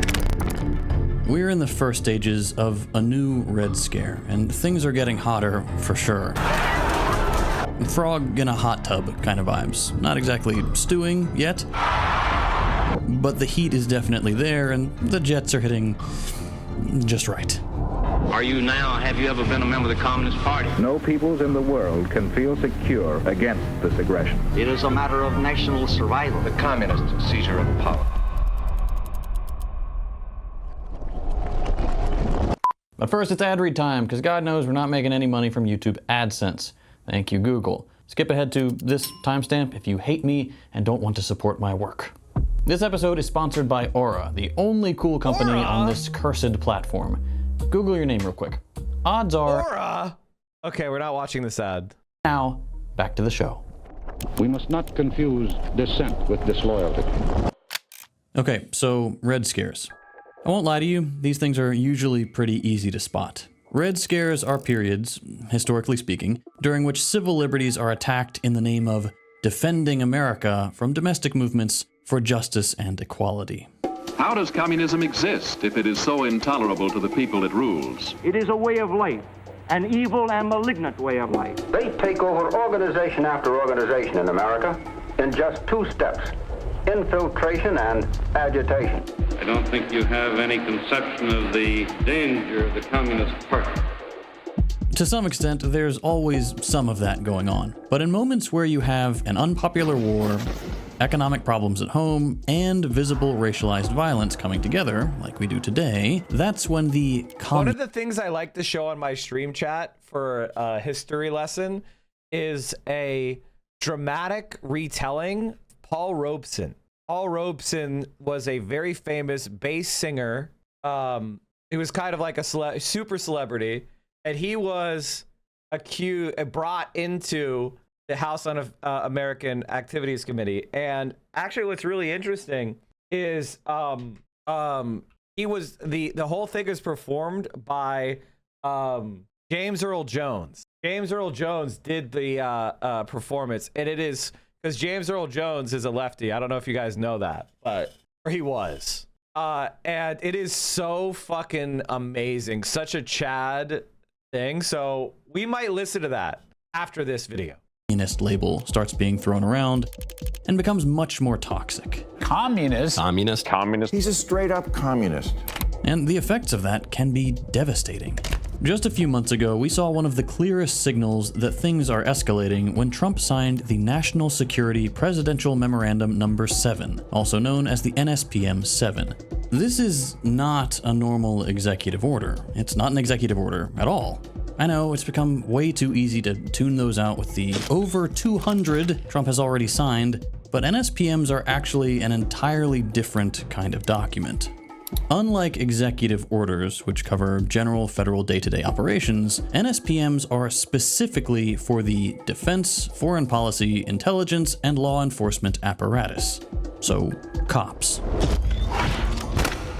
And in this NSPM, the 7th ever, all those sectors are tasked with a new project. Quote, disrupting groups, organizations, and even individuals who display any of the following things that the NSPM calls indicators of violence: anti-Americanism, anti-capitalism, extremism on gender, and hostility towards those who hold traditional American views on family, to name just a few. These are anarchists and agitators, professional anarchists and agitators, and they get hired by wealthy people.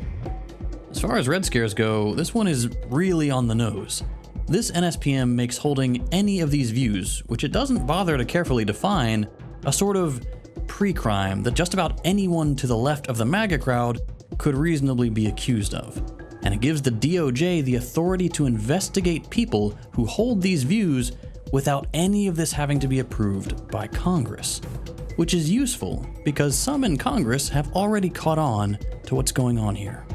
It's certainly... I don't think it's gonna... Chad, I think they're too slow and too weak and too low quality to pull this off. I think they're failing. And I think the American people in Minnesota just fucking dunked on them. And they're ICE agents are not built for this. They're not built for this. You know, the Nazis, they had a tradition. They had got men who were hardened in the trenches of World War I and a Prussian martial like class. They had a whole warrior caste basically that had been preparing for domination of the like a fascist state for literally decades. We have overweight Krispy Kreme frequent flyers here. Like that, we don't have anything. What are they gonna do? Throw a fucking gravy boat at me? Like they're not built for this, man. They're not built to handle the pushback. They cut their teeth in the lobbies of modern warfare too. Yeah. The left was a lot stronger in Germany, but so is the right. America's right is like, oh man, what do you mean I can't see Zootopia 2? I have the hops for Judy Hopps. Like that's the guys that we're fighting, okay? Like we're not fighting fucking Prussian militants who used to duel with swords and they all cut each other's faces to have scars, all right? We are fighting with the softest of soft losers. It appears like it's a strategy. They're not sending to take their best. Folks you disagree with and label them a terrorist threat when there may be absolutely no such threat at all. The NSPM 7 is a concerning development, but in all honesty, we've already seen what this sort of crackdown looks like before it was even signed. Remember the anti-ICE protests in LA last summer? Our continuing coverage of the fast-moving developments in Los Angeles. Today, protesters were back out on the streets for the third consecutive day. President Trump deployed some 2,000 National Guard members in response to violence and chaos in the city. In June, the SSCC put 3 organizations, quote, on notice for what it calls supporting coordinated protests and riots, lawless mob actions, and aiding and abetting criminal conduct. Now, that kind of warning is concerning enough on its own. But in this same letter, these 3 groups were also told they now have to keep all communications and contractual, financial, travel, and strategy information related to their role in, quote, planning, coordinating, or funding the protests, or face possible criminal investigation. And while on paper, this means that if there's nothing to hide, there's nothing to fear, the reality is that this is a pretty common intimidation tactic that's been used in the last 2 Red Scares of the 20s and 50s to shut down progressive orgs. Without needing to take anyone to trial, warnings like these create fear, and that fear drives down membership. Abiding by these demands and surrendering all this data also takes work, and therefore resources, away from organizing and recruiting, which also hurts membership. This kind of scrutiny also opens the door to facing all sorts of penalties for non-compliance, which are bad enough already, but they can also implicate people outside the immediate organization who become guilty by association. Effectively, this is a low-effort way for the state to hurt progressive organizations and their communities without anybody needing to be formally tried for any crime.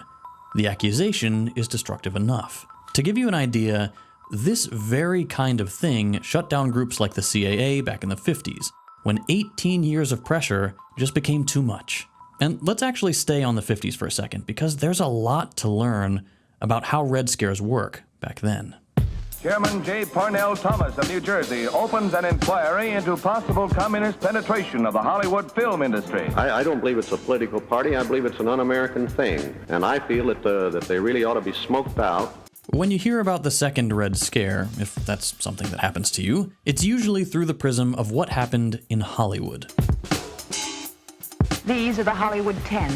In the fall of 1947, they were subpoenaed to appear before the House Committee on Un-American Activities. They were tried and declared guilty. They appealed their cases to the higher courts, and their appeal was denied. All 10 are now in federal prison, serving 1-year sentences. The big thing people know about the 50s Red Scare is blacklists. Naming names. Lists of over 900 people suspected of being communists and thereby ostracized from having any place in Hollywood.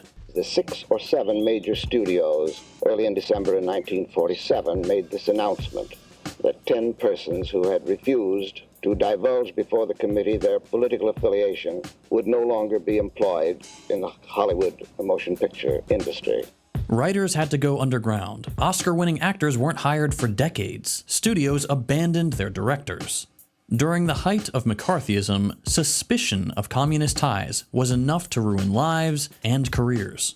I think it was probably a very necessary thing at the time, because What I want to say about people like this is, when our time comes, we won't apologize. When our time comes, we won't apologize. When the shoe's on the other foot, I don't promise to be gentle.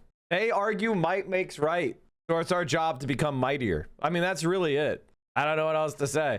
You're not going to convince a Nazi with argument or morality. The radical liberals are going to take over our business. And had it only been that, the Red Scare would have already been a massive attack on freedom and free speech. But the second Red Scare was much more than blacklists. Quote, by official counting, 2 people were executed by the state, several hundred academics were fired, several thousand went to prison or were deported, and several tens of thousands lost their jobs as state or federal workers. The FBI spied on Americans in the civil rights movement. The Supreme Court upheld the convictions of those who refused to name names. Cities like Chicago barred suspected communists from public housing. And New York even denied fishing licenses to those who wouldn't swear an anti-communist loyalty oath. Wouldn't even give them the benefit of the trout. Now, on the organization side of things, groups like CPUSA, CAA, and the CRC were banned and or lost tens of thousands of members. We're talking about a huge chill across all of civil society. And not just in socialist groups that were officially targeted, as you might expect, but almost everywhere on the left. And I'll let you in on a secret. And if you're ever wondering, like, wow, why doesn't America have a socialist movement? Because they declared it illegal and killed people. Like, they shot Martin Luther King Jr. in the head. They assassinated Malcolm X. They destroyed the Black Panthers. Like, what? You think it's an accident? They fucking used the FBI to kill people. That was the point. While on their face, Red Scares designate communism as the enemy, communism is a flexible enough word to include anything vaguely progressive the government wants to target. They are lying, dirty, shrewd, godless, murderous, determined, and it is not an American political party like any other. During the 50s, that meant things like targeting black activists pushing for equal human rights, especially aggressively, and seriously undermining progressive programs like the New Deal. Now, the New Deal was not a communist project, just to be clear. But under McCarthyism, fear of Reds became the justification for a total assault on workers' rights that the New Deal had improved. For example, one way the New Deal was sabotaged was with the Taft-Hartley Act. Taft-Hartley curbed the right to strike and boycott and made unions much, much weaker as a result. And Taft-Hartley was far from the only strategy used to achieve that. A big part of the Red Scare was also the thousands of state and federal workers being purged from the government. Black, Jewish, and queer workers were disproportionately targeted and accused of innate communist sympathies and fired en masse, thereby gutting the government of its more social and regulatory powers in the process. And to that end, this scare looks a lot like the last one. We are now in day 31 of the government shutdown, and many SNAP recipients will not receive benefits tomorrow on the 1st of the month. As of writing this, 40 million people just went without SNAP benefits for weeks as Trump blamed the shutdown on Democrats and labeled them part of the, quote, radical left. Last year, Doge tore through hundreds of thousands of federal jobs led by a billionaire whose life mission is being anti-woke. And you probably missed this, but last January, the chair of the NLRB... CPUSA was kept afloat by the FBI accidentally because agents were the ones who could pay the subscription dues. The part of the government in charge of enforcing labor law and protecting workers from unfair labor practices was fired, meaning the NLRB is now, quote, toothless, according to another fired NLRB official. And we're well on the way to the National Labor Relations Act being repealed entirely. By the Supreme this Court, could probably. Potentially mean no more federal right to collective bargaining or worker organizing at all. And if there's some stir around the words communist and Antifa today, woke seems to be the preferred wedge for forcing these tactics through these last few years. Communism is bad, always, but woke is scary now. So now everything is woke, from universal healthcare to drag, and under this label, anything and everything becomes a very real threat to Americanism. Real America. I see Bush call out Hassan. I don't care, dude. I don't fucking care, dude. By the way, this is the other thing I would say. If your goal is to get me to support you and your strategy is to be annoying, my answer is going to be fuck you, lose. If your strategy is to be annoying and try to posture as though you're further left than me, fucking eat my ass. If you want people to support you, demonstrate value and be a cool guy. Like, it's not that hard. Doesn't mean that we're going to support everyone who asks, because there's just a capacity limit. And also, you know, it's not my job to support every single fucking person that exists. I can only do so much. What do I believe is our best defense for the effectiveness of another scare? Win. Don't watch drag shows, or afford life-saving procedures, or protest. That's lib woke commie shit.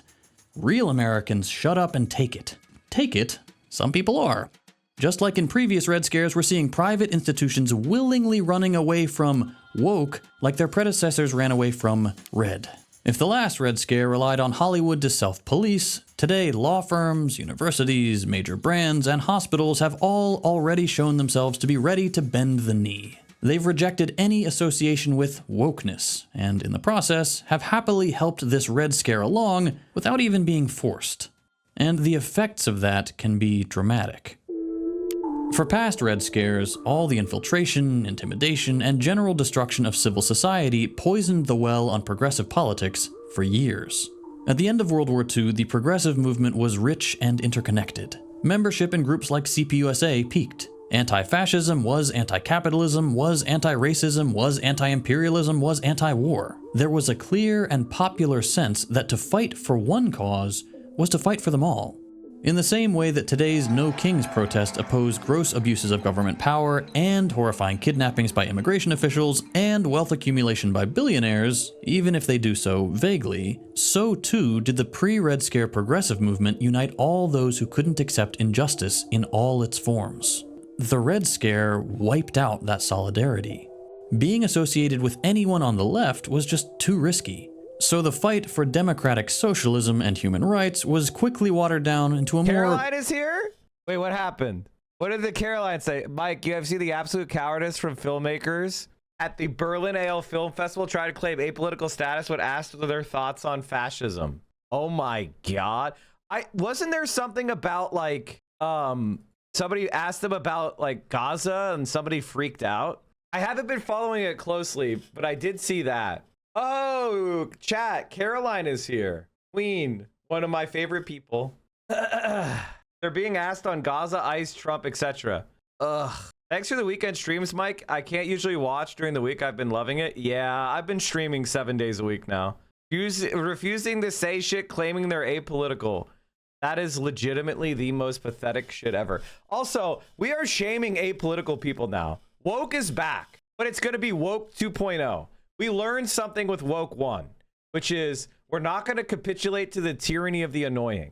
We're going to educate people, not by calling them out, but by calling them in, by judging people's intentions as well as their action. And when they go off track, when they do a microaggression, when they hurt other people unintentionally, we're going to show them that way in a constructive and supportive way.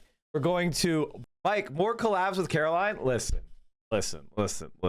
I am a supporter of women. I don't have to always center myself, you know? Doesn't always have to be about me. I can just support women without asking them to do a bunch of shit for me, you know? It's also a stark contrast to how a lot of musicians have been staunchly making statements in the Grammys, dropping Cassie Wasserman over Epstein Maxwell ties. What frustrates me the most about this kind of stuff is it's never been easier to make a movie. Like, the technology to film has gotten so much cheaper. Now you can get an 8K Blackadder film quality camera for like a couple $1,000 and you can film something amazing. And now, but film itself has become, there's like, the industry itself has just become even more consolidated, more sloppy, and just bereft of creativity. AOC's live again. You watch. I thought she did okay. Seismic shifts in U.S. foreign policy. Interesting. Might have to watch it. I don't know. I'm starting to fade, chat. I'm starting to fade. I've been live for 6 hours and 15 minutes, and I woke up at I fell asleep early last night, chat, and then I woke up at 3 a.m., which is the absolute worst, and I couldn't fall asleep for like a couple more hours. I'm sundowning. Caroline, we should, if you are interested, you should come on to my stream sometime. What are you doing? And we could talk more about this. I want to learn more about activism in the arts. Call me old-fashioned, but you typically need to show up to work to get a promotion. Oh, is he making fun of Gavin Newsom? I should be working right now. I should be working right now. I should be at the Capitol.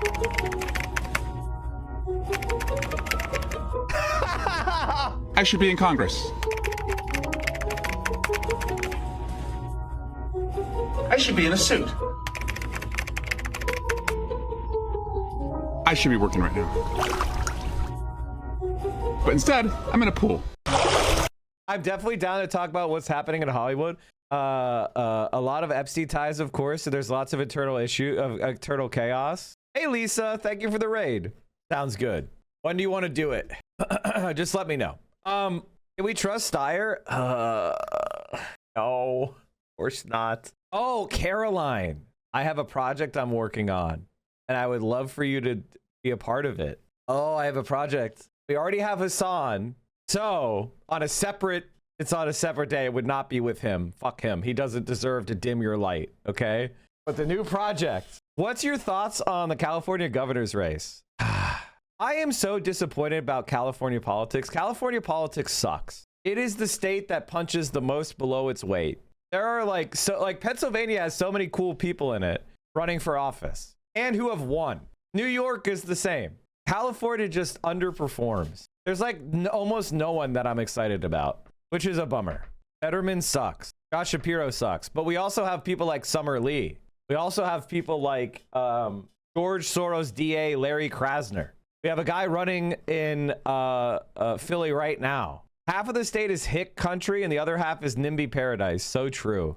I was looking, to buy a house in LA, you probably need at least $1 million. At least $1 million. And you're making a lot of compromises when you do that too. That's not even like a good place. That's like a smallish place. It's crazy. Is Ray pro-Palestine? Yes. I like Ray. I already maxed out to her. I gave her like $1,800 or something. Why do I let myself, I don't know, whenever women run for office that are cool and socialist, I'm always like, I gotta help them. That's why I was on the Summer Lee train so early. California, least affordable market in the world for home buyers. San Jose, oh my God, don't even get me started about the Bay. All right, well, chat, I'm beat. I'm fucking beat. White savior, LOL. That implies these women need saving. I'm just being supportive. Also, let me just tell you this. I don't care. People can call me shit like that. I'm going to just keep supporting people that are cool. I don't care what race they are, what gender they are. I'm going to keep supporting people. I don't care if somebody calls me cringe or white savior or anything else. I'm going to do what it's right with confidence. If you don't like it, you can eat my fucking ass. I was joking. Yeah, I know. It's okay. I'm not going to feel self-conscious for doing the right thing. This is my politics. We need re-education camps, bro. We might need re-education.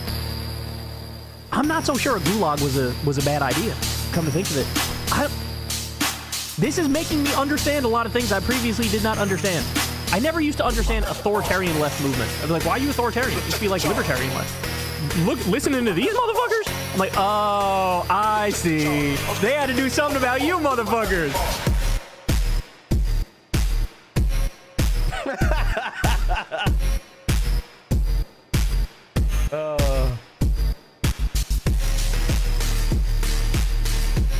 The China maxing moment, like, the thing about China is it's an amazing country. It's really cool. But the reason why it's able to do what it's doing is because of its strength. And I think for a lot of left-wingers, it's an uncomfortable thing that we have to get over. We can't just rely on people's goodwill and morality. We can't just approach things from the point of view of justice and correctness. We also have to have the strength to fight back against oppression. We can't just appeal to the oppressor's better nature. And that's what makes China so scary for them, because they're not just kissing America's ass. They're building up their own independent strength and saying, you cannot control us. Mike gaming stream? You know what game I've been playing lately, chat? There's this content creator named Beagle Rush. I don't know if you guys have ever heard of this guy. His name is Beagle Rush. And he has been impressing me because he's like a left-leaning gamer. And I realize, but he's also like really he kind of understands gaming lingo and also like military culture, interestingly enough. And pretty sure he's a left-winger. So he's somebody that I've been like interested in lately. And he's playing this game. See, I watched one of his videos here for this game, Menace. So he seems like a pretty cool guy. He seems like pretty legit. I think he has a Twitch, right? Is this it? Did I successfully shout? Yeah. Everybody hit the follow button. This guy seems legit. If like you're looking for like left-wing gaming content, I'm pretty sure he is making one. Yeah, I'm pretty sure he's out there. So I just throw him a shout out. I want to see more like cool left-leaning gamers out there. I've been trying to find them. There's like him, like people that are mostly just gaming content, but who are actually left-leaning. I think Quill18 is another one. His real Twitch is Beegs a Jam. Oh, fuck. I shouted out the wrong thing. I don't know if he still streams. Does he stream? Okay, he streamed like yesterday. Okay, so let me shout this out then. I can only do so many shout outs, so this may not allow me to do it. Now, these people, you have to wait 46 seconds before having another shout out. Okay, hold on. What are you doing after eating this? Okay, no. I've tried to spit up a channel playing Arc Raiders. Oh, hell yeah, Zorgo. That sounds cool. Anyway, We're just I'm trying to find more left-leaning people to promote. You know, I don't like apolitical people, and there are left-leaning people out there. They may not be comfortable with my politics. Maybe I'm too radical for them, which is totally fine. But I don't want to have more right-wing scumbags who are like playing off Gamergate and shit. And I know Biggs definitely doesn't do that. So we love it. All right, chat. I have stalled as long as I could stall. So I'm going to send guys, gals, non-binary pals over. Speaking of left-leaning gamers, Vio. I think Vio is doing her Clive the Celestial on Marvel Rivals, but she might also be watching other content. Denham's Refugees in, as we say. All right, everybody. Stay safe. Solidarity forever. I appreciate all the support. You guys were fucking wild today with the gifts. We smashed through 12,000 subs. This is the most subs I've ever had. So it's fucking crazy. All right, everybody. Thank you so much. You guys, gals, you're the best. I'll see you tomorrow. 10 a.m. Eastern, 7 a.m. Pacific. Saturday stream. We are taking no breaks. No stopping. We'll be here tomorrow. Make sure you are here. I appreciate you. I'll see you tomorrow morning.